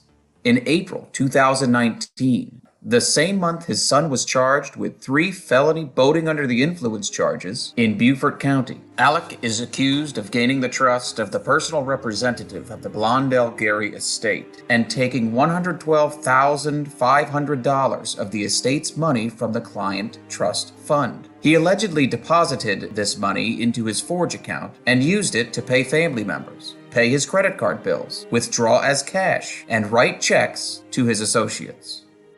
Indictment number 6, the Christopher Anderson case. Between February and July 2020, a full year after Alec and his family have been in the press, Christopher came to Alec for help. Christopher had been hurt on the job and was supposed to receive a $750,000 check for his injuries. Alec allegedly stole the entire $750,000 from Christopher and told him that the money was being held in an annuity account for structured settlements. Reminder, this means that the $750,000 was supposed to go to the real Forge, where it would have been used to purchase an insurance policy that would have earned Christopher interest over time. According to the indictment, Alec apparently used Christopher's money to make loan payments, spend his cash, and write checks to his associates.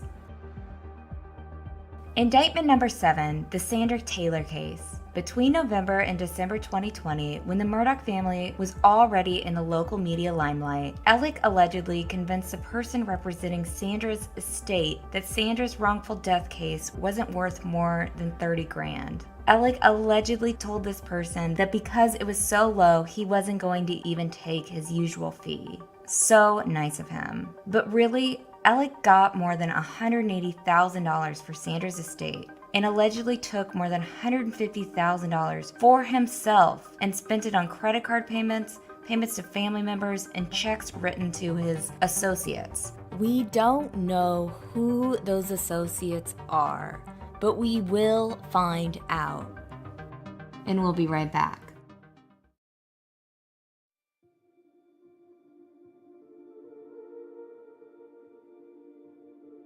Reading each of the 12 indictments against Alec Murdaugh is really difficult. Even though they're not all that detailed, it's easy to see how much pain Alec's greed has allegedly caused people. And not just people, these were his friends and his neighbors. Over and over, they used the phrase, "came to Alec Murdaugh for help," which is heartbreaking when you really think about it. These were people who trusted him. The Murdaugh name, the Murdaugh legacy, meant something to them. These were people who needed him. They had been wronged, hurt physically, hurt emotionally. They were in dire straits with expenses.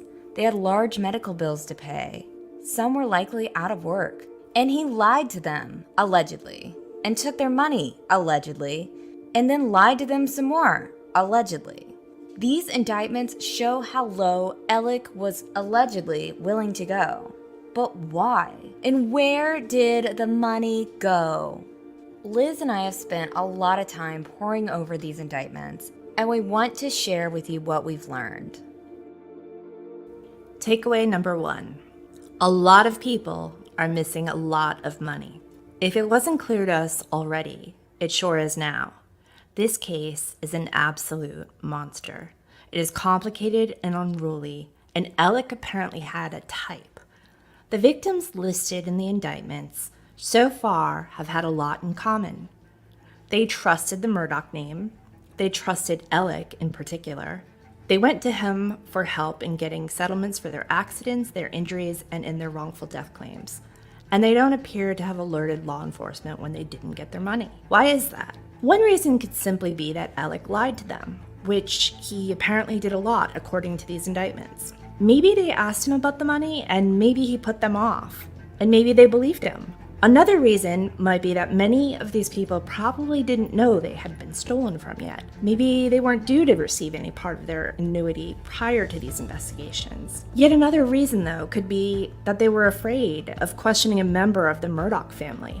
Hampton County residents especially have told us that questioning a Murdaugh or double-crossing them by telling on them never works out well. Not only was Alec a well-known lawyer from a prestigious law firm and a member of a prominent family, Alec was a law enforcement officer. He was a badge-carrying member of the solicitor's office, which is South Carolina's version of the district attorney's office. Again, these people trusted what Alec told them. They trusted that he was looking out for them. According to these indictments, he was not looking out for them. From what we're hearing, more indictments are coming, and they could be coming for quite some time. Prosecutors with the State Attorney General's office appear to be presenting their cases in batches, so as not to overwhelm the state grand jury. Some sources have told us they expect to see hundreds of charges against Alec when all is said and done. Some sources have told us that this case is going to be the biggest case of fraud the state and maybe even the country has ever seen.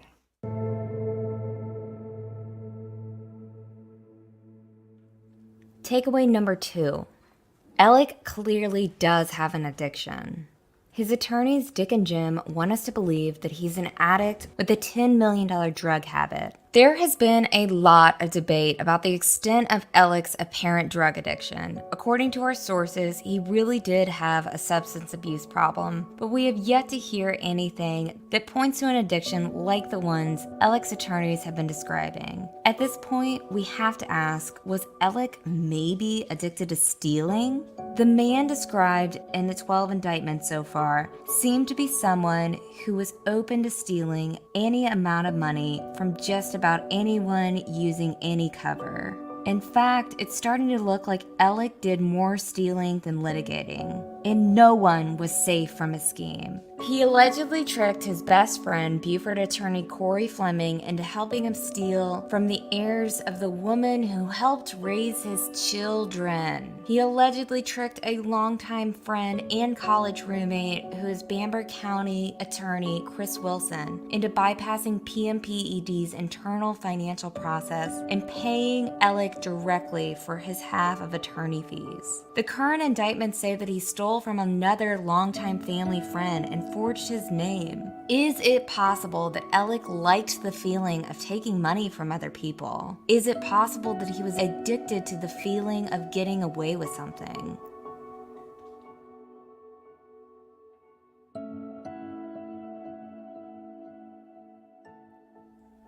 Takeaway number 3. Something else has to be going on here. So far, Alec is accused of stealing $6.2 million. And as we've said, sources have indicated that we are nowhere near the end of this. We're starting to learn how Alec was able to allegedly steal the money, but we haven't seen any logical explanation as to why he was allegedly stealing it. The question has to be asked, is there a bigger picture crime here?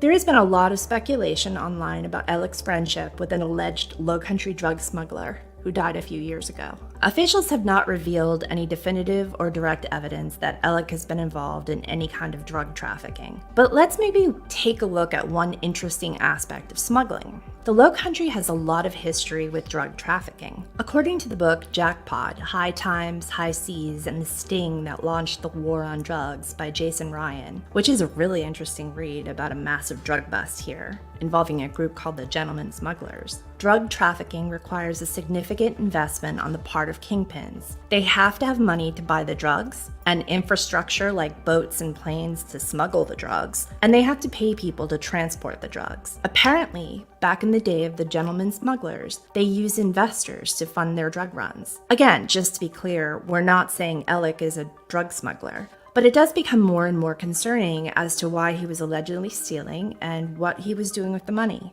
If only credit card bills and quote-unquote checks to associates were available to the public under the Freedom of Information Act.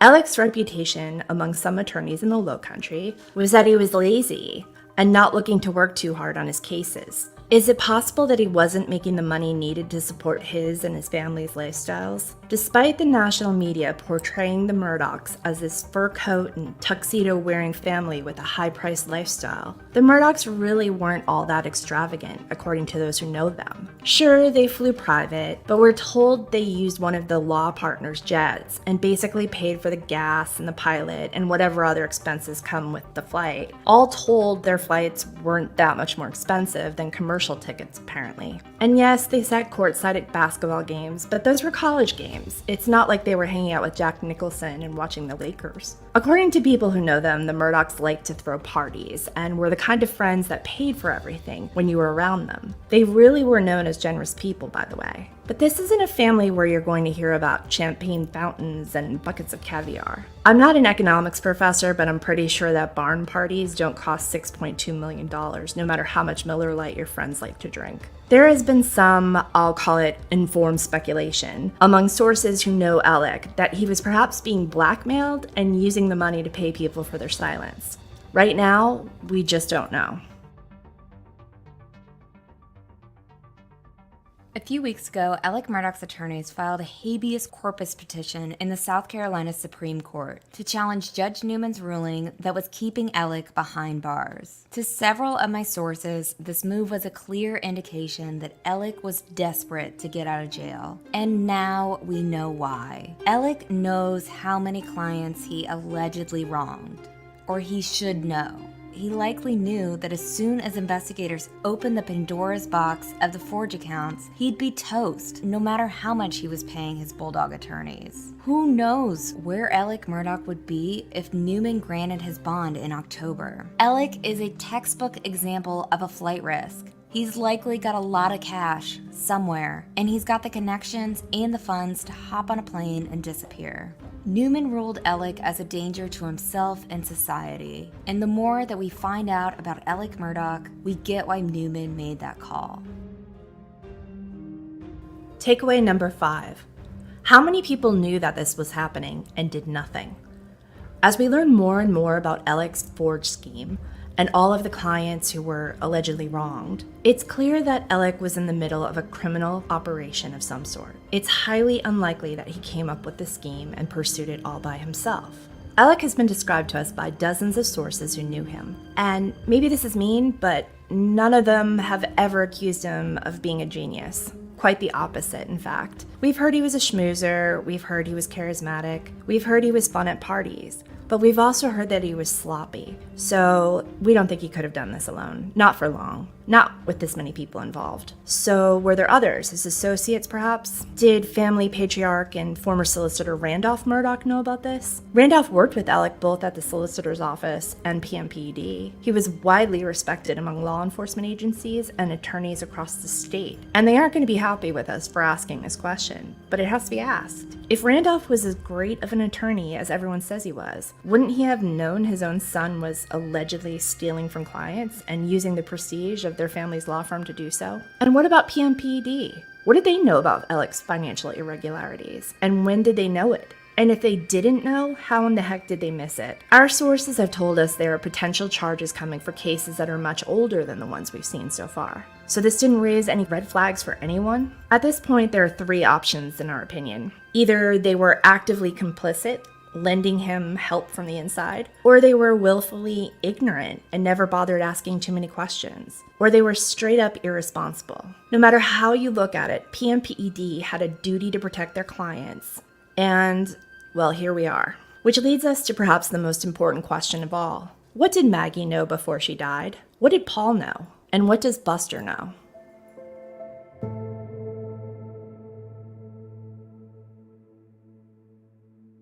Takeaway number 6. Alec Murdaugh allegedly kept stealing when he knew people were watching. 3 of the 7 recent indictments were based on crimes that took place after the fatal boat crash in 2019 that killed Mallory Beach. In 2019, Alec Murdaugh was well aware that local reporters were watching the Murdaugh family closely. Alec knew that the public suspected corruption in that case because of the Murdaugh's involvement and influence. And make no mistake, the Beach case was a big local story at the time in 2019. Most of the Lowcountry was watching that case very closely. And looking back, I first wrote about the sketchy Gloria Satterfield settlement in late 2019, when we didn't know the half of it, and it appears that this did nothing to change Alec's behavior. This tells us a lot about Alec's character and confidence in the system that surrounded him. He really believed that he would never get caught. He underestimated local media. He underestimated local law enforcement. And he underestimated the victims who he allegedly stole so much from. Takeaway number 7. The Bulldog attorneys might be good old boys, but neither are very good boys. In fact, they're in the doghouse. After news of the indictments broke on Thursday evening, Alec's less fancy attorney, Jim Griffin, spoke to the Island Packet newspaper and appeared completely blindsided by the recent charges against his client. Here is what Griffin said. The fact of the matter is, we just learned of the charges. We have not had the chance to review the charges, and we are trying to get a bond hearing scheduled on these charges along with the original state grand jury charges. Oh, have times changed. If you'll remember, the first time Alec was charged, in that alleged suicide for hire scheme, it appeared like his attorneys called all the shots. In September, Dick conveniently announced in a TV interview that Alec would be turning himself into Hampton County Jail the next day. And his bond hearing, held in his home court of Hampton County, appeared to go completely according to the Bulldog's plan. Now, it appears like Alec Murdaugh is being treated like every other accused criminal. And that is a treat. A treat for South Carolina. No treats for the Bulldogs.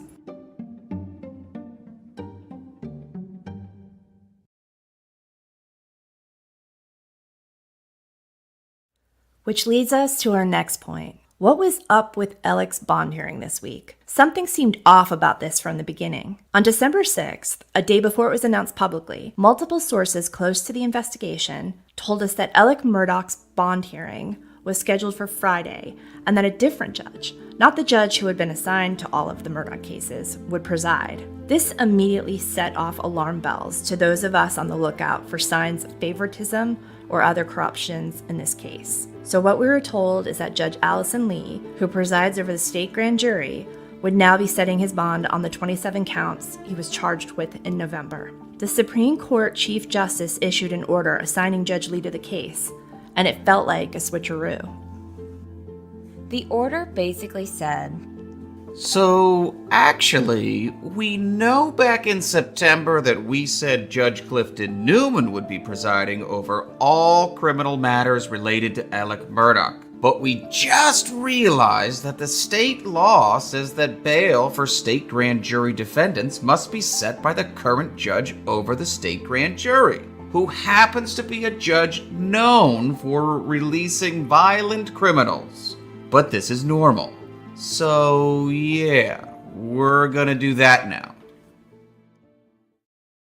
so lots of red flags here. We understand that the law backs this up. But why, when they already handpicked Judge Newman to preside over all criminal matters related to Alec Murdaugh, did they not stop and think, the state grand jury is likely going to be involved in this? Shouldn't we address that in this order? And the court just so happened to issue this new order at a time when Dick and Jim appear to be very desperate to get Alec Murdaugh out of jail. They didn't get their way with Newman during the October bond hearing. And after submitting a writ of habeas corpus to the Supreme Court to basically overrule Newman when Newman wouldn't budge, they're not stupid. They know there are going to be waves and waves of new charges coming from the state grand jury. They know that their hope of getting Alec Murdaugh out of jail is getting a new judge on the case immediately. And then suddenly, an order is filed a week before Alec's bond hearing that gives ambiguous power to a judge who is known for releasing violent criminals. And again, we're told this is totally normal. Come on.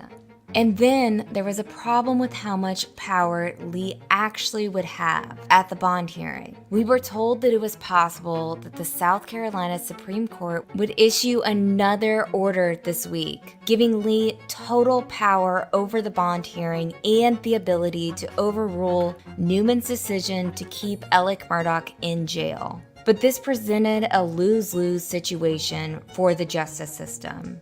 If Newman, who was chosen as the best of the best, the judge they trusted to be fair in this case that has flipped the South Carolina justice system upside down, was overruled by this other judge who suspiciously entered the picture recently, the whole system would have looked bad. And then there was the secrecy with Alec Murdaugh's hearing. FITSNews called and emailed Judge Lee's office this week to ensure press access to the bond hearing, and they wouldn't respond. We were told that they didn't respond to any press requests this week. We actually had to send a letter to the South Carolina Supreme Court on Thursday afternoon asking them to issue a formal order allowing press access. And that is how broken our system is. It forces us to question everything. We suspected that Alec's bond hearing was postponed on Thursday evening for reasons besides Alec's charges. But who knows?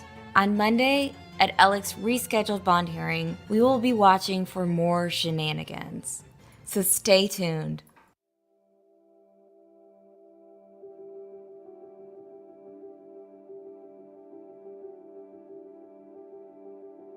This week marks the 24th anniversary of my brother Michael's death. Michael was my only sibling, my first friend, my partner in childhood, and his death rocked my entire world. He died on December 11th, 1997. I was 7, he was 9. And as his only sibling, I feel duty-bound to keep his memory alive and ensure the world that he is not forgotten. Michael was witty, fearless, talented, brilliant, and gracious. I always felt like Michael was the better sibling. He was smarter than me, more athletic than me, and far more charismatic. I was an incredibly shy kid, and my mom would always say that Michael spoke for me when I was too scared. Michael was a light of so many lives. 24 years later, I still miss him every day. but I consider that to be a good thing. After all of these years of grieving him, I'm still finding purpose for all of the pain. While there is nothing I wouldn't give to give my brother back, his death made me a better human being, that's for sure. It left me with a constant need to live a fulfilling and fearless life, which is a blessing and a curse at the same time. It gave me the courage to pursue stories like this one, knowing that I've already survived the unimaginable. I know that so many of y'all are grieving loved ones, especially around the holiday season. And I want you to know that you are not alone and that it's okay to not be okay. And it's okay to feel an immense amount of sadness after losing someone you love, even decades later. And if you're not grieving a loved one this holiday season, I encourage you to lift others up who are. Ask them how they're really doing. Talk to them and really listen to what they're saying. Tonight, hold your loved ones tight. Tell your brother that you love him. Call your mom. Forgive your sister. If I've learned anything from my brother's death and this story, it's that life is really, really short and everything can change in an instant. That's the message that I think Michael would want me to share this holiday season. Thank you for supporting us. Thank you for listening. Stay strong and stay tuned.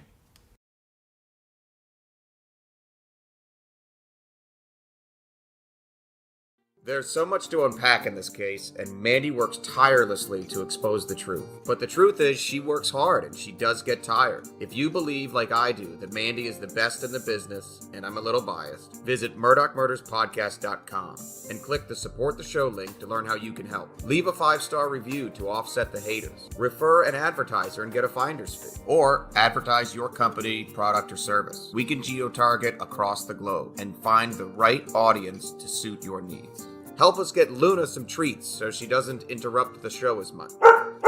And absolutely subscribe to FitzNews.com. Mandy and Will are revolutionizing journalism, and your subscriptions are invaluable to that mission. Plus, you get awesome content every day. And don't forget to leave a 5-star review, unless you're going to be nasty and talk about my vocal fry.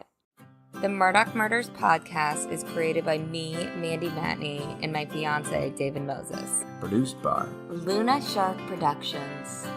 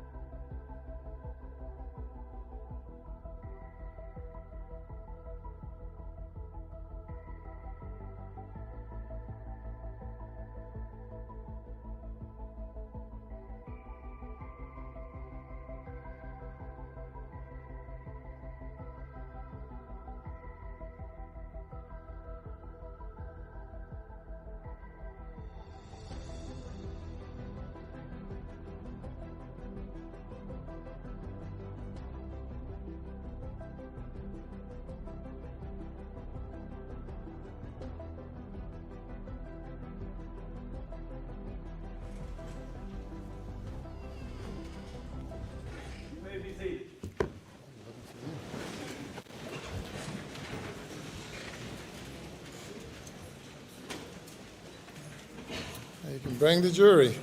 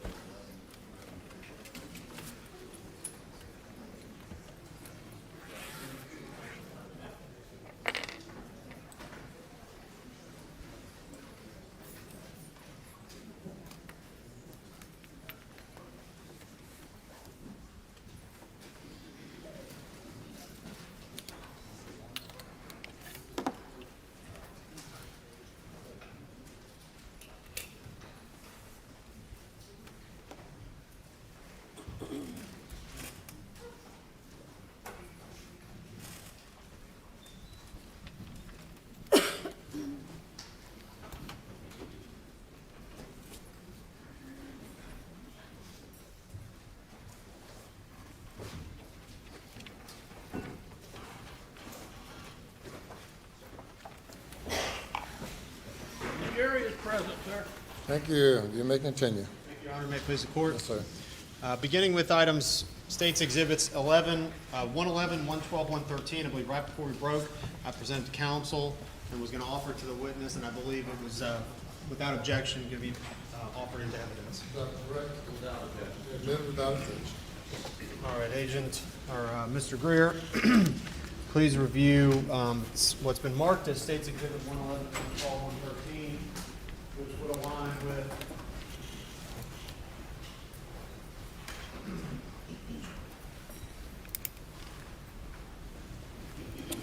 sled items 66, 69, and 104. If you would, please let us know if you had an opportunity to inspect those items and analyze them. Yes, sir, I did. State's Exhibit 112 is sled item 66, and that was determined to be 3 fired bullet jacket fragments and 7 pieces of lead listed as from Margaret Murdaugh at autopsy. State's Exhibit 11. 111? Yes, sir, excuse me, I apologize. 111 is sled item 69.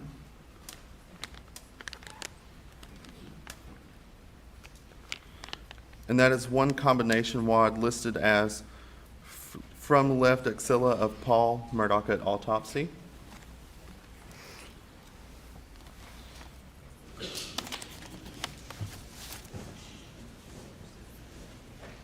And State's Exhibit 113 is sled item 104.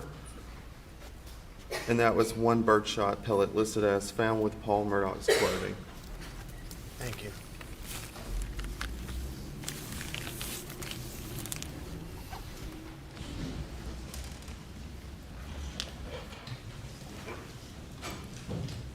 All right, Mr. Greer, I'm going to direct your attention to State's Exhibit 90, sled item 31. Did you have an opportunity to inspect this item? I did inspect sled item 31. Is this the item you inspected? This firearm is unloaded, safe to handle. Yes, sir, I see my identifying marks as sled item 31 on this firearm. Tell us what this is. And that was determined to be 1 Browning Model Auto 5 Light 12 semi-automatic shotgun, 12 gauge with serial number 03867NV211. And did you conduct further examinations on that firearm that we'll discuss in a little bit? Yes, sir, I did.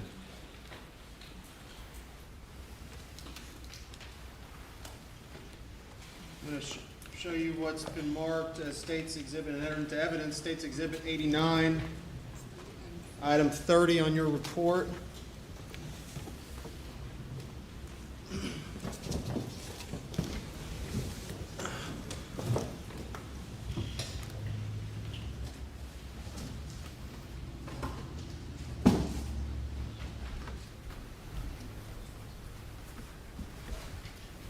Did you have an opportunity to inspect that firearm?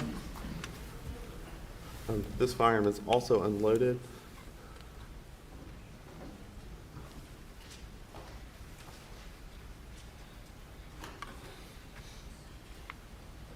Yes, sir, I did. And how do you know that? When I'm looking at these firearms, we scribe our evidence, if possible, in multiple locations. So I'm looking for those identifying features of that SLED lab number and that item number, as well as my initials on some of these items that I was able to mark that. So I see that on this firearm. Thank you.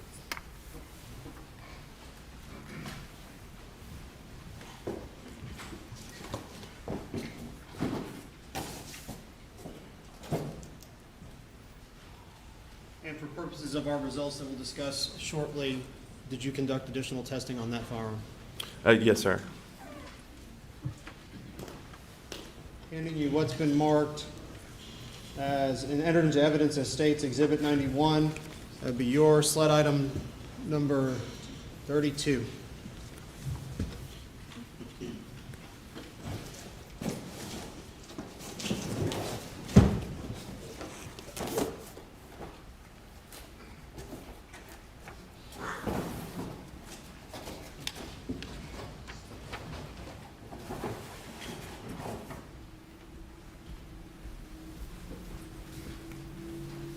Tell me if you recognize that firearm, if you, in fact, were the one that received it and conducted examinations on it. This firearm's also unloaded. I'm going to look again for those identifying marks.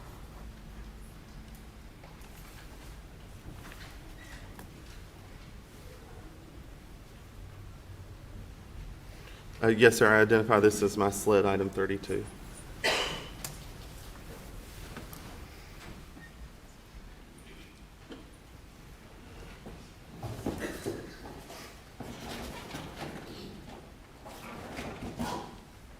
Lastly, I'll direct your attention to what's been entered into evidence as State's Exhibit 91, State's Exhibit 88, and SLED item 33.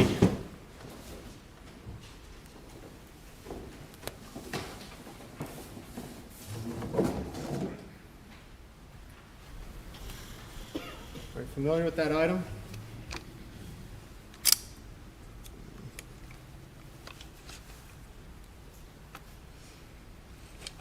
This firearm is also unloaded.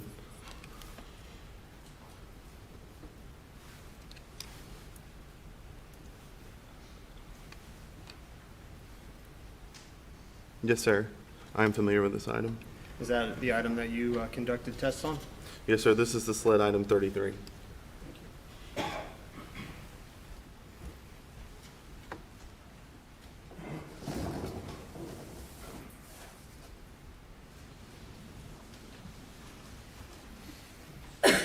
Direct your attention then to State's Exhibit 210, which would be SLED item 34.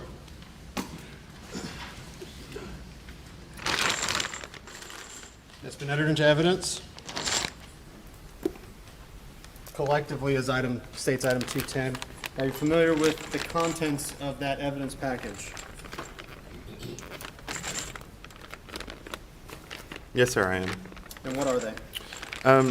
SLED item 34, State's Exhibit 210, was determined to be 1 magazine and 26 unfired cellular and bellow 300 blackout caliber cartridges. It was SLED item 34, but this State's Exhibit 210 included with the rifle we just took a look at? Yes, sir. It was submitted in the same package as the rifle.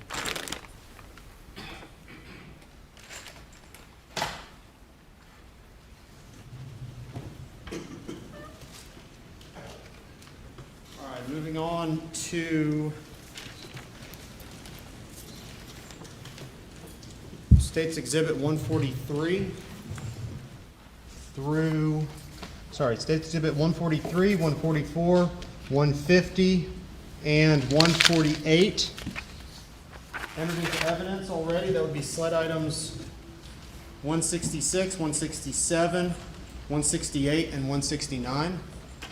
Yes, sir. Handing you what's been marked as those exhibits. Would you please take a chance to review those? Let me know if you're familiar with them and if you had an opportunity to analyze them.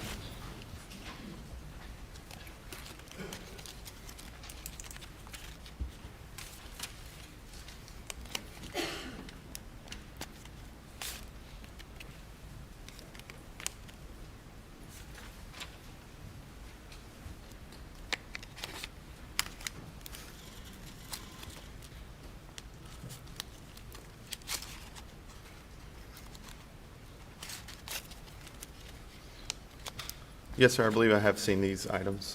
Okay. Tell us what they are, if you would.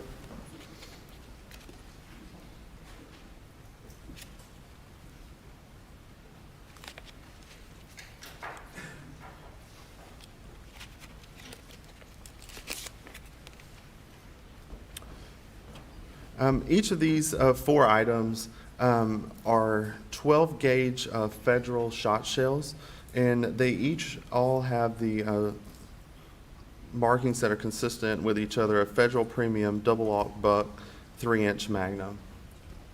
Do your notes indicate where they were located? I have an indication based on the packaging. Okay, what did the packaging indicate? The packaging for State's Exhibit 150, from what I can tell, says from red bin on workshop bench. For State's Exhibit 144 says from red bin on workshop bench. State's Exhibit 143 says from red bin on workshop bench. And State's Exhibit 148 also says from red bin on workshop bench. All right, thank you.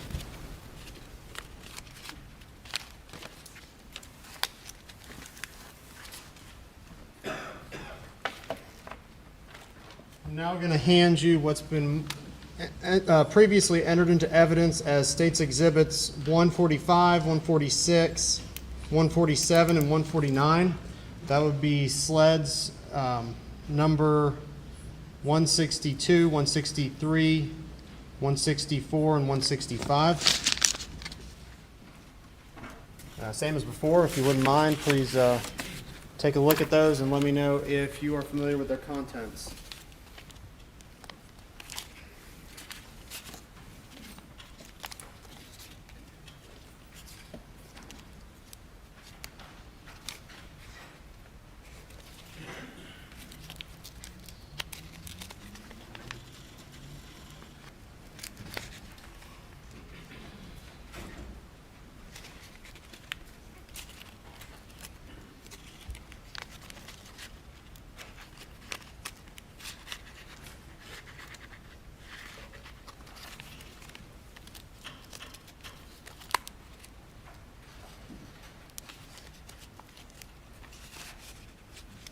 Yes, sir.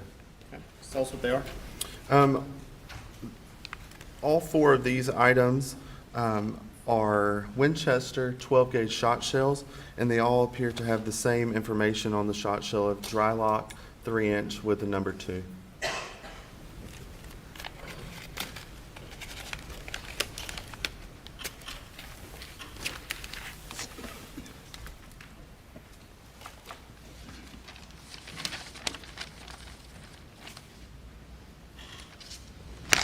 I'm going to hand you what's been previously entered into evidence as State's Exhibit 213, sled item 45.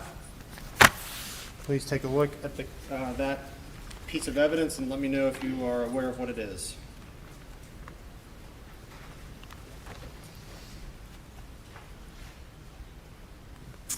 Yes, sir. This appears to be a box for ammunition in the 300 blackout caliber. And does that box indicate the maker of that 300 blackout ammunition? It does. Who's the manufacturer? Cellier and Below. S&B? Yes, sir.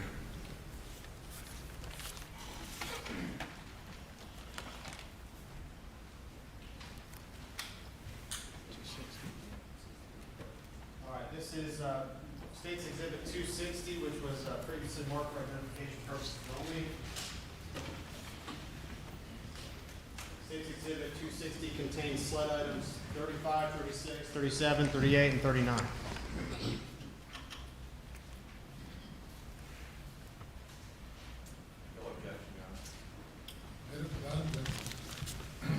Greer, I'm handing you what's been now admitted into evidence as State's Exhibit 260. Please take if you would, please take a moment to review those items and let me know if you're familiar with them.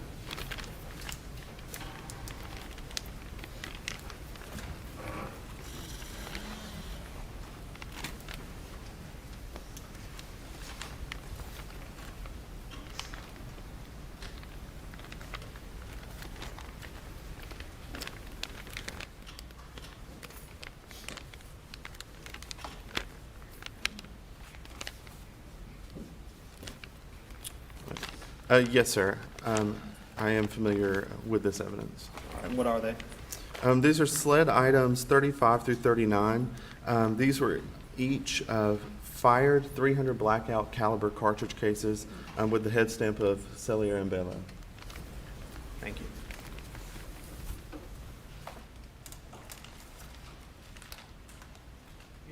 What's been marked previously as States Exhibit 261 for identification purposes only.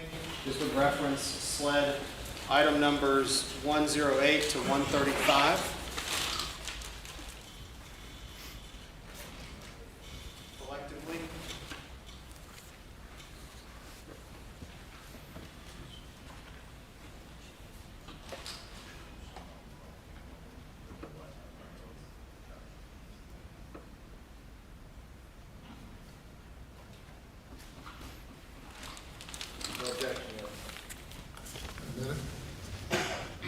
Agent Greer, these items now admitted under States Exhibit 261.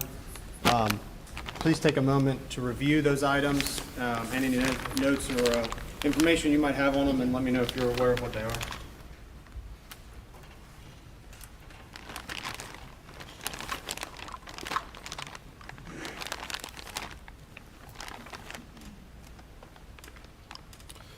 Yes, container AB was submitted to the laboratory, and it is to contain SLED items 108 through 135. I am familiar with these items, and this package appears to not have been tampered with since I sealed it last, as I see my initials and seal date there at the bottom. And what's inside that package? Inside this package, there are 300 blackout caliber cartridge cases, as well as 12 gauge shot shells. And did you have an opportunity to perform an analysis on these items? Yes, sir, I did.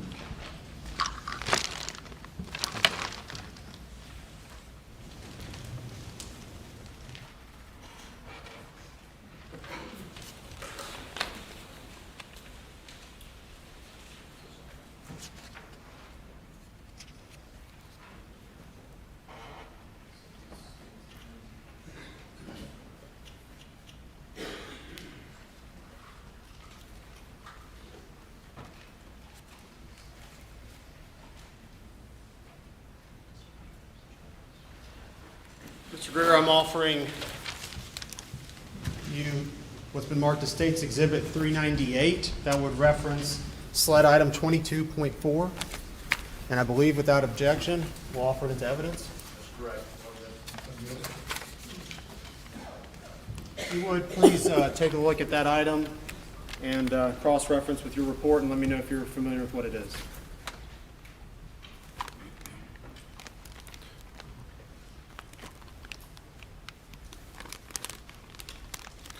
Yes, sir. This container contains 2 SLED items. That's SLED item 22.4, which is a swab of debris that I took, a reddish-brown debris swab from the right side of the item 22 receiver. Which item is 22? Item 22 was the camouflage Benelli Model Super Black Eagle 3 semi-automatic shotgun. And it also contains SLED item 22.5, which was another swab from that same shotgun, and that was reddish-brown debris swab from the left side of the item 22 receiver above manufacturer information. And tell us a little bit about the swabs and what you're looking for with that. Yes, sir. When I receive items of evidence, a part of my process in documenting the evidence and opening the evidence is to look to see if there's any foreign or trace material on that item. When I was examining this firearm and opening it for the first time, I took note of that. And when I did that, I noticed those two areas that I saw reddish-brown debris. In order to preserve that prior to my examination, I swabbed those items so that way they could be collected and maintained.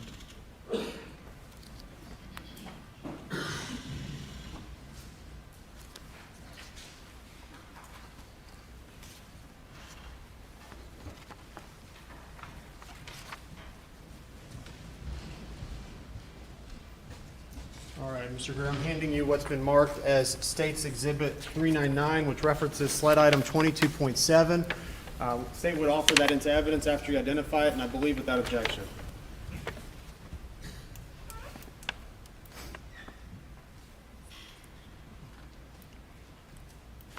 Yes, sir. I do recognize this, and this package is still sealed with my initials and seal date. Item 22.7 was the unfired 12-gauge shot shell that was submitted with the item 22 camouflage Benelli Super Black Eagle 3 shotgun. During my testing, I used that submitted ammunition that came with the firearm to test fire the weapon with, and that is represented here as sled item 22.7, State's Exhibit 399. Okay. Submitted.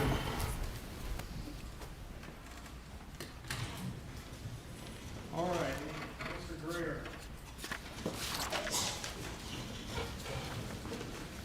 Before we move on to your analysis and your results, if you would, please tell me a little bit about the firearms identification process and the number of ways that you use to identify whether a firearm shot a particular projectile. Sure. As we were discussing earlier, when I receive evidence into the laboratory and I begin my examination, there's a lot of documentation that has to happen. First, as we're opening the evidence, we're going to, one, make sure to preserve any of that trace or foreign material. We use photography to document the evidence as we're opening it and to photograph the actual item itself and that trace material or foreign material. We also use a lot of departmental worksheets where I take notes on the firearm, the magazine, the fired components such as the cartridge case or the bullet, and also any other thing that we need to document throughout the process, or unfired cartridges. We take note of all of that, writing down all of these characteristics that we're seeing on the evidence. In order to do our examination, though, we have to look at these fired ammunition components, these cartridge cases and these fired bullets, and look at their class characteristics. So we're going to count on a bullet. We're going to look at its rifling, trying to determine its caliber through weight and measuring it, and counting those number of lands and grooves that comprise that rifling, like we spoke earlier. That's what gives that bullet that twist. We document that. We may also look at those cartridge case and look at those things that have same class characteristic. That could be the caliber of that cartridge case, the shape of that firing pin, and any overall features. Items that share the same class characteristics will compare together. And it's kind of like climbing a ladder at this point. Those items that share the same class characteristics, we climb to the next step on that ladder and we compare those items. We're going to look at those fired bullets with each other, those fired cartridge cases with each other, and we're going to look at all of that under high magnification. We use a comparison microscope in our laboratory to look at these items. And basically, if you think back to a biology lab that you may have had in school or some kind of science lab, when you look through a microscope, that's what we're doing. But we're using this comparison microscope to look at two things at one time. And we use, it uses an ocular bridge so we can look through like a set of binoculars to look at these things. We can change the angles that we're looking at all these tiny little scratches and striations and impressions on the evidence that you can't really see with the naked eye. We're going to look at it under that magnification and compare all of that to each other to help us reach our final goal, which is a conclusion. If we have firearms that are submitted, we'll also have that documented. Those firearms that have the same class characteristics, for instance, if we have a gun that's the same caliber as our fired bullet and it shares the same rifling specifications, then that means we can compare that bullet with test fires from the firearm. So I'll make sure the firearm is safe to fire, and we'll shoot that firearm within our laboratory. We have several different ways to do that with a water recovery tank and a tunnel that we're able to shoot and recover those test specimens that I physically shot from the firearm. I'll compare those test specimens with each other to look at how those marks that I was looking for under the microscope that we were talking about, to see how they're reproducing on those test fires in whether that be a bullet or cartridge case, compare that under the microscope, and then compare that where necessary to the submitted evidence. After looking at all that, I would reach a conclusion about whether this was fired by this item or not. or whatever that conclusion may be. I arrive at that, and I write that conclusion down. At that point in time, another qualified examiner within our firearms department will review the evidence themselves. They'll look at all the submitted evidence and compare that with each other and with those test specimens that I fired and arrive at their own conclusion. If they're in agreement, then they'll sign off on my conclusions, and a report can be drafted. And that's how we get the information out to our customers through our report.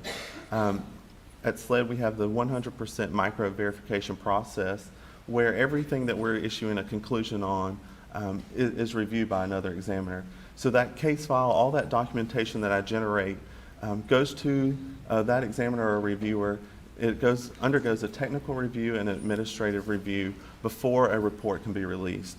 And in a nutshell, that's how we work each case. There are different parts, there's different items of evidence that we get in each case, but that's a quick overview of how each case has worked, and that process was applied to this case. Thank you. Mr. Greer, speaking of the peer review process that goes on in the lab, is that conducted blindly, meaning the person reviewing your report doesn't know what your findings are? That's correct. Okay. Could you explain, so the subsequent reviewer doesn't know what you decided in your first prime opinion, is that right? Right. I'll look at the evidence myself, arrive at a conclusion, and the second examiner will look at it and come to their conclusion on their own. Once they have arrived at their own conclusion, looking at the evidence with their own eyes on the microscope, they'll read my results to see if they're in agreement with what I have determined or not. And that, I think you just testified, but was that done in this case? Yes, sir, it was. Before we move on, please tell me what it means for a cartridge casing to be cycled through a weapon. What does that mean? Sure. If you think back when we were looking at the cartridge earlier, an unfired cartridge, when we look at these items under magnification on the microscope, there are several different areas that we're going to be concerned with in looking at for those microscopic scratches and impressions, those little striations. One of those would be a firing pin, and that's what comes through the breech face of the gun to detonate the primer. Also the breech face marks on that primer from the gun. Ejector marks, that's what kicks that cartridge out of the gun or the cartridge case. Extractor marks, that's what pulls it out of the chamber of the firearm so that it can be kicked out. And also chamber marks, and that's on the body of the cartridge case, that cylindrical portion. So when we're looking at evidence, our ultimate goal is to say something was fired by this gun or they were fired by the same gun. And we do that, and we can rely on those firing pin marks and those breech face marks because that's what struck the primer and caused it to detonate and fire that cartridge. There's other things that we can look at just to single out, like extractor marks and ejector marks and chamber marks of such, that we can look at to say that a cartridge has traveled through a gun. For example, if you were to load a magazine, insert it into a semi-automatic firearm, pull the slide back, load that cartridge into the chamber, and then you decide you're not going to shoot or you need to remove that cartridge for any reason, you would pull back on that slide of the handgun and the cartridge would be extracted out of the chamber and ejected. Through that process, there can be marks left on the cartridge. That also would happen when you're firing it, but that's not what detonated that primer and set that off. Those ejector marks, those extractor marks, and that just means that that cartridge, we can say, has traveled through that firearm at one point in time. That's not to say it was fired by, but it's cycling marks that we're seeing as it cycled through that gun. So is it accurate to say then that the cycling marks are separate and distinct from the actual firing pin marks that when you're reviewing these under a microscope? Yes, sir. As far as what we're looking at geographically on the cartridge case, those would be in a different location when we're looking for those ejector marks or extractor marks or chamber marks. That's not something that we typically would be seeing on the primer area that detonated that cartridge. Thank you. If I could, beginning with your results, If we could begin with your examination of all the shotgun shells, so the actual shells that were retrieved as part of your analysis. Beginning with sled items 9 and 10, which would be states item 33 and 34. Could you tell me where these items were retrieved? Remind us where these items were retrieved from, first of all. Sled items 9 and 10, that's States Exhibit 33 and 34. Item 9 was from marker 9, and item 10 was from marker 10, which is my understanding that it was at the feed or storage room. And I'm going to put these on the Elmo, but if you would, tell us what your analysis of these items revealed. Yes, sir. Objection to these opinions based on prior ruling. Please proceed, Mr. Greer. Yes, sir. When I compared and examined those two shot shells with each other, I determined that those two shot shells had been fired by the same firearm. And do you know the make and model of, or the make and manufacturer of those two weapons, projectiles or shells? Yes, sir, I do. All right. Sled Item item nine? 9. Yes, sir. Which, item 9 is which item? Item 9 is the red and color shot shell, which is States Exhibit 34. Okay. That was a Federal Premium Double-Aught Buck 3-inch Magnum shot shell. And sled item 10 is the black and color shot shell, States Exhibit 33, and that is a fired 12-gauge Winchester Drylock number 2 shot shell.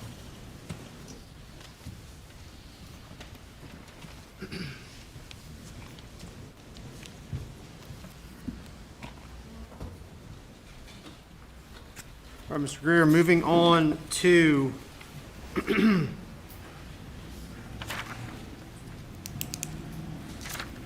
referencing item 22 collectively. Yes, sir. States Exhibit 399, 22.7 on your report. Yes, sir. Did y'all put it somewhere?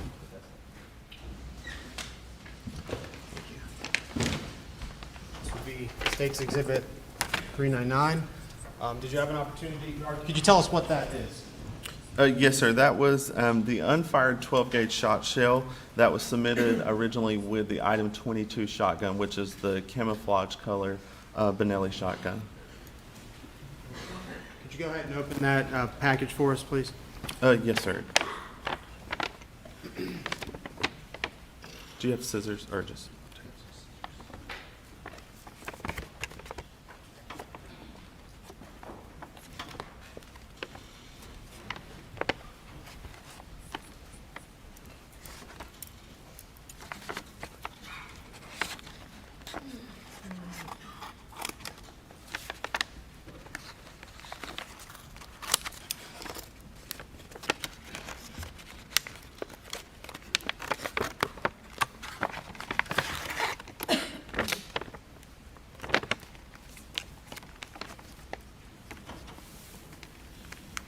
Remind us again where that item was retrieved from.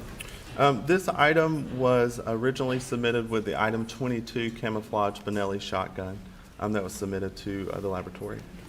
Meaning it was actually loaded into the shotgun? When I received it, it was not loaded in the shotgun, but this was an unfired shot shell as it was submitted. This is the shot shell that I test fired in that shotgun. All right, very good. Thank you.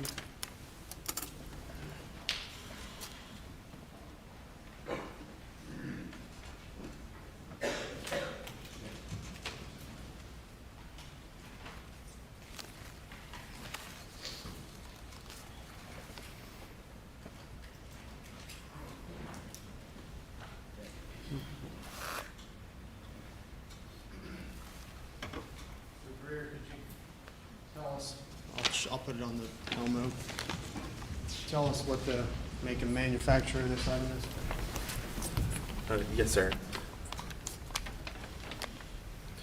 This is also a 12-gauge federal shot shell, and on the shot shell itself, it also says Federal Premium Double-Aught Buck 3-inch Magnum. Direct your attention back to state's item 34.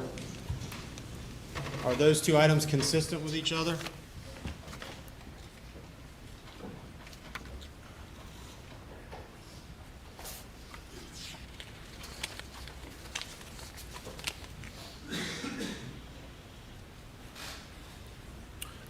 Yes, sir. It does appear that they are consistent in construction and their head stamp information.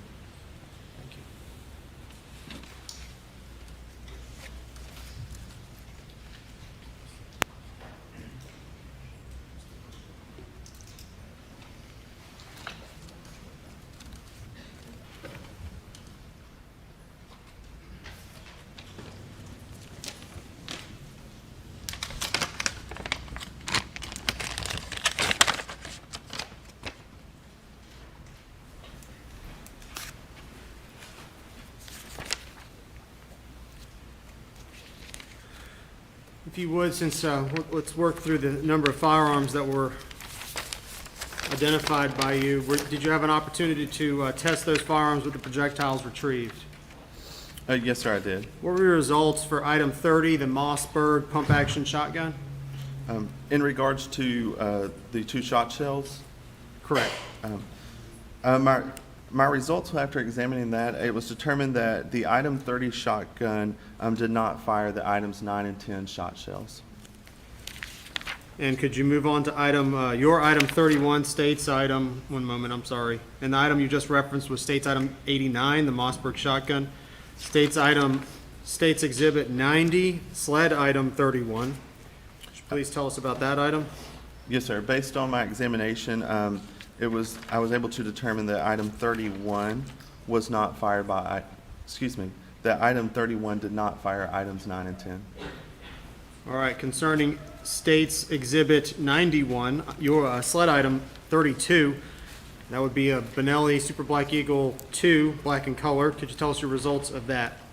Yes, sir. Based on my examination, it was determined that item 32 did not fire items 9 and 10.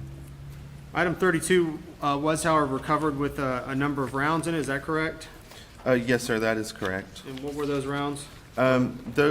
Item 32, the Benelli model Super Black Eagle 2 shotgun, was submitted with 2 unfired 12-gauge shot shells, Federal and Winchester.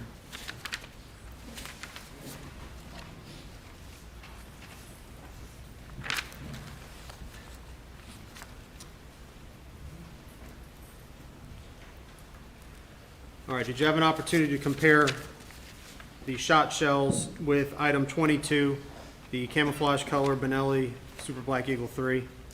Yes, sir, I did. All right, and if you would, please tell us your findings concerning item 22. Sure. When I compared sled items 9 and 10 with those test shot shells that I fired through the item 22 camouflage shotgun, the results of those comparisons were inconclusive. I was unable to determine whether or not items 9 and 10 were fired by item 22 or if they had been fired by another firearm with similar characteristics. And were you able to eliminate item number 33 from this round of testing concerning the shotgun shells? That's correct. The shotgun shells were not fired by the item 33 rifle.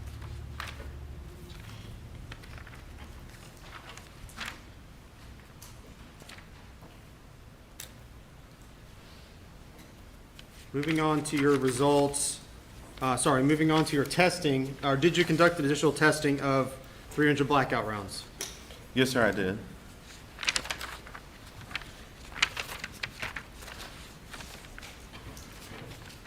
And of the cases of the ammunition both fired, spent, so shell casings, or unfired ammunition, were the ones we examined today that were retrieved from the scene, what make and manufacturer were they of? The cartridge cases were head stamped with the S&B logo and 300 blackout caliber.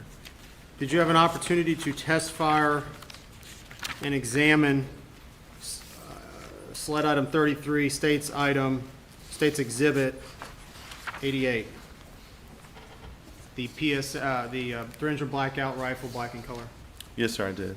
All right, could you please tell us your results from that examination for that weapon? In regards to test firing the weapon? Correct. Yes, sir. When I examined item 33, I test fired it using the item 34 magazine. That was the magazine that was packaged alongside the rifle. During that test firing, the first available cartridge in the magazine, as I inserted the magazine into the firearm, it was fed and chambered into the rifle correctly and as I expected. The cartridge was successfully test fired, and then it extracted and ejected from the rifle again as I expected it to. However, as the firearm cycled, meaning when that bolt was coming back forward to load the next available cartridge in the magazine, it failed to feed that cartridge into the chamber, and I had to manually cycle it to load the next cartridge into the chamber. That issue did not prevent me from test firing the firearm, and no further analysis to determine that cause was conducted. Referencing your results, slide item 128 in your exam, were you able to identify any cartridge casings that would have been fired by item 33 rifle? Your item 33, State's Exhibit 90, State's Exhibit 88. Yes, sir, I was. And just to be clear, we're talking about this 300 blackout rifle. Is that correct? We're talking about your item 33? Yes, sir. That is sled item 33 that I examined and test fired. What were you able to identify with the rounds recovered, 300 blackout rounds recovered? Please list their item numbers as well. Yes, sir. So I compared all the 300 blackout cartridges that I received, and based on my examinations and comparisons, I was able to determine that sled item 38, 109, 110, 121, 126, and 127 were fired by the item 33 rifle. And those would be various items that were recovered that we've been through and identified in the state's exhibits. Is that correct? Yes, sir, that's correct. So some of them you would say were fired by item 33? That is correct. I know you mentioned before with item 33, or sorry, State's Exhibit 89, I'm sorry, State's Exhibit 88. I know you'd mentioned before that it wasn't working properly. Does that inhibit your ability to test it in any way? No, sir. I was able to test fire that firearm and recover those test specimens that I needed in order to make those comparisons. Do malfunctions occur in firearms from time to time? Yes, sir, they can occur. But nevertheless, you were able to simulate you were able to fire the weapon eventually? Yes, sir. I was able to test fire the weapon and recover those test specimens that I needed. All right, I'm going to reference SLED items 2 through 7, 35 through 37, 39, 108, 111 through 120. Do you understand which items I'm referencing? Yes, sir, I do. And how did you compare those, or how did the analysis go when compared with item 33, State's item 88? Yes, sir.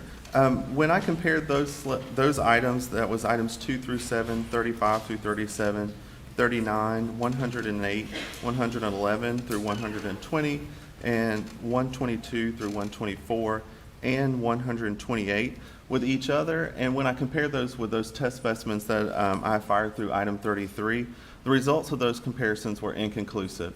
Again, that means I was unable to determine if they had been fired by item 33 or they had been fired by another firearm or firearms with similar characteristics. Still on item 33, State's Exhibit 88, the recovered 300 blackout rifle. Were you able to compare the ejection and extraction marks of various 300 blackout rounds recovered and casings recovered? Yes, sir. And what was your findings concerning some of those items? And please list the items, and we will go back and identify State's exhibits in a minute. Yes, sir. In looking at the mechanism marks on items 111, 114 through 115, 118 through 119, 123, and 128, I was able to determine that those items had all been loaded into, extracted, and ejected from the item 33 rifle at some previous time.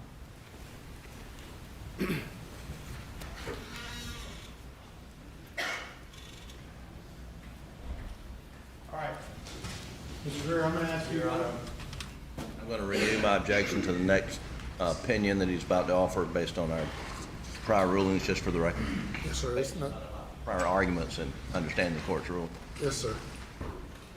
Mr. Greer, I'm going to real quick reference on your chart, on your list, items marked sled items 2 through 7, 35, 36, and 37, and sled item 39.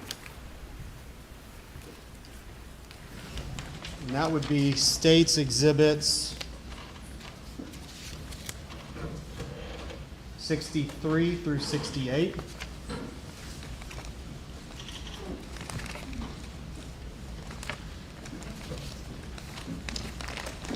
And just please verify that I've handed you states exhibits 63 through 68 and identify if they correlate to items 2 through 7 on your chart.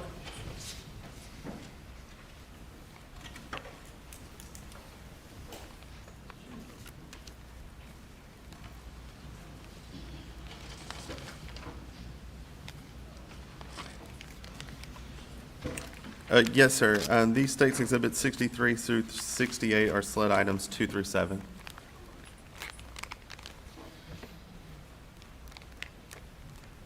And then I'm going to show you what's been marked as take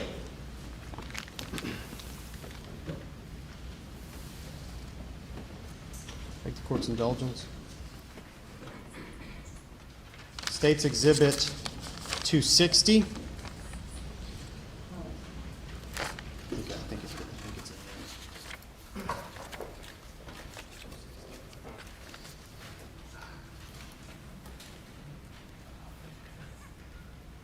States Exhibit 250, which correlates to sled items 35 through 39. Please verify that for me. Yes, sir. This is States Exhibit 260, which is a container that is to contain sled items 35 through 39. Okay. Sled items 2 through 7. States Exhibit 63 through 68. After review of the crime scene, where were those located? After reviewing the crime scene diagram, it's my understanding that those cartridge cases were at marker numbers that were near or around the body of Margaret Murdaugh. And those would be 300 blackout rounds, is that right? That's correct. They're 300 blackout caliber. Or they were spent casings? Yes, sir. Those are fire cartridge cases. And States Exhibit 260, items 35 through 39, what are those again? Those were all fire 300 blackout caliber cartridge cases, head stamped with the S&B logo and 300 blackout caliber. And where were those items recovered? Listed on our submission documents, those were from the ground at side entrance door. Have you physically been there to the Moselle property? Yes, sir, I have. Are you familiar with the ground at the side entrance door? Yes, sir, I believe so. Is that the side entrance that leads into the pool table and the gun room? Based on my understanding of the scene, yes, sir, I believe that is where those were collected from, near that door that goes into that room.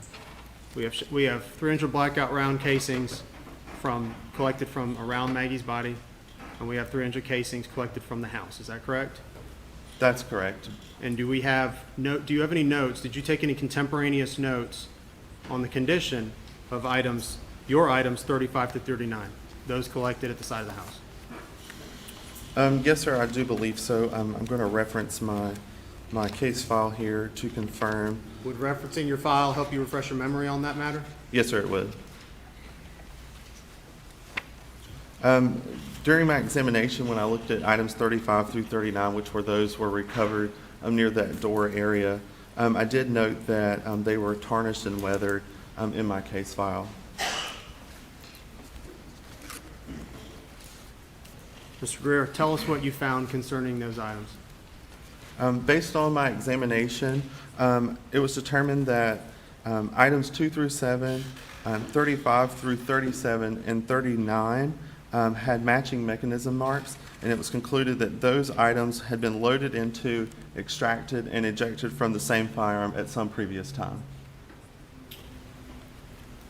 So if I understand it correctly, the items collected right by Maggie had been loaded into, extracted to, and ejected by the same firearm that were identified, that items were picked up by the side of the house.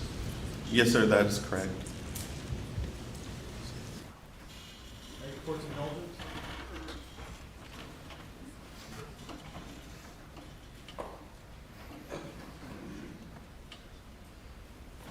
Additional items were collected as well, and did you have an opportunity to analyze those? Yes, sir, I did. And identify the sled item numbers, and then we'll identify the state's exhibit numbers. Those were sled items number 108, 113, 116, 117, and 122.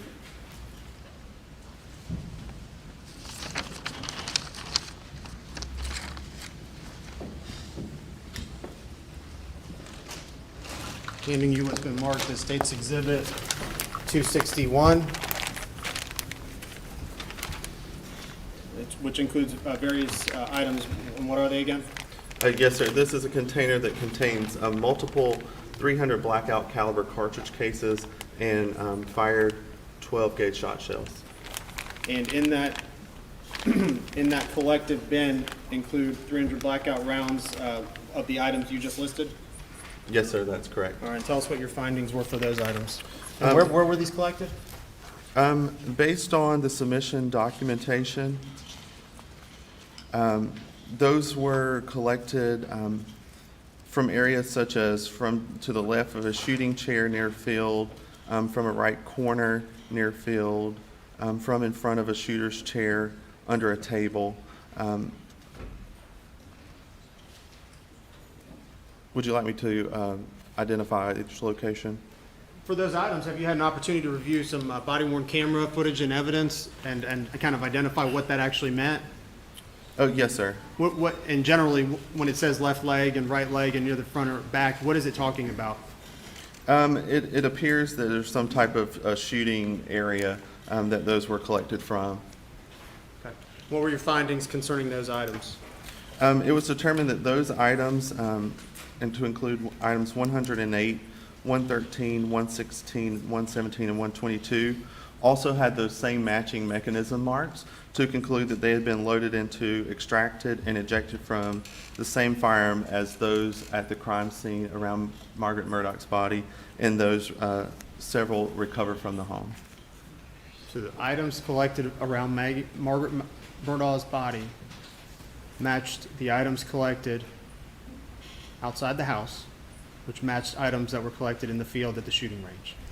Yes, sir. I was able to identify that the cartridge cases recovered, items 2 through 7 near the body, did have matching mechanism marks with several of the items from the area around the home and those in the shooting field, and several of those in the shooting field, to conclude that some of those had been, that those have been loaded into, extracted, and ejected from the same firearm at some previous time.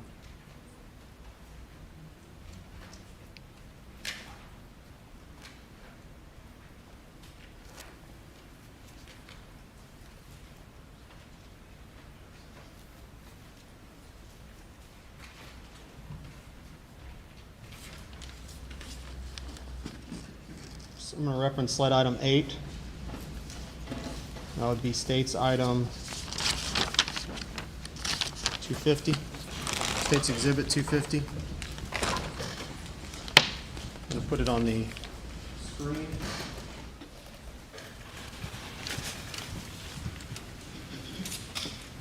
What is that item again? Remind us, please.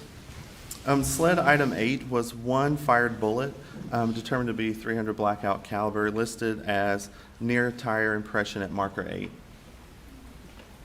Recovered from the scene? Yes, sir, at marker 8. Is that a fire projectile? Yes, sir, that is a fired bullet. Is that, how much does that bullet weigh? According to my notes, when I weighed that projectile, it weighed approximately 147.4 grains. Handing you what's marked as Exhibit 213. Remind us again what that is. State's Exhibit 213 appears to be an ammunition box marked cellular and bellow and 300 blackout caliber. What are the grains indicated on that box? On the side of this box, it has information about the projectile, and it says 147 grains on the side. Is State's Exhibit up on the Elmo, is that consistent with a 147 grain projectile? Yes, sir. That bullet appears to be intact, and based on my examination and looking at these fired bullets as a part of an examination, I would say that would be consistent with being 147 grains.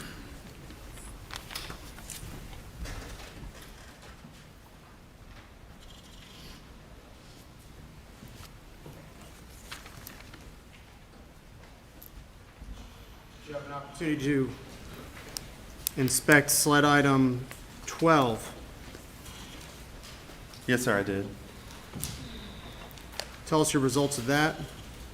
Sled item 12 was one fired bullet, determined to also be 300, most consistent with being 300 blackout caliber, and it was listed as from bedding inside doghouse. And did you have an opportunity to weigh that projectile? Yes, sir, I did. And what was the results of that? When I weighed that projectile, it was approximately 146.8 grains. Is that consistent with the 147 grain unfired ammunition?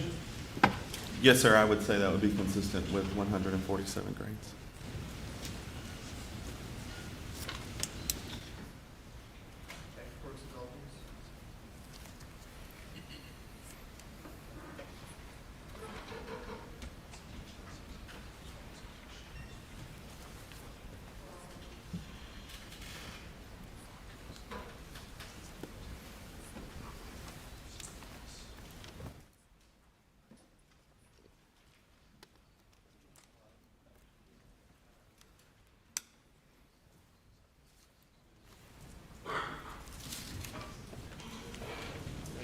Lastly, I'm going to show you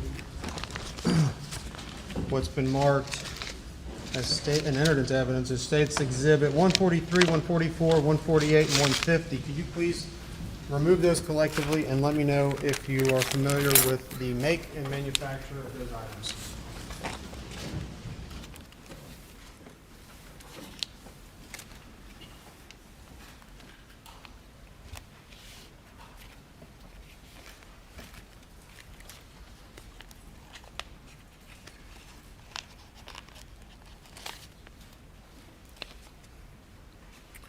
State's Exhibit 143 is a 12-gauge Federal shot shell. It says Federal Premium Double-Aught Buck 3-inch Magnum on the shell, on the side of the shell.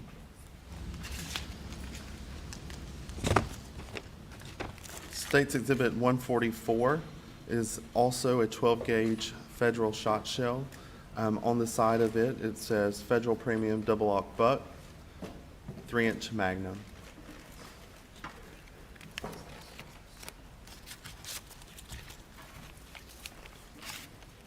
State's Exhibit 148 is also a 12-gauge Federal shot shell.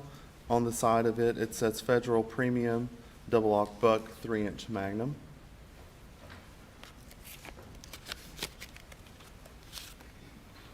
And State's Exhibit 150 is also a 12-gauge Federal shot shell with the same information of Federal Premium Double-Aught Buck 3-inch Magnum. Are all of those 4 exhibits that you just reviewed of the same manufacturer and same make and model? Yes, sir. They appear to have the same information and also in their case, in their construction as well. So if I use one for demonstrative purposes, all the rest are the same? Yes, sir. They appear to be all consistent. Showing you what you just identified. This would be States 143. the item you just looked at, Mr. Greer?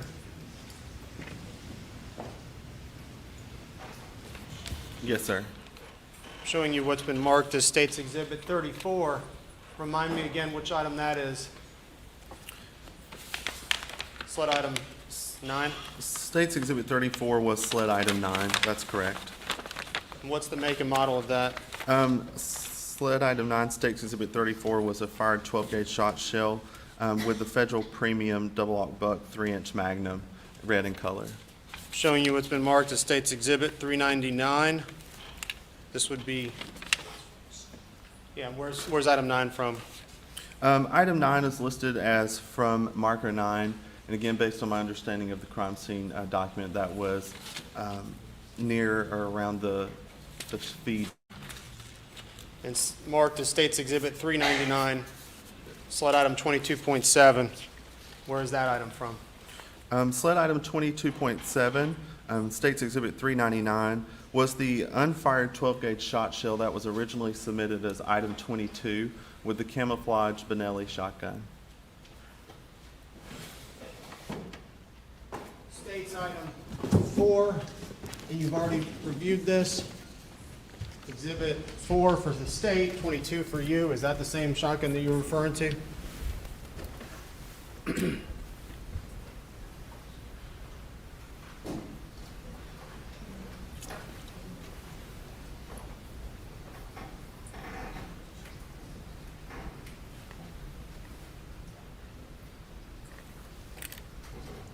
Yes, sir. This is my item 22 shotgun. Camouflage Benelli Super Black Eagle 3. Is that right? Yes, sir. That's correct. And all those items are of the same model and manufacturer. Is that correct? Yes, sir. They all appear to have the same head stamp information and information on the side of the shell, and their case construction all appears to be consistent.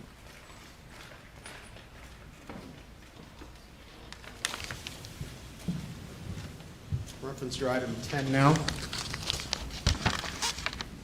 Well, first let me collectively hand you what's been marked as State's Exhibits 144. Sorry. State's Exhibits 145, 146, 147, and 149 collectively. Please take them out individually, review them. Let me know if you recall what they are. Make and model, make and manufacturer is what I'm interested in.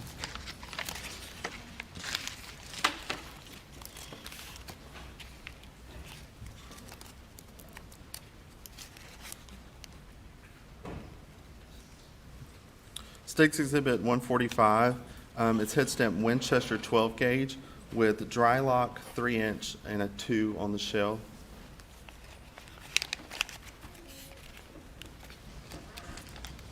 State's Exhibit 146 is head stamp Winchester 12 gauge. On the shell it says dry lock 3-inch number 2.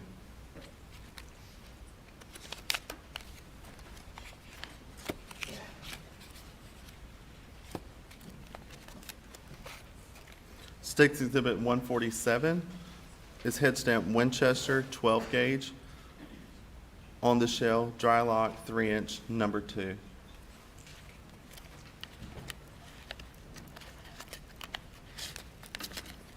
And State's Exhibit 149, head stamp Winchester 12 gauge. On the shell, dry lock 3-inch number 2. You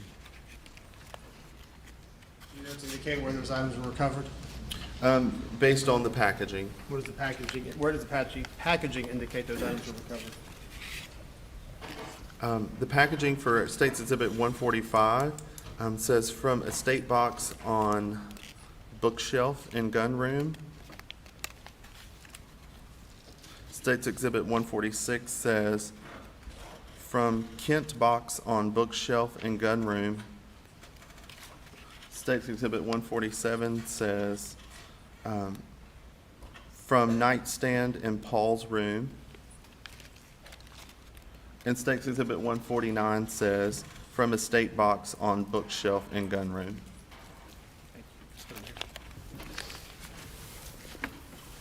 And hand you what's been marked and identified as State's Exhibit 33, slide item 10. Where was that located?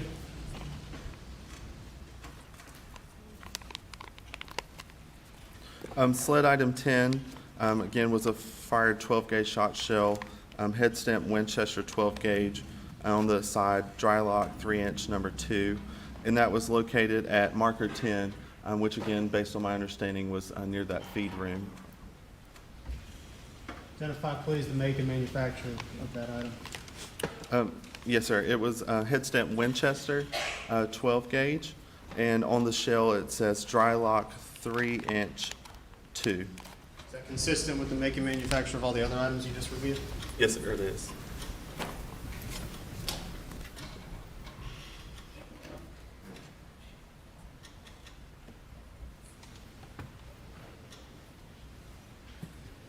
Are those all the items you just reviewed, Mr. Greer? Yes, sir.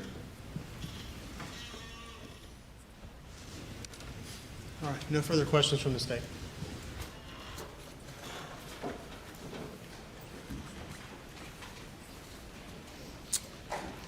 We'll take a few minutes break, ladies and gentlemen. Do not discuss the case.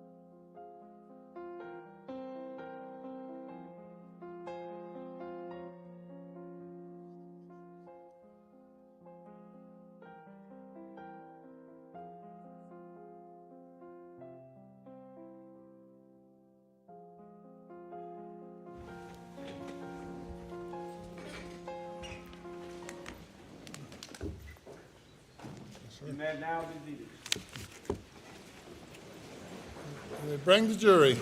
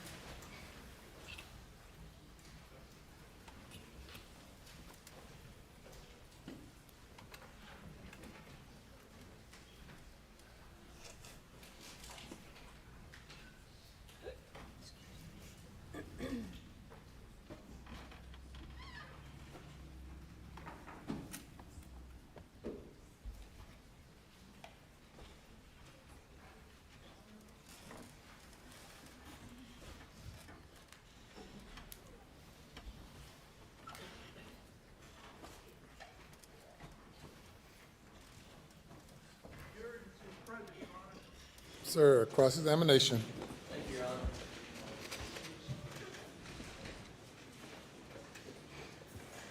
Good afternoon, Agent Greer. Good afternoon.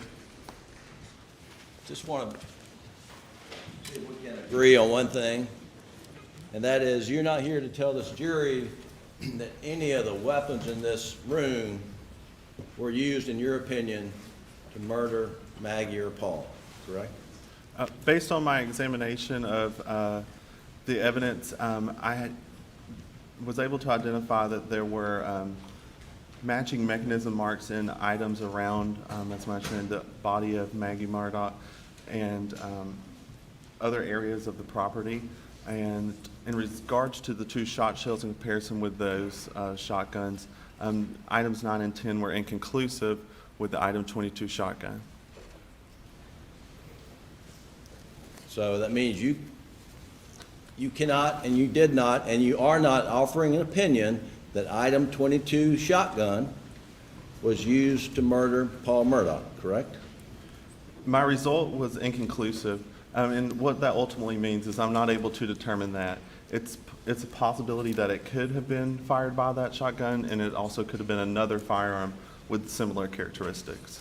Meaning it's just equally possible it wasn't that gun. That's possible. And this 300 blackout. We know 300 blackout was used to murder Maggie Murdaugh, correct? Based on the evidence that I received, I did have several projectiles that were 300 blackout caliber that were most consistent with that, as well as several cartridge cases that were head stamped that caliber. And you're not here to tell this jury, in your opinion, that this 300 blackouts laying on the floor here was used to murder Maggie Murdaugh, correct? The results of the comparisons of those cartridge cases, items 2 through 7, with test fires from that item 33 rifle were also inconclusive, meaning I was unable to determine if those cartridge cases were fired by item 33 or they've been fired by another firearm.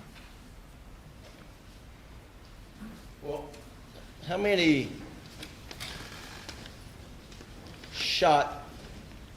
cartridges were found at the murder scene of 300 blackouts? Do you remember? Based on my understanding of the crime scene, I believe I was only submitted items 2 through 7, so that would be 6 fired 300 blackout caliber cartridge cases. And again, I was not at the scene to recover those. That's just what was submitted to me and based on my understanding of the evidence. Okay. I'm gonna stay on the 300 blackout for a moment, and I'm gonna show you what we marked as Defendant's Exhibit 69. Previous comment on that. Excuse me? Just what I previously. Yeah. And you have your file there, but take a look at Defendant 69 and tell us if you recognize that document as coming from your firearms file. Report, excuse me. Extended report.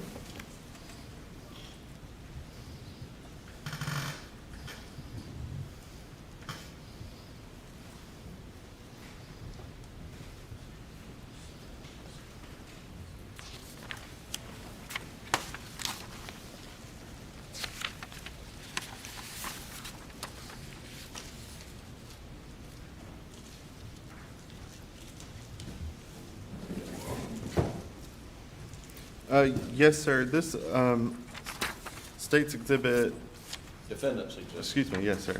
Defendant's Exhibit 69 does appear to be a copy of 2 pages from my case file. Thank you. Your Honor, we would move Defendant's Exhibit 69 in the evidence, I believe without objection. Without objection. It's admitted. Yeah. This is page number 67 and 68. We're going to pull it up on the screen. And while we're doing that, Agent Greer, is this your worksheet for the 300 blackout that's here in the courtroom and sled item 33, which bears State's Exhibit number 88? Yes, sir. That would be a copy of my worksheet for sled item 33. Okay.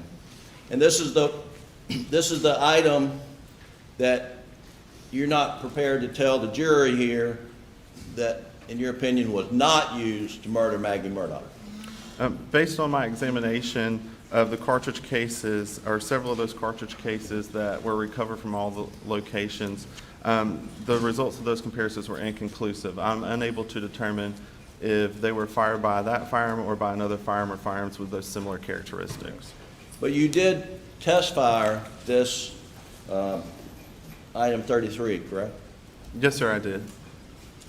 And on the second page of Exhibit 69, Doug, if you'll pull up the description of what happened, and if you'll tell the jury what problems you encountered when you test fired item 33, which is State's Exhibit 88. Yes, sir. During the test firing, I loaded the magazine with cartridges. That was sled item 34. And I inserted that into the magazine well of the sled item 33, the rifle. I chambered the first available cartridge into the firearm and fired it. That went as expected. The cartridge was fired. It extracted and ejected from that firearm properly. However, as that bolt was going back forward, I would have expected it to pick up the next available cartridge from the magazine. However, it didn't. And I had to manually cycle that bolt again to load the next available cartridge from the magazine. That issue did not prevent me from test firing it, and I was able to collect those test specimens that I needed. And no further analysis to determine the cause of that was conducted. So when you say you had to manually, it says as a firearm cycle, the next available cartridge in the magazine failed to feed in the chamber. So then you had to manually do it. How do you manually do it? Yes, sir. On the top of the firearm, there's a charging handle. I had to pull back on that charging handle, which in turn pulls that bolt backwards. And when I did that and released it, it was able to then go forward on its own and pick up the next cartridge from that magazine that was inserted into the firearm. Okay. And you had to do that every time you fired Exhibit 88, is that correct? Yes, sir, I believe so. During my test firing, I did have that phenomenon occur. So is it fair to say Exhibit 88, item 33, was malfunctioning when you tested it? It did not work as I expected it to. I would have expected it to fire and load that next cartridge as it should. However, when we're test firing these firearms, we're holding them in different weights because we're test firing them in a bullet recovery tank, which at the time was a vertical tank filled with water. So I had to hold it in kind of a strange position. But through all my test firing, I did have this situation occur.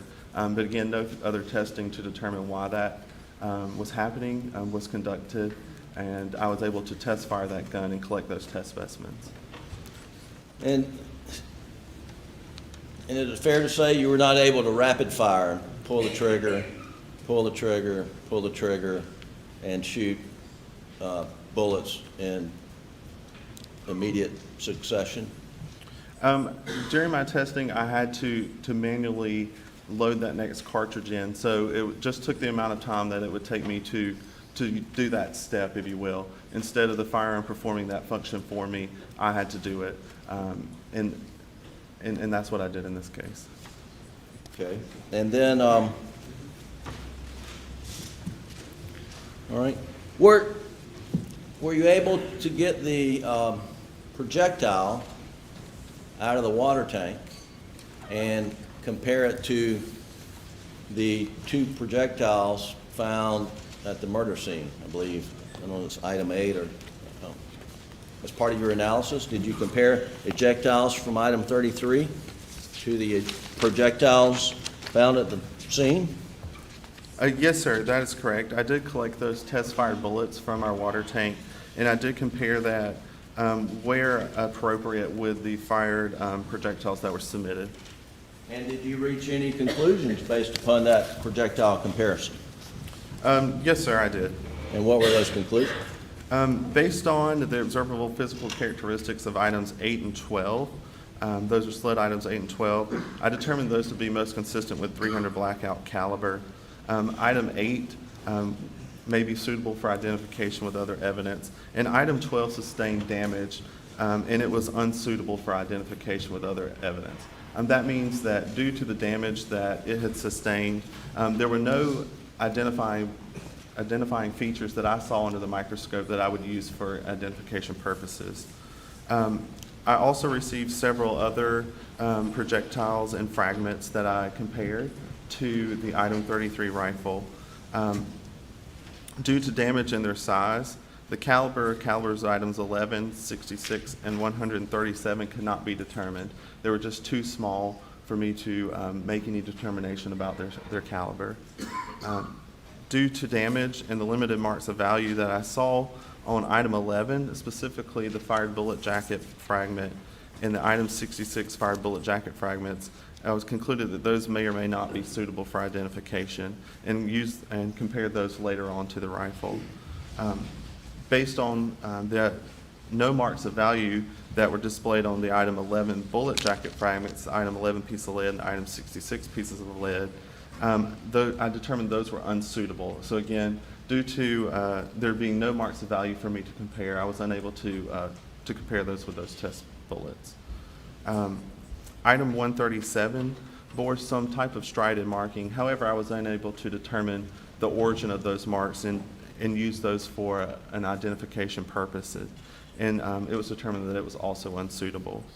Lastly, the 3 items that I did compare with those test specimens that fired from those rifle, which were item 8, the item 11 fired bullet jacket fragment, and the item 66 fired bullet jacket fragments, the results of those comparisons were also inconclusive with each other and with those test specimens, and that was due to damage and just insufficient markings for us to base our opinion on.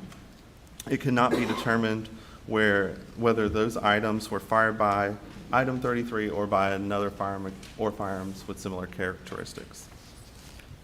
So Exhibit 250 is the projectile that was found by marker 8, I believe. Just confirm that for me, please.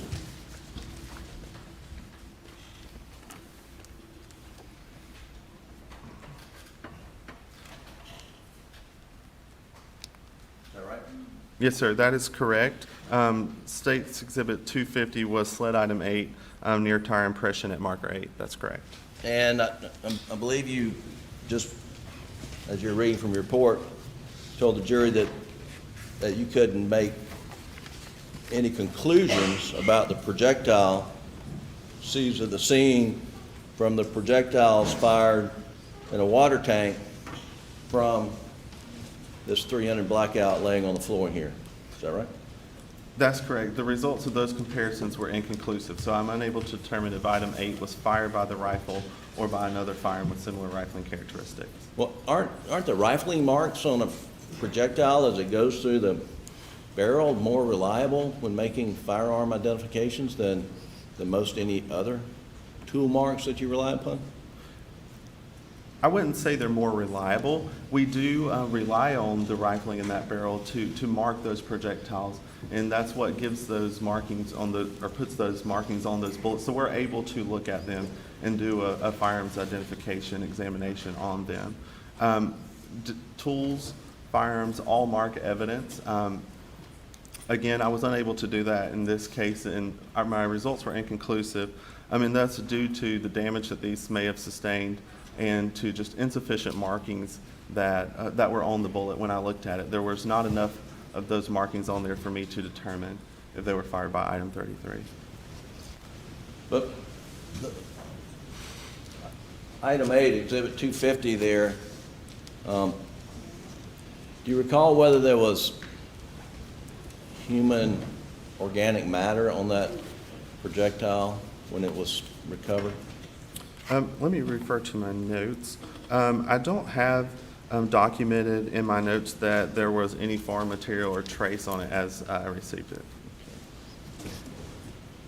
But we know that that projectile was recovered at the murder scene at marker 8. Is that right?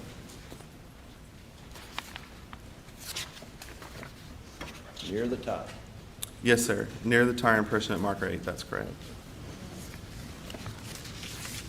And you made comparisons of of shell cartridges, the back end of the full bullet that were collected at the shooting house on the property at Moselle.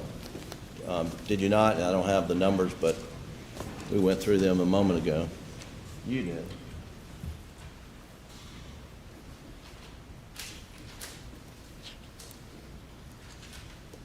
You remember? Well, let me ask you to take a look at the projectiles that were found. I believe they're items, well, no. They are items 108 through 125. I'm not sure what their state exhibit numbers are, but if you look at 108 through 125 in your report, those are spent .300 blackout caliber cartridge cases. Sled items 108 through 125 was determined all to be fired .300 blackout caliber cartridge cases. And in your report, it references left of shooting chair near field, right front corner, et cetera. Maybe you don't know, but or are you aware those were collected at a gun house at a firing range on the property? Yes, sir. And I'm going to back up. I misspoke earlier. It's 108 through 124 are the .300 blackout caliber cartridge cases. But based on my understanding of everything, yeah, there was some type of shooting field or stand that I believe those were collected from, and that kind of seems to coincide with the item descriptions, which is what I'm familiar with. Okay, and were you aware that when you're sitting in the shooting house and you're target practicing, that there was a earthen berm that the shots were fired into? No, sir, I've never seen this area. Okay. Would it have been helpful to your analysis if investigators had dug out items from that earthen berm of the projectiles, such as what's sitting in front of you as State's Exhibit 250? We're able to look at bullets that are submitted. We don't have any type of restraint. It may have been helpful. Bullets, as we've seen here, come to us in all shapes and sizes due to their damage that they may have sustained. So I'm unable to really answer that question without seeing the evidence and determining if it would be helpful. Okay.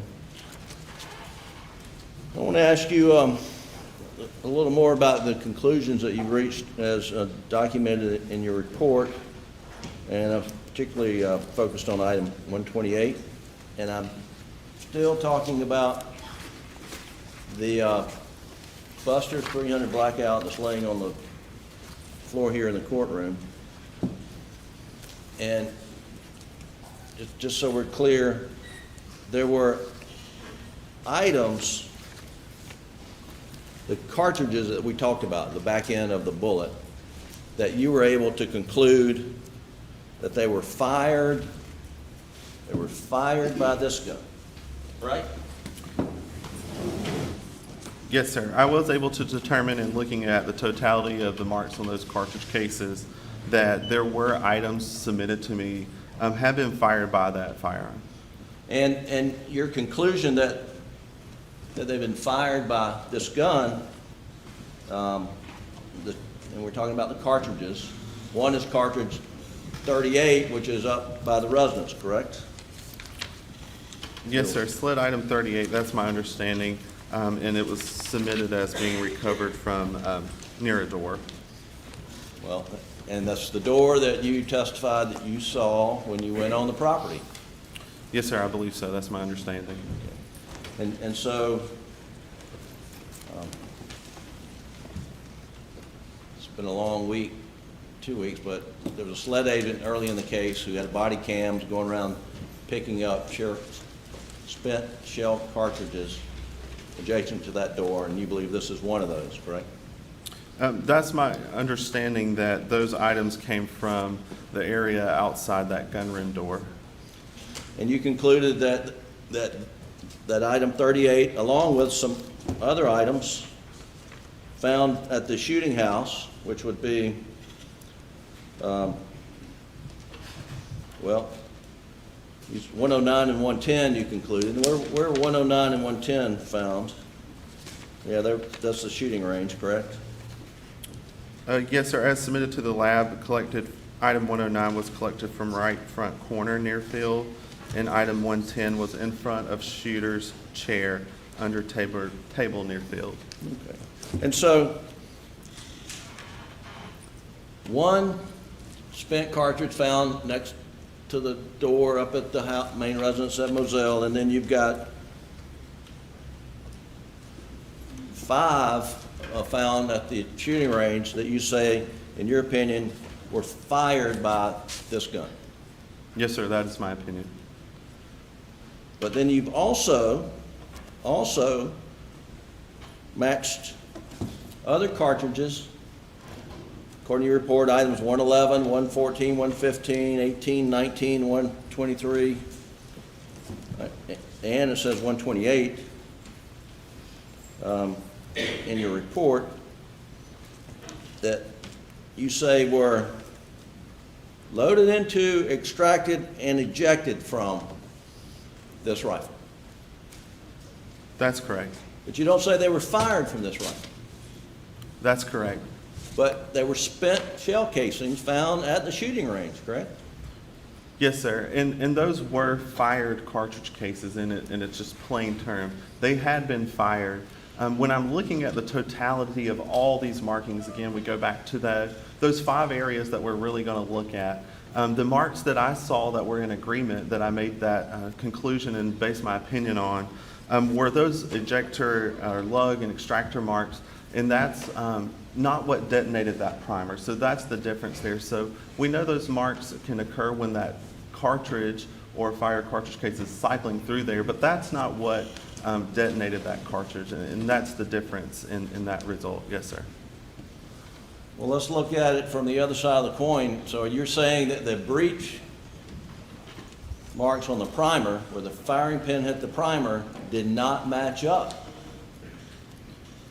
Item rifle 33, the breech marks on the firing pin didn't match up on these spent cartridges, 111, 114, 15, 118, 119, 123, 128. No, sir. When I did compare all of these cartridge cases to each other and with those test cartridge cases fired from it, those items, 111, 114, 115, 118, 119, 123, and 128, due to insufficient corresponding markings on those on that primer and in those breech face marks, I was unable to determine if they were all fired by item 33 or by another firearm or firearms with similar characteristics. I did examine those, and the results of those comparisons were inconclusive. So you're saying you didn't, you're not telling the jury they don't match, it's just you couldn't match them. They're inconclusive. My results of those comparisons were inconclusive, yes, sir. Okay. And then you also in your report reached the same, you conclude that it's inconclusive on whether item 33, State's Exhibit 88, are you saying it's inconclusive whether item 33, Exhibit 88, fired 2 through 7? That's correct. Are you saying it's inconclusive as to whether item 33, which is Exhibit States 88, at some point in time, loaded and ejected, extracted from item 33? I'm sorry, can you repeat the question? Well, we just talked about there's a difference between firing and then cycling and extracting. Yes, sir. Tool marks. Yes, sir. Did you look at State's Exhibit 88 to see if the extraction marks matched up to items 2 through 7? Based on the evidence that I received, I was able to determine that items 2 through 7 had those matching mechanism marks with items 35 through 37, 39, 108, 113, 116 through 117, and 122, to conclude that those items have been loaded into, extracted, and ejected from the same firearm at some previous time. But you can't identify the firearm, the gun. Correct. In terms of being fired by, I was able to determine that several items had been fired by that rifle, and the results of those comparisons with the other items led items 2 through 7, 35 through 37, 39, 108, 111 through 120, 122 through 124, and 128. Those comparisons with each other and those test cartridge cases fired by the item 33 rifle were inconclusive. And so, let's see if I can understand what you're talking about with regard to your conclusions on that items 2 through 7, which were shell casings found near Maggie's body, and other spent cartridges found around the Murdaugh house and at the shooting range. You conclude that they were loaded into, extracted, and ejected from the same firearm at some previous time. That's correct. And for those, I guess we have the same issue. You looked at the primer, the breech marks on the primer, and you couldn't make any conclusions on those, right? When I looked at the primer area where those breech face and firing pin impressions are, the results of including that in a fire-by result were inconclusive. And that is the results for items 2 through 7, and 35 through 37, 39, 108, 111 through 120, 122 through 124, and 128. And again, aren't the breech marks in the firing pin, aren't those more reliable than extractor marks when you're doing an analysis? During the marking of these specimens, if you will, through firing, the machining process to create those firearms, we see tool marks on fire cartridge cases and fire bullets from multiple different processes. I can't say that one's more reliable to mark than the other. It's all due to the machining process and also due to the individual wear and tear of that firearm through use of it in repetitive use or abuse of the firearm. That can also add to the markings in each of those locations that we're looking at, whether it be something from the breech face, from the firing pin, those extractors and ejectors, or even the rifling in the barrel. All of those variables can play into those markings and how we see those and how they reproduce on our evidence and how individual they are to each gun. Well, that does bring me to another point. Isn't your opinion based upon conclusion that every 300 blackout manufactured in the world, whether it's put together by John Bedingfield or mass assembled at Palmetto State Armory or anywhere in the world, that each one, when they cycle a bullet through and eject it, will produce its own unique, like no other in the world, its own unique tool mark? Isn't that what your opinion is based on? Again, during the manufacturing of these components. Is that a yes or no? I would like to explain it a little more. Your Honor, if can I get a possible. yes or no and then an explanation?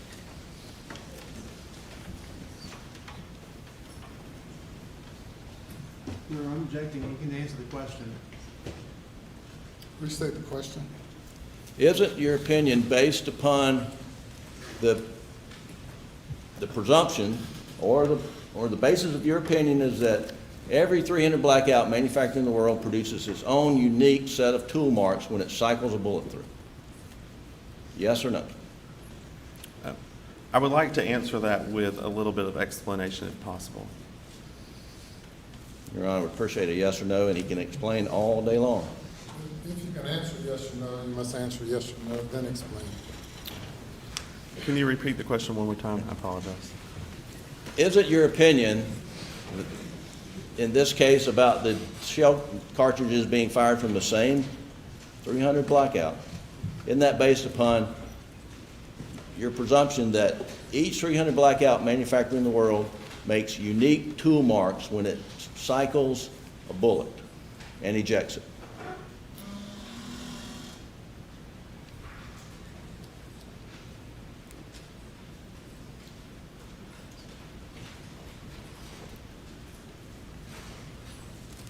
It's hard to say. I have not looked at every 300 blackout that's in the world, so it's hard to answer that question. But again, based on my knowledge of that process and how they're made, I'm able to support my answer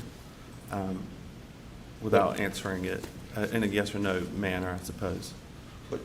But you're saying you found shells here, cartridges here, cartridges there, cartridges at the murder scene, and they all have not all the marks are identical, but enough marks are close enough to being identical. In your opinion, they were fired by one weapon in the world. It's my opinion that those had all been cycled through the same firearm at one point in time. Yes, sir. But not fired by the same firearm. No, sir. That's not what my conclusions say. As far as being fired by that firearm or by the same gun, those results are inconclusive. So that means that the markings on the breech, because they were all fired, they all have a fire pin hitting the primer, and you call that breech markings, correct? Yes, sir. Those are breech face markings that we would see on the primer. And there were dissimilarities between those where you couldn't reach a conclusion. That's correct. Those shared, again, those same class characteristics. So we compared those to each other.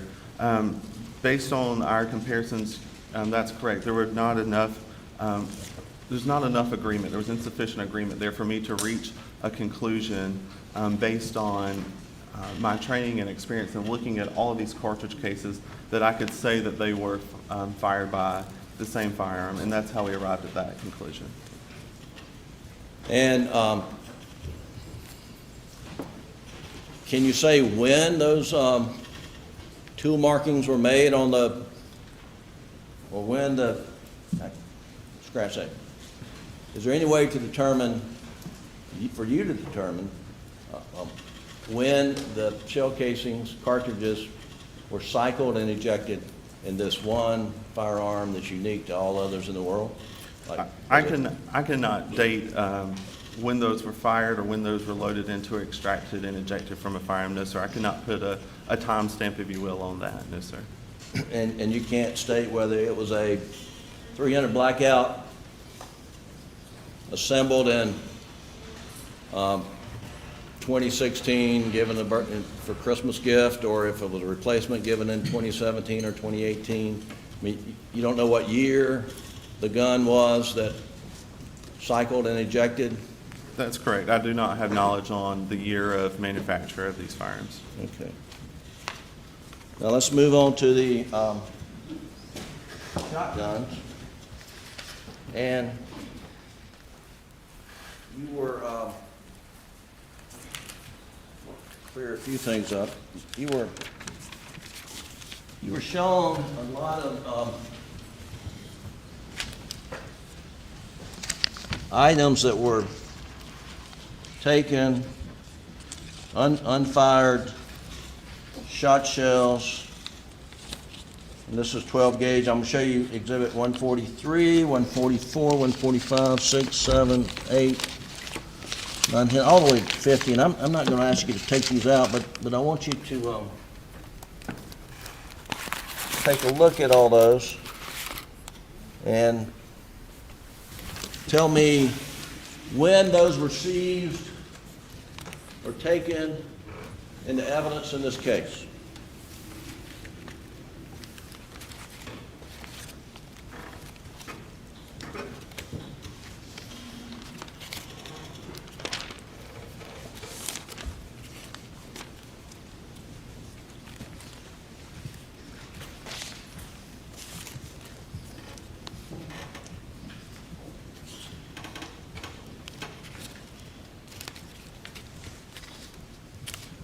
I do see a date on the packaging. Some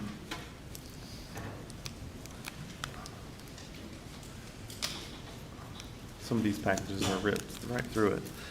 That states 9/13/21. Okay. And so you understand that is June, July, 3 months after these murders, correct? Yes, sir. That September 13th would be several months after the murders, yes, sir. And that those were seized at different places around the property? Yes, sir. According to the information here, it appears they were from different locations where they were collected from. Yes, sir. Okay. And I guess you don't know whether, I mean, the property of Moselle was open to Alec Murdaugh, I mean, from June till September, as far as you know, right? I have no knowledge of that, no, sir. And if he had the mind to, he could go out and remove every shotgun shell on the whole property, right? I have no knowledge of how the scene was maintained. Right. Well, it would appear that no one removed any shotgun shells since you have them there in your lap, right? It does appear that these were collected from these areas listed on the package on September 3rd, or I assume it's September 13 as it's dated and labeled by the person who collected these. Okay. I'm going to show you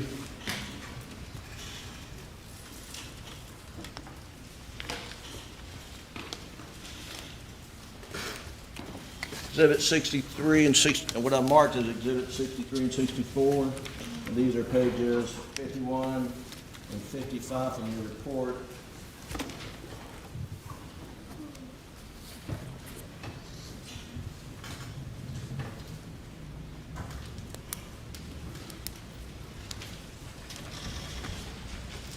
And will you just confirm this for me? 63, 64, pages 51 and 55 from your report.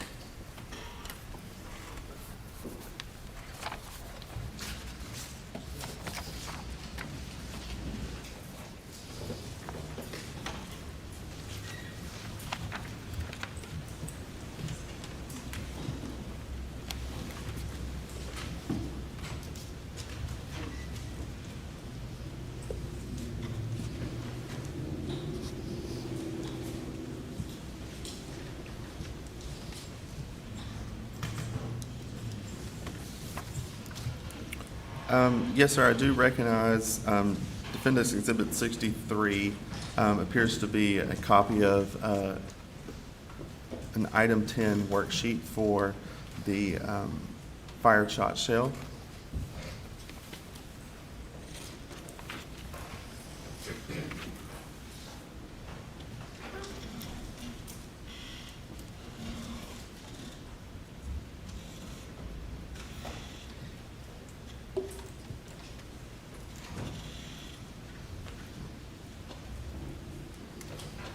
And Defendant's Exhibit 64 appears to be a copy of my worksheet for sled item 14, which were 24 birdshot pellets. Thank you. Your Honor, I'd like to introduce into evidence Defendants 63 and 64 at this time.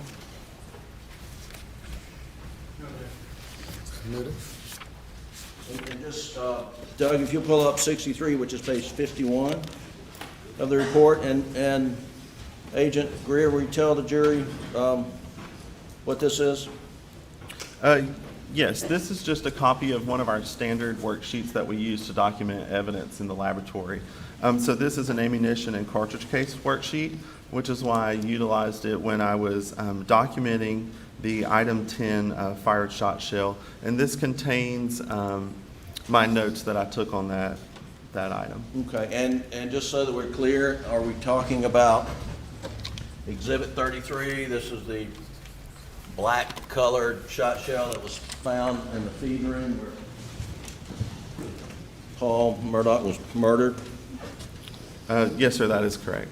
State Exhibit 33 is the item we're discussing. And you have a name under notes. It says on shot shell, it says, quote, dry lock 3-inch 2. You see that? Yes, sir, I do. You see that, Doug? Can you highlight that? Thank you. And again, the exhibit there, and that's what you're talking about, right? Yes, sir, that's correct. And number 2 is the size of the pellet? Yes, sir, that would refer to the size of the pellets or birdshot that was that we would believe to have been loaded into that cartridge, or that shot shell, excuse me. Okay. And then if you'll go to Exhibit 64, page 55, Doug, and it's 55 in your report, Agent Greer. And are these the pellets that were provided to you to analyze the number 2 size pellets? Yes, sir. Sled item 14, I determined to be 24 birdshot pellets, and those were listed as being from dog food storage room. Okay. And if you'll look at under the caliber, it says number 2, and it says steel. These were steel pellets, were they not? Based on my examination and based on my observation, yes, sir, they were magnetic, so that would provide that they had some steel in them, yes, sir. And birdshot can either be steel or lead, I suspect. Maybe there's a third kind. There can be multiple different metals used in making pellets. Lead is one, steel is one. There are also other metals that can be used in making pellets, yes, sir. Have you analyzed any of the Winchester dry locks that were seized in September of 2021 to see whether they're steel or lead? No, sir, I have not analyzed their contents. Okay. Now, here you've got Exhibit 64. You've got grain weight, and won't you explain what you're referring to? I guess I needed. I'm missing a page for that. So if you'll look at your page 54 in your file, because it says continued from Wade, and I guess that's on page 54. Is that right? No, sir, that's just referencing from the weight category that's kind of at the top portion of the page. Okay. I just continued my thoughts down below. Well, so help me out here. You say there's 5 pellets weighed 3.4 grams, and then 18 pellets only weighed 3.6 grams. How does that work? I weighed each of those pellets individually, and again, we're weighing in grains. And when I weighed those on our scale, that is what I documented. 5 of them weighed 3.4, and that should be a piece. 18 of them each weighed 3.6 grains, and 1 pellet weighed 3.8 grains. Okay. So the total of them altogether was approximately 86.4 grains. Great, thank you for explaining that. You also weighed the grains of the 300 blackout projectiles. And you don't have that in front of us right here, but did you not weigh the grains there? Yes, sir, I did. And if you got it, just tell us what they were. I have my notes here. I believe you said 147 grains. State's Exhibit 50, which is your item 8 on your report. Yes, sir. When I weighed sled item 8, which was 1 fired bullet, it was approximately 147.4 grains. And are you familiar with how 300 blackout ammunition is sold, what weight classes there are? I don't know all of the different weights that are within that caliber, no, sir. Do you know there's like a subsonic and then supersonic? Again, I don't know everything about that caliber. There are various weights that bullets are sold in for each caliber, so I would not be surprised at other grain weights, but I don't know all of them off the top of my head today. So as far as you know, the only weight you could ever get is 147 grains, right? When I weighed these items, item 8 and item 12, they weighed approximately 147.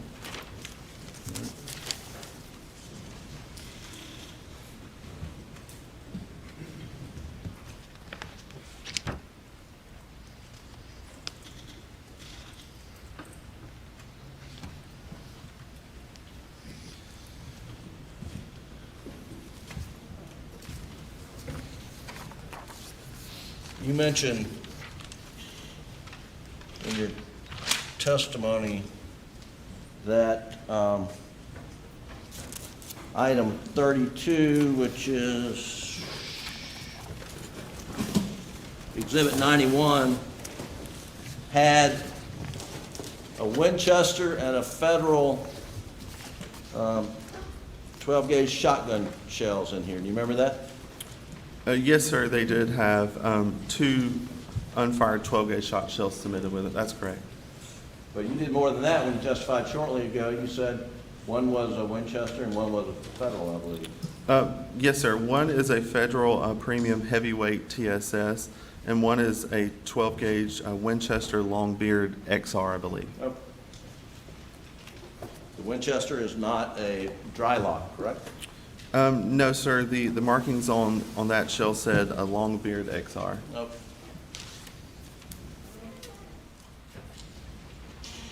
And the Winchester found in the murder scene is a dry lock, correct? The item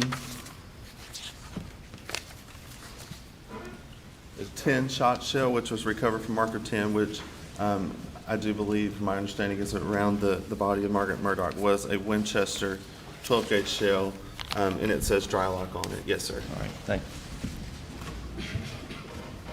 And then item 22, which is the gun that Murdaugh came down, was holding or was leaning up against his Suburban when Deputy Daniel Green arrived. That was, do you understand, loaded with a 12-gauge and a 16-gauge shell, correct? When I received it, it was unloaded, but I did receive a 12-gauge shell and a 16-gauge shell. That's correct. And if you fire a 16-gauge shell and a 12-gauge shotgun, what's likely to happen? That's something that I have not done, so I'm unable to answer that question. Is it dangerous to do such a thing? As a firearms examiner, I would recommend shooting the ammo that your firearm is chambered for. I can't predict what would happen if you shot that shot shell or attempted to. All right.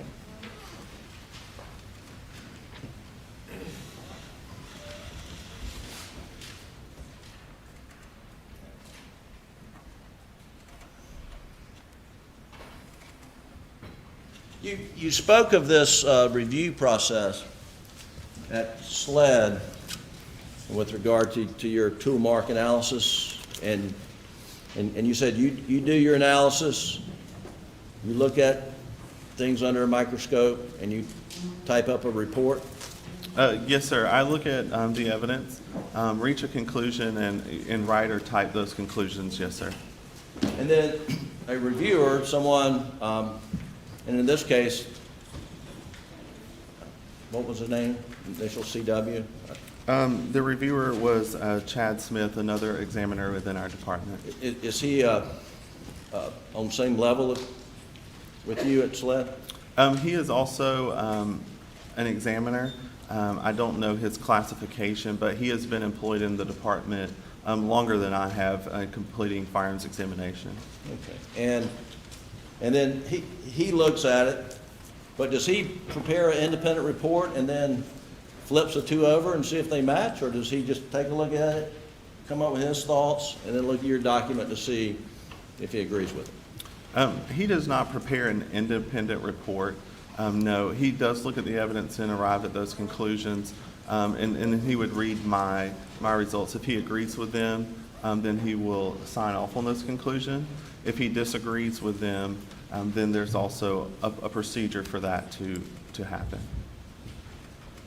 Now, you mentioned that in order to make an identification or a match, or you have to have a certain number of similar, or is it similar or identical characteristics?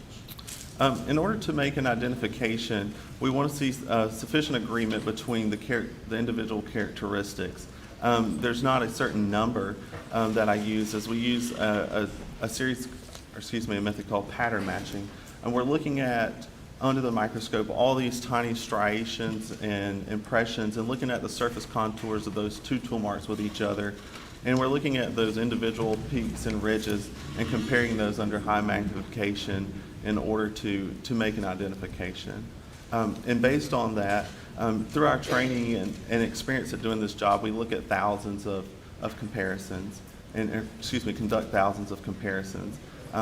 During that time, we look at things that match each other that we know have been fired from the same gun or made by the same tool, and we look at things that have been fired by separate guns and see if there's any agreement or disagreement. And we look at thousands of these cartridge cases and bullets and tool marks in order to learn what that sufficient agreement is to make our identification. Okay, and you gave this jury an analogy like a ladder, and that you have to get up so many steps as you reach. The first step, I guess, would be rifle or shotgun, right? And then the second step would be caliber of rifle, if we're talking about a rifle, and then you keep going up the ladder. Yes, sir. Yes, sir. We're going to look at those class characteristics. So we're going to determine if, if they're the same caliber, do they share the same rifling specifications if they're a fired bullet? If they are, then we can compare those. If, for instance, if a bullet has 5 lance and groove and it's going to the right, and we compare that to another bullet that has 6 lance and grooves and it's going to the left, then we know those did not come out the same barrel, so there's no need to do any type of comparison there. However, if we look at 2 that have those same lance and grooves, those 5 lance and grooves, and they're all going to the right, they're the same caliber, then we'll go up that ladder, if you will, and compare those individual characteristics to see if they were fired by the same firearm or not. Tell this jury how many steps of that ladder you have to go up before you can make an identification. As far as making an identification, it's based on the marks that what we see under the microscope. When we're looking at all of these marks, we want to see that sufficient agreement. Again, we want to see enough agreement so that what is there is better than any agreement that we've seen in tool marks that have been created by different tools.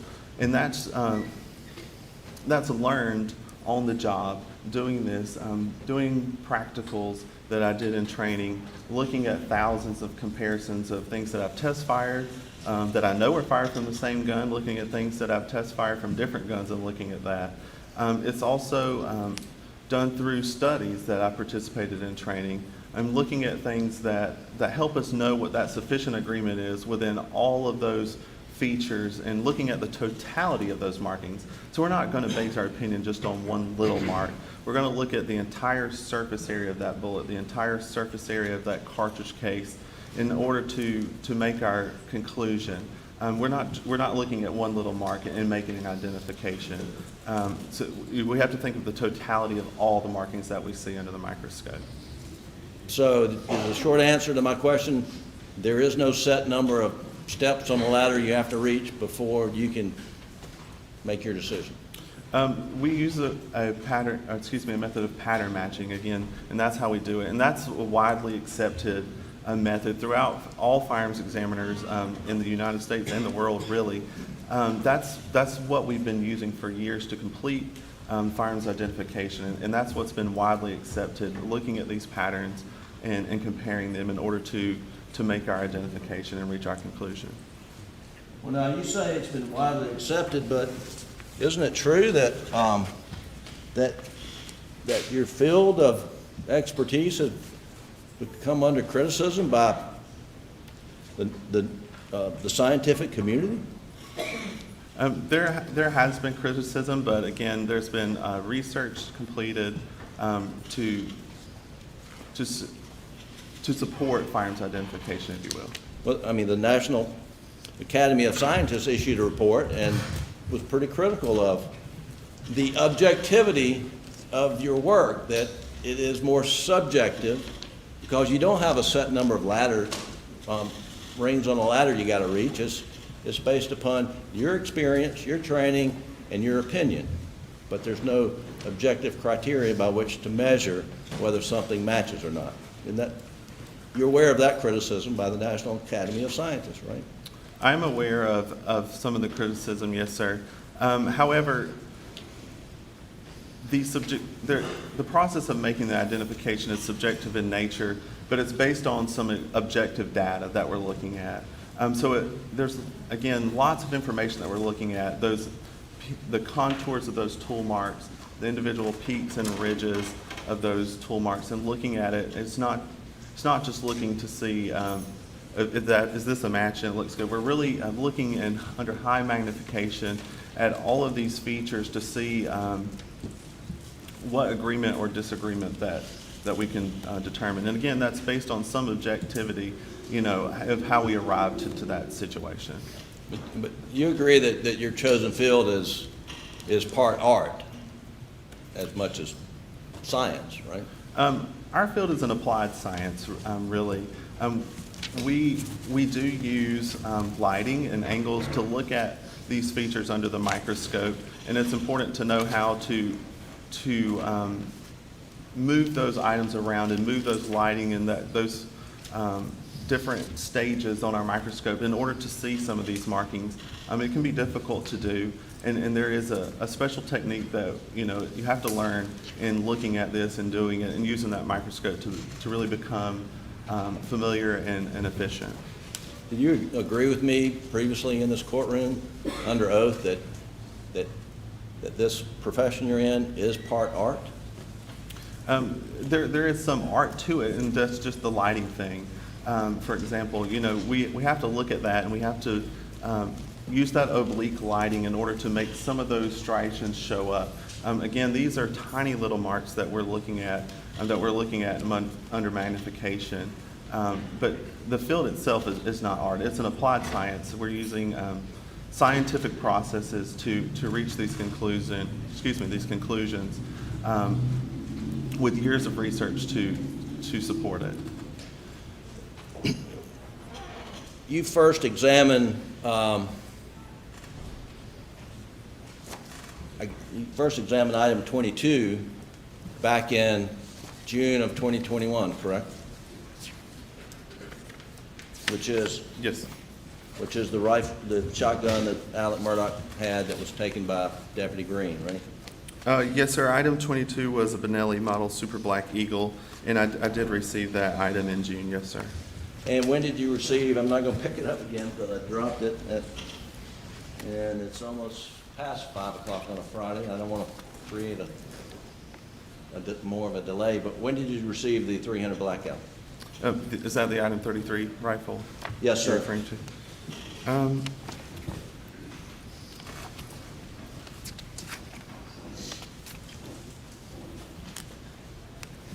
I received item 33, which was inside sled container K on June 10th. And when did you issue your preliminary opinions on item 33 and item 22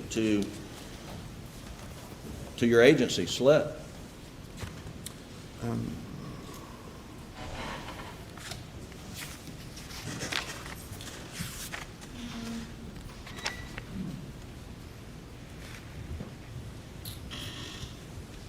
I released some results to our agents and investigators on June 10th. Yes, sir. Are you aware after June 10th that SLED dive teams have been going out in Colleton County, diving the waters, trying to find murder weapons? I'm not aware of what all our dive teams were doing. No, sir. Well, you certainly didn't report to the folks who were relying on your work that we found the murder weapons, did you? I'm sorry, can you repeat that? You didn't report to the folks at SLED who rely upon your analysis that, hey, Eureka, we got the murder weapons. No, sir, that's not what I reported. And you've never received any projectiles from the shooting range at Moselle to compare to... Objection, Your Honor, asked and answered. I haven't asked my question yet. Have you ever received any projectiles from the shooting range at Moselle to compare to the projectile item number 8? Object. It's been asked and answered. Possibly, but you can answer it again. Yes, sir. If you've answered it before. Based on my understanding of the scene, I do not believe I received any projectiles from that shooting area.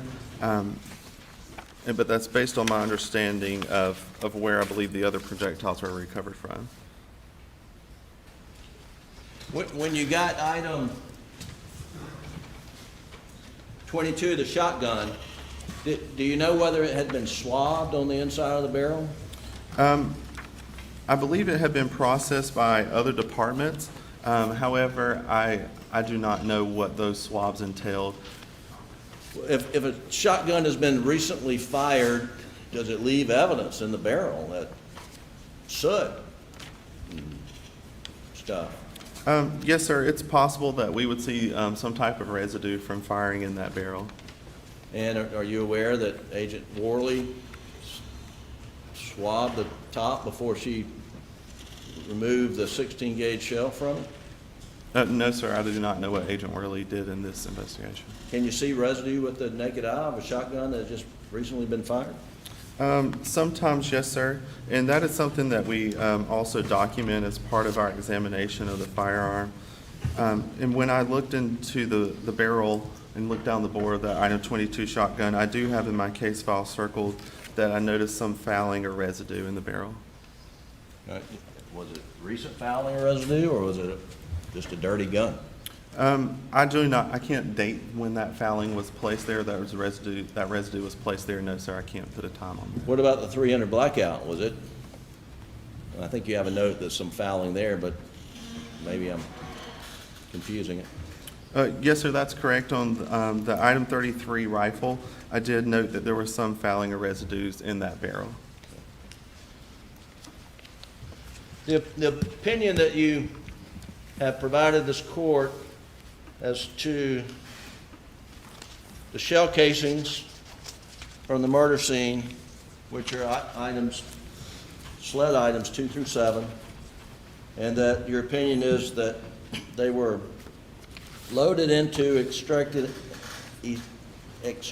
and ejected from the same firearm at some previous time with items 35 through 37, 39, 108, 113, 116, 17, and 122, and those are shell casings that were found around the house and at the shooting range.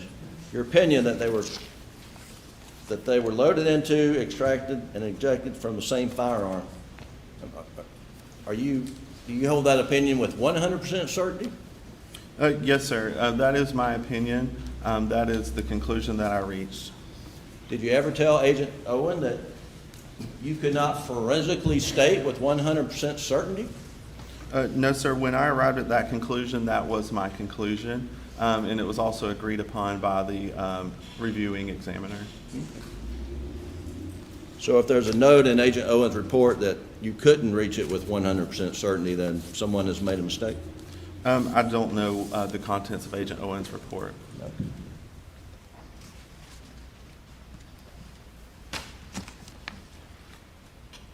That's all I have, Your Honor. Any redirect? Yes, Your Honor. Allow me to ask a few questions.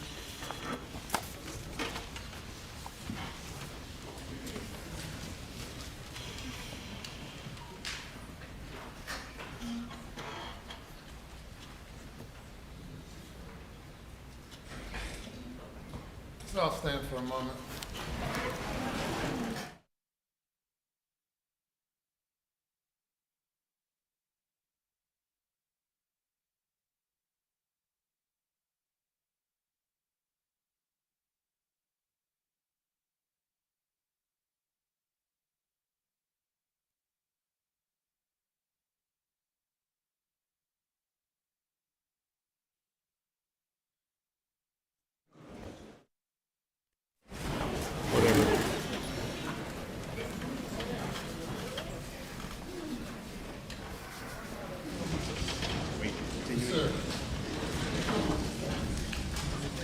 Mr. Greer, I'm handing you what's been marked as State's Exhibit 400. Could you kindly review that very, very quickly and let me know if you're familiar with what it is?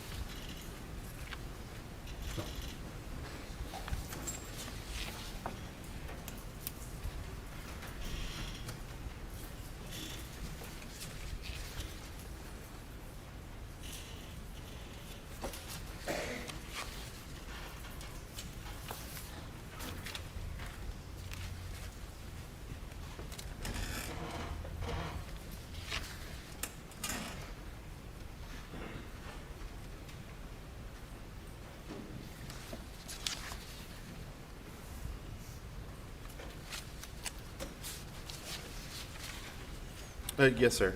What is it? This appears to be a copy of my report. It's an accurate, complete copy of your report? Yes, sir, it does appear to be. All the things we just discussed today? Yes, sir. State would move to admit item State's Exhibit 400, I believe it ought to be. Admit it. Mr. Greer, please, because some of the questions concerned your field. Please tell us, how long has firearms identification and tool mark identification, how long has it been around? In its current form, I would say the early 1900s is when this really became popular, and firearms identification was born with several important cases. It was as early as the 1900s that they started looking at this evidence and looking at those individual characteristics through microscopy. So ever since that time, it's just evolved and grew with further research and support, advances in technology, and but it's been around for several years. And are you familiar with any studies that were done utilizing what would be called consecutive barrels? Yes, sir. Firearms? Explain to us what a consecutive barrel study would be and what's done in those. Sure. When we're looking at those characteristics under the microscope that were imparted onto a fired bullet or a cartridge case, we're looking at all those tiny little features. A consecutively manufactured study takes into the account of the manufacturing process. So all those marks, as we discussed, are coming from that gun being produced by a manufacturer. Metal scraping and removing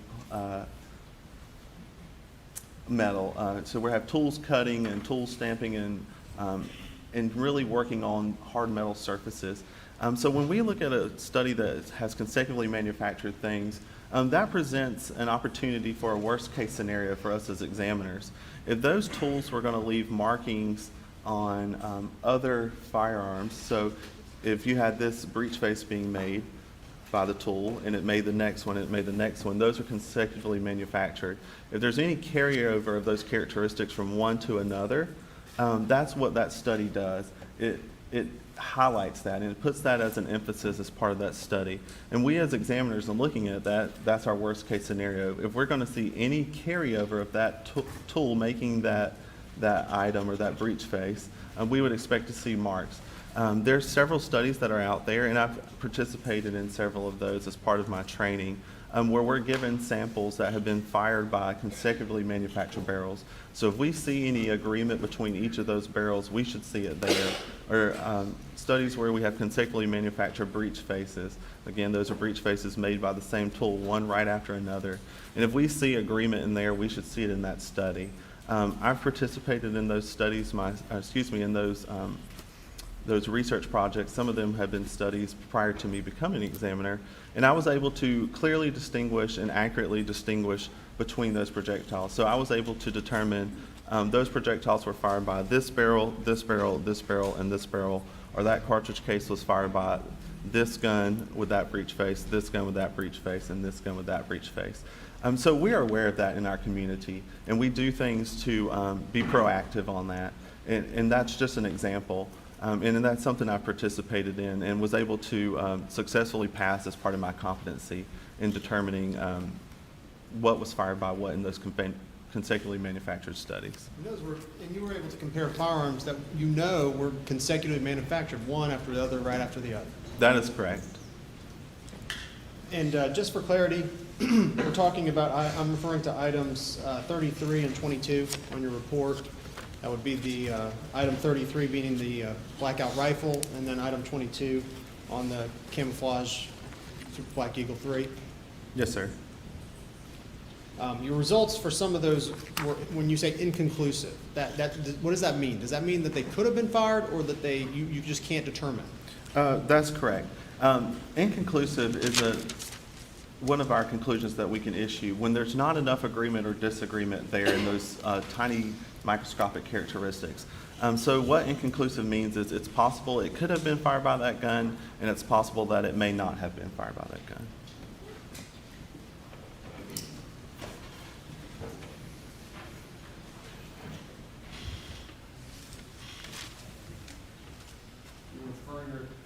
Attention to states, to your item number 165, States Exhibit 147. Remind us again what that item is.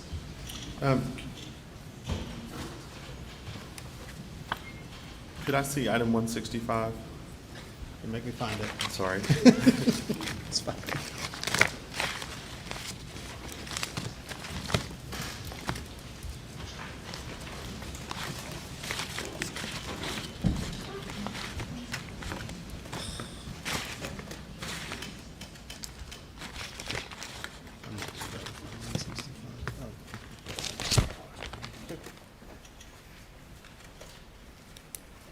Would you be able to find it in your report if you have it? No, sir. I'm not sure that I would be able to find it.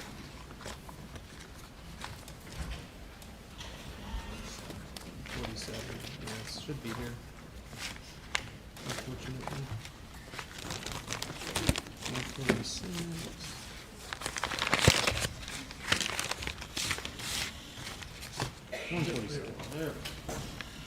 All right, I'm handing you what's been entered into evidence in States 147. That would be slide item 165. Yes, sir. Did you identify what it is again and where it was located when it was found, more importantly?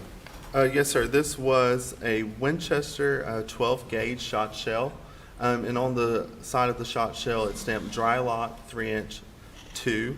On the packaging for State's Exhibit 147, it says from nightstand in Paul's room.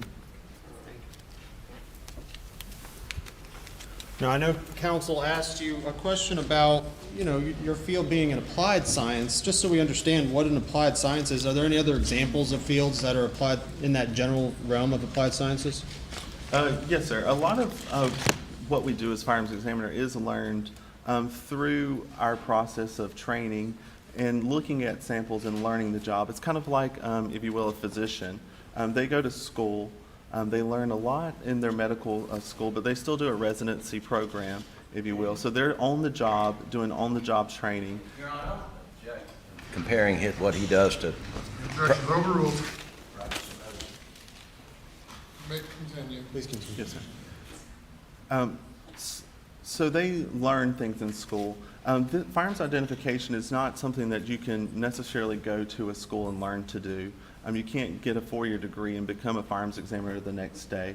There are universities across the nation that have firearms identification as part of their firearms program, and they're teaching that component. But in order to achieve your competency at this, you need on-the-job training. You need the experience in looking at these samples and knowing how to evaluate the markings that we're looking at on these ammunition components. Lastly, Agent Greer, Mr. Greer, I'm going to refer you to State's Exhibit 400. I'm going to put that on the screen.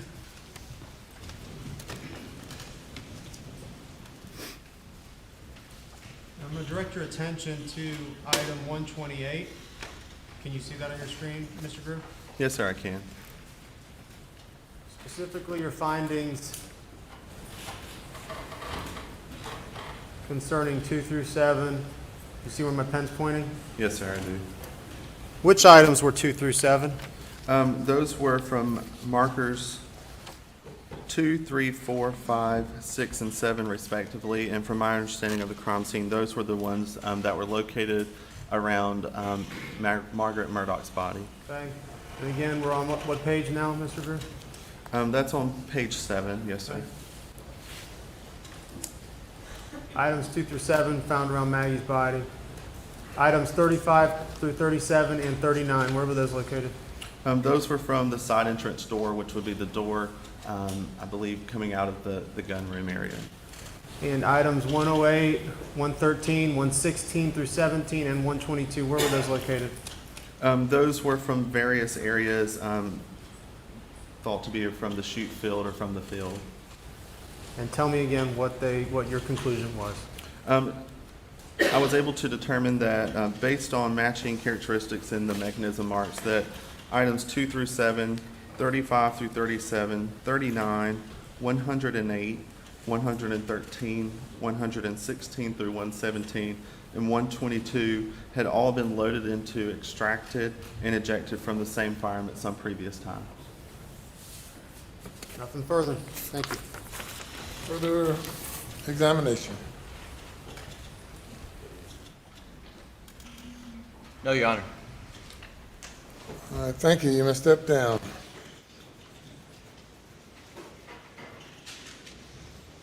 And while he's preparing to step down, ladies and gentlemen, we will recess for the remainder of the day and the weekend, and we'll need you back at 11:30 on Monday morning, 11:30. Please do not discuss the case.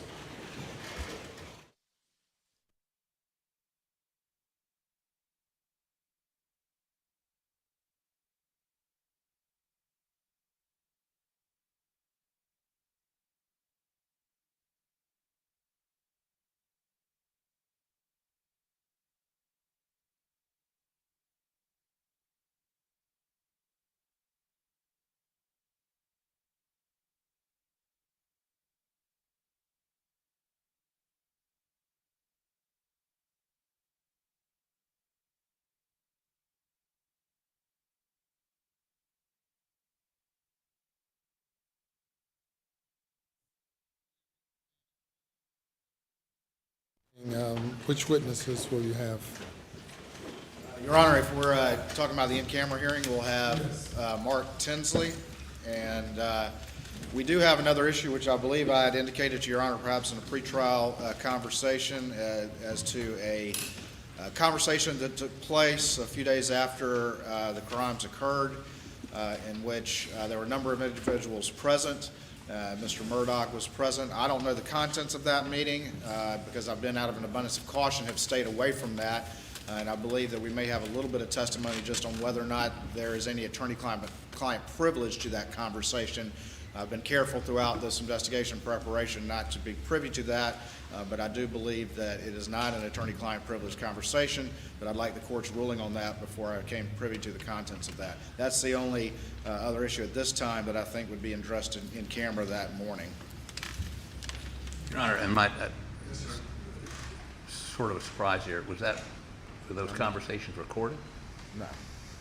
And I mentioned this in our pre-trial.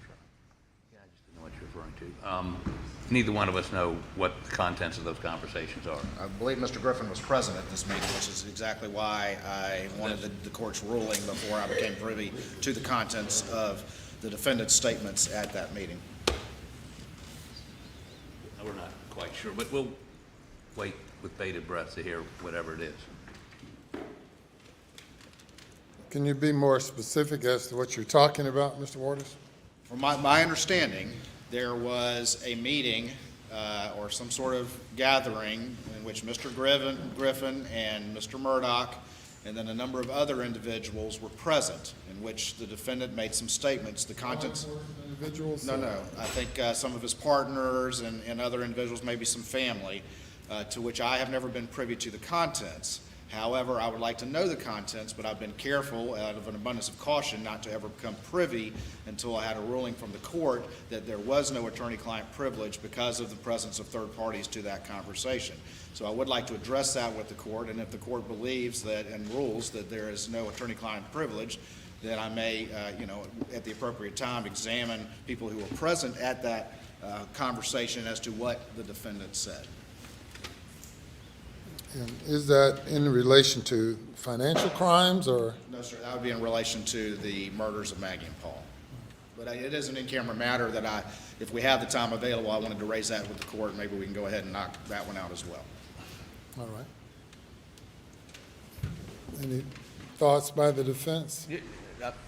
Your Honor, what he's referring to is, it was on Thursday, June the 10th, when SLED came to John Marvin Murdaugh's hunting property to interview Alec, to interview John Marvin Murdaugh, Randy Murdaugh, Buster Murdaugh, and I was there to represent Alec for purposes of that. Before SLED got there, we were all in the house. I have no idea what beyond that he's talking about. I mean, what was supposedly said or heard, or I have no idea, but beyond that. I don't know of any conversations that he's trying to find the substance of and who he's going to get them from. And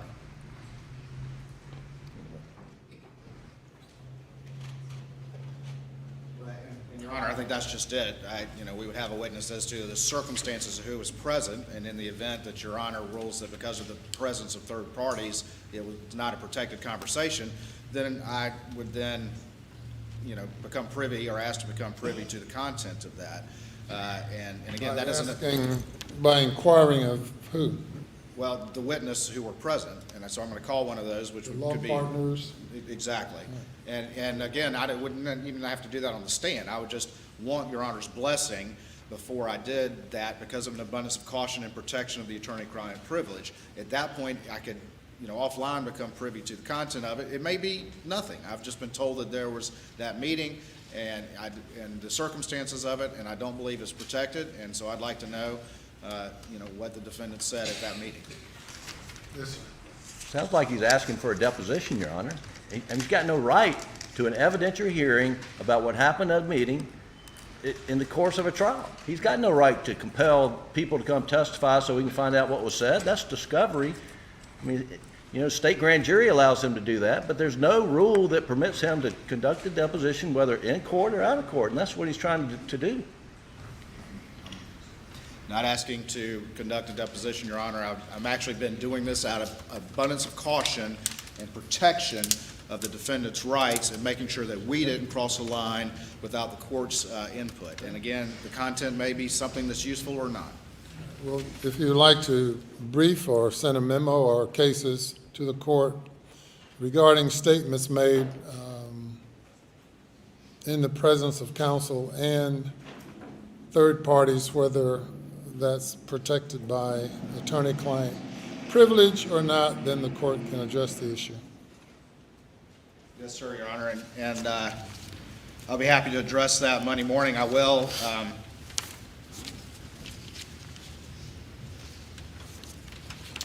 I do have a case, Marshall v. Marshall, 320 Southeastern 2nd 44, which just generally, of course, states the rule that if attorney-client privilege communications are related in the presence of third parties, then the protection is lost. And I can go ahead and hand that one up to Your Honor. And I certainly be prepared to address that in any greater detail Monday morning. Looking at this case, and obviously, if we prepare additional ones over the week, I'll provide those to Your Honor. Anything further? Nothing from the state, Your Honor. Nothing from the defense, Your Honor. All right, we'll be in recess till 9:30. All right.